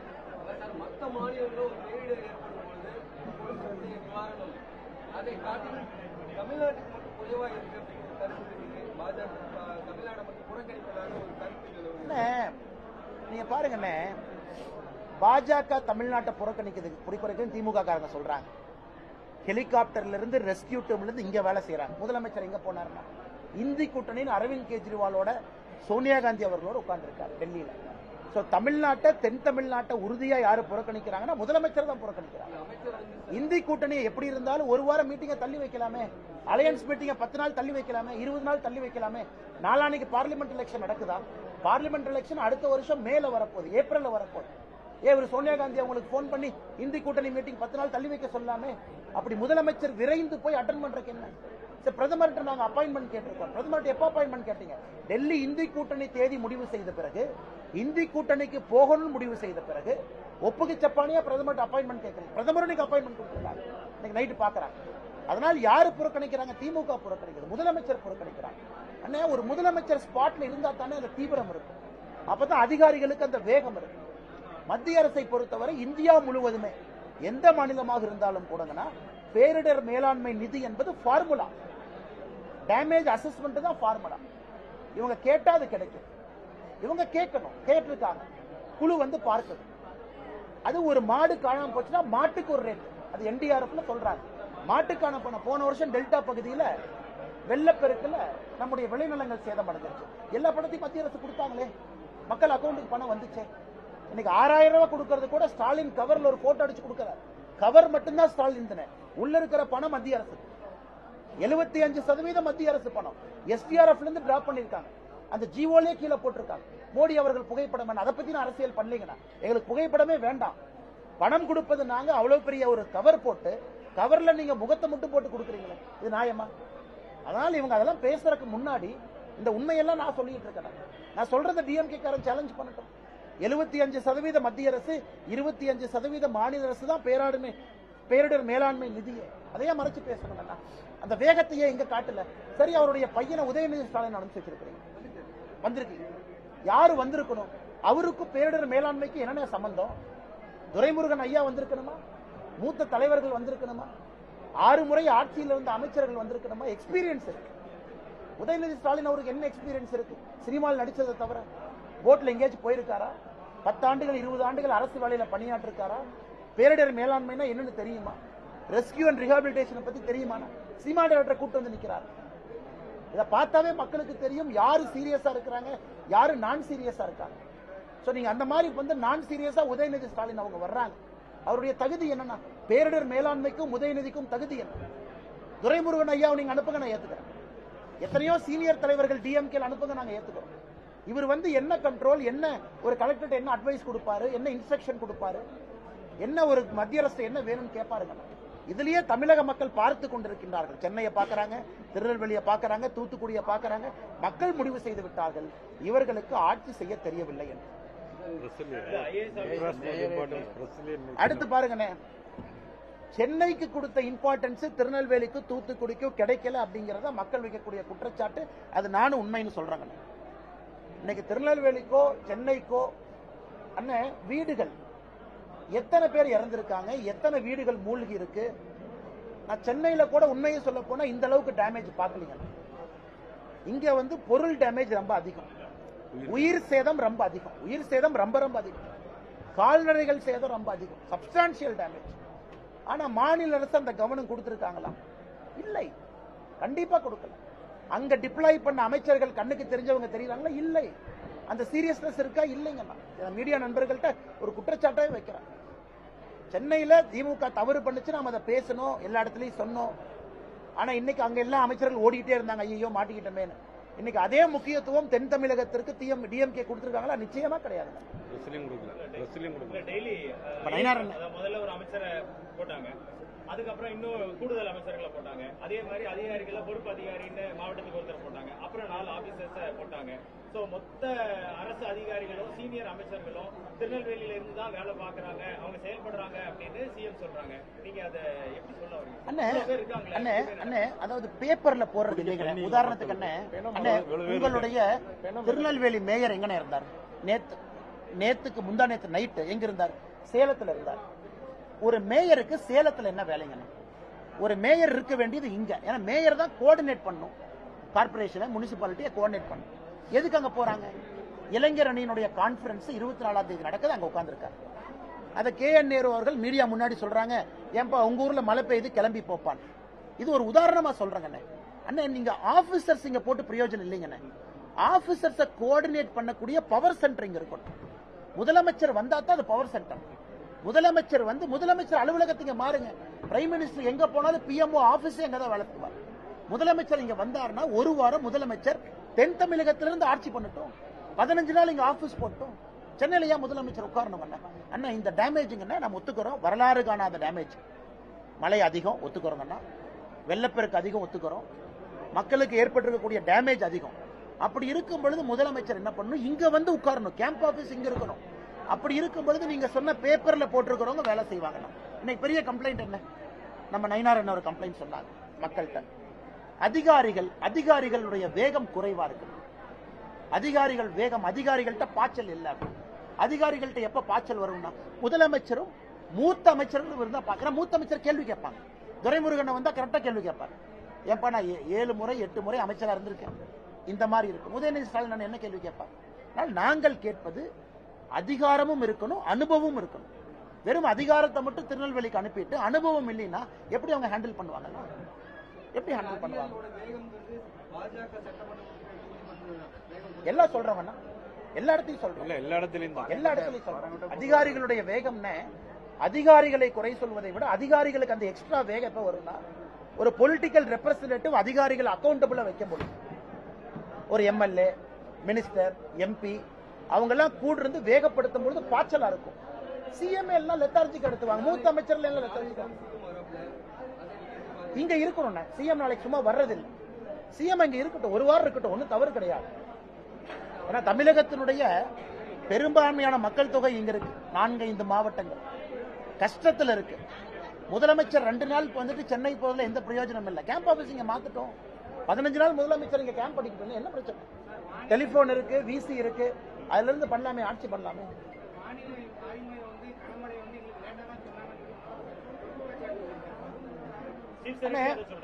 சொல்றேன் அண்ணா, இதுல ஆச்சரியம் என்னன்னா 2 ஆண்டுகளுக்கு முன்பு இதே முதலமைச்சர் பொறுப்பேற்ற பிறகு பட்ஜெட்ல பிடிஆர் பட்ஜெட் போடுறாரு. 10 கோடி ரூபாய் ஒதுக்குறாரு. எதுக்கு ஒதுக்குறாருனாங்க? வானிலை மையத்திற்கு சூப்பர் கம்ப்யூட்டர் வாங்குறது, வானிலை மையத்தை கோஆர்டினேட் பண்றதுக்கு 10 கோடி ரூபாய் பிடிஆர் அவங்க பட்ஜெட். அந்த 10 கோடி ரூபாய் எங்க போச்சுங்க? நீங்களே 10 கோடி ரூபாய் டிஎம்கே கவர்மெண்ட்ல ஒதுக்குனீங்க, சூப்பர் கம்ப்யூட்டர்ங்கிற வார்த்தையை பயன்படுத்தினீங்க. பிடிஆர் அவர்கள் பட்ஜெட் ஸ்பீச்ல பேசினாங்க. எனக்கு அந்த சூப்பர் கம்ப்யூட்டர் எங்க போச்சு? நான் முதலமைச்சர் அவர்களுக்கு சொல்வது, இது டெல்லியில தமிழ்நாடு பவன்ல இருந்து கொடுக்க வேண்டிய பிரஸ் மீட் இல்லைங்க. முதலமைச்சர் குற்றச்சாட்டு வைக்கிறாருன்னா திருநெல்வேலியில வந்து குற்றச்சாட்டு வைக்கணும், டெல்லியில இருந்து வைக்க கூடாது. மக்கள் கேட்கிற கேள்வி சரியா, அது இருக்கட்டும், நீங்க எங்க போனீங்கன்னு தானே கேட்கறாங்க. இன்னைக்கு அண்ணா ஒரு எந்த ஒரு வானிலை மையமா இருந்தாலும் 100 வருஷத்துல இந்த மாதிரி மழையிலையும் நண்பர்கள் நீங்க சொல்றீங்க. யாருமே வெதர் சிஸ்டத்தை ப்ரெடிக்ட் பண்ண முடியாது. ஆனா எல்லோருமே இது ரெட் அலர்ட்னு சொன்னாங்களா? 110 சென்டிமீட்டர் மழை வருதுன்னு யாருனாலையும் சொல்ல முடியாதுங்கண்ணா. அக்யூரசி யார்கிட்டையும் கிடையாது. ஆனா எல்லோருக்குமே தெரியும் கனமழை வரும். அப்படி இருந்தும் கூட முன்ஜாக்கிரதை நடவடிக்கை எடுக்கவில்லை என்பதுதான் குற்றச்சாட்டு. சார், அப்புறம் முகாம்ல இந்த நிவாரண முகாம்ல இருக்கவங்களுக்கு ஃபுட், தண்ணி எல்லாம் ஓரளவு கிடைச்சது. காமன் பீப்புள் நிறைய பேர் வீட்டுல இருக்காங்க சார், இங்க வரல. ஏன்னா அவங்க ஏரியா நல்லா இருக்கு, ஆனா காய்கறி இல்ல, பால் சப்ளை இல்ல, ட்ரிங்கிங் வாட்டர் இல்ல. சிட்டில வந்து drinking water supply entirely stop for the past 3 days எங்கேயுமே கிடையாது. நியாயமான குற்றச்சாட்டுங்கண்ணா. குடிக்கிறதுக்கு தண்ணி கலந்துருச்சு, சாக்கடை தண்ணி, குடி தண்ணீர், கழிவு நீர் எல்லாமே கலந்துருச்சு. அடுத்து பாத்தீங்கன்னா அது சம்பந்தப்பட்ட நோய்கள் வரும். இது ஜெனரலா எல்லா இடத்துலயுமே இந்த வாட்டர் பாட்டில் 5000 பேருக்கு கொடுத்துருக்கோம். நேற்று மட்டுமே 5000 பேருக்கு வந்து தண்ணி சப்ளை நாம ஒரு இடத்துல பண்ணிருக்கோம். பண்ணிருக்காங்க, ஃபுட்டு கொடுத்துருக்கோம், வருவதை கொடுத்துக்கிட்டே இருக்கும். இந்த நேரத்தில் வந்து பாத்தீங்கன்னா வாட்டர் சப்ளை எல்லா இடத்துலயும் மிக்ஸ் ஆகி நிக்குது. நாங்கள் எதிர்பார்ப்பது நாளைக்குள்ள இயல்பு நிலைக்கு வரணும். கரண்ட் வரணும். திரும்ப டாய்லெட் போறதுல இருந்து ஒரு பெண் சொல்றாங்க கஷ்டப்படுறாங்க, மாத்திரக்கு துணி இல்ல, போட்ட துணிய 3 நாள் இருக்காங்க. இதெல்லாம் கஷ்டம் தாங்கண்ணா. ஒரு டிசாஸ்டர் இதெல்லாம் பிரச்சனை தான். இதையெல்லாம் வேகமாக அவர்களை மீட்டெடுத்து கொண்டு வரணும். இதை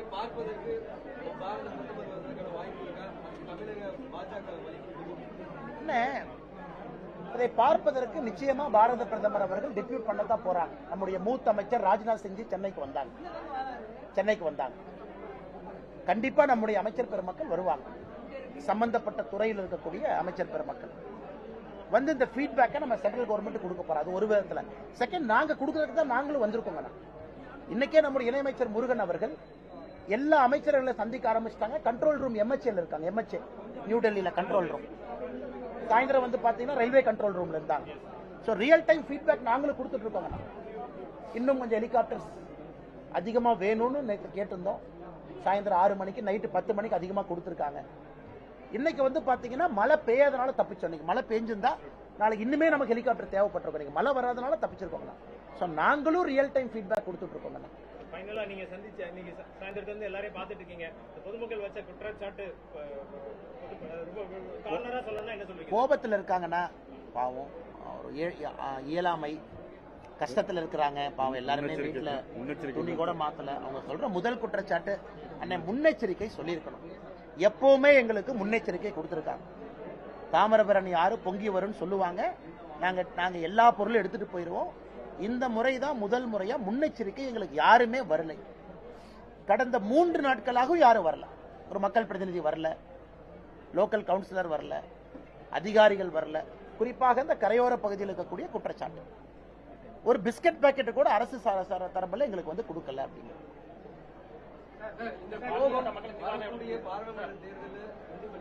அது நம்ம எலெக்ஷன் இஷ்யூவா பேசலீங்க.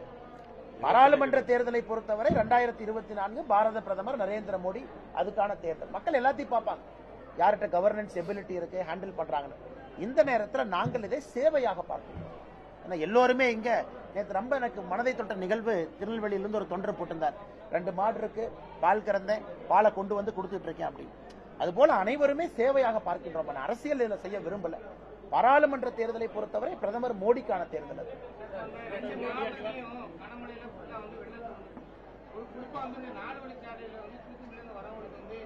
கட் ஆஃப் ஆயிருக்கு.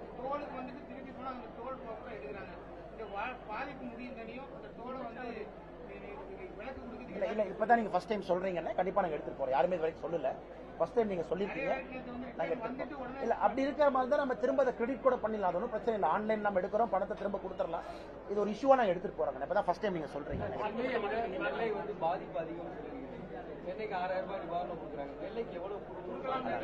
அண்ணே அதுக்குள்ள நான் போகணும்னா நான் சொல்றதுக்குன்னே நிவாரணங்கிறது டேமேஜை பார்த்து கொடுக்கணும். உதாரணத்திற்கு ஒரே மாவட்டத்துக்குள்ள ஒருத்தருக்கு மாடு போயிடுச்சுன்னா மாடு 80,000 ரூபாய், ஒரு வீட்டுல 4 மாடு 3,20,000 ரூபாய், பால் கறக்கிற நல்ல ஜெர்சி மாடு, வீட்டுக்குள்ள ஃப்ரிட்ஜ் பேக்ஸ். ஸோ டேமேஜ்னு பார்த்தீங்கன்னா 2 லட்சம் 3 லட்சம் ஒரு வீட்டுக்கு இருக்கு. இங்க சென்னையை பொறுத்தவரை பார்த்தீங்கன்னா ஆடு மாடுகள் சென்னைக்குள்ள இல்லைங்கண்ணா. சென்னைக்கு மழை வர தண்ணி ஏற நிறைய பேர் ரிலீஃப் கேம்ப் போக ஆரம்பிச்சிட்டாங்க. இங்க வந்து ரிலீஃப் கேம்பே போகல. தண்ணி வந்து ஆள் உயரத்துக்கு வந்த பிறகுதான் வெளியே வர்றாங்க. அதனாலதான் நான் டேமேஜ் இங்க அதிகம்னு சொன்னாங்கன்னா, இங்க 0 முன்ஜாக்கிரதை நடக்கும். சென்னையில கொஞ்சம் அவங்களுக்கு ஒரு 24 hours அசஸ்மெண்ட் கிடைச்சது. சென்னை பிரச்சனைனா பேஞ்ச தண்ணி வெளியே போகல, அது உள்ள வந்துருச்சு. நெல்லை பொறுத்தவரைக்கும் என்னன்னா தாமிரபரணி ஆத்தினுடைய தண்ணி உள்ள வந்துச்சு. இது வந்து நமக்கு முன்ஜாக்கிரதை. ரெண்டுமே வேற வேற இஷ்யூங்கண்ணா. ஸோ எங்களை பொறுத்தவரை டேமேஜ்ங்கிறது கால்குலேட் பண்ணி கொடுக்கட்டும். அதுக்கு ஒரு சிஸ்டம் இருக்கு, ஃபார்முலா இருக்கு. எல்லாத்துக்கும் என்ன தொந்தரவு நடந்திருக்கோ அதை கொடுக்கும். அதிகாரிகளை பொறுத்த வரைக்கும் வேலை செய்யறாங்க. நம்ம வந்து அதிகாரிகள் வேலை செய்வதற்கும் அதிகாரிகள் பாய்ச்சலோடு வேலை செய்வதற்கும் வித்தியாசம் சொல்றோம்.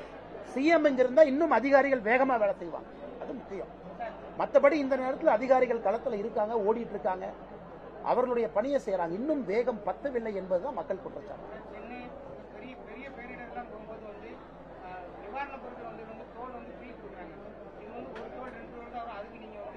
உங்க டோல் இஷ்யூ நீங்க சொன்னீங்கன்னா மொத்தமா எடுக்கிறேன். நிதின் கட்கரிக்கு நாங்க எடுத்துட்டு போறோம். அது எங்க ப்ராமிஸ் உங்களுக்கு.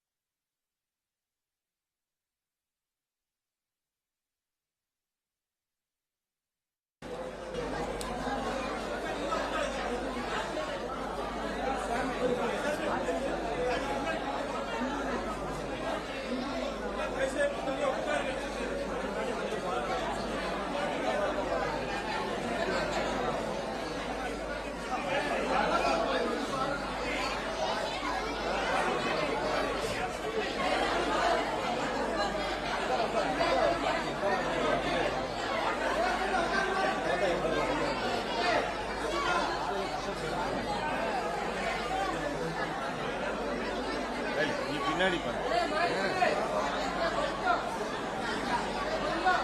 நீங்க கை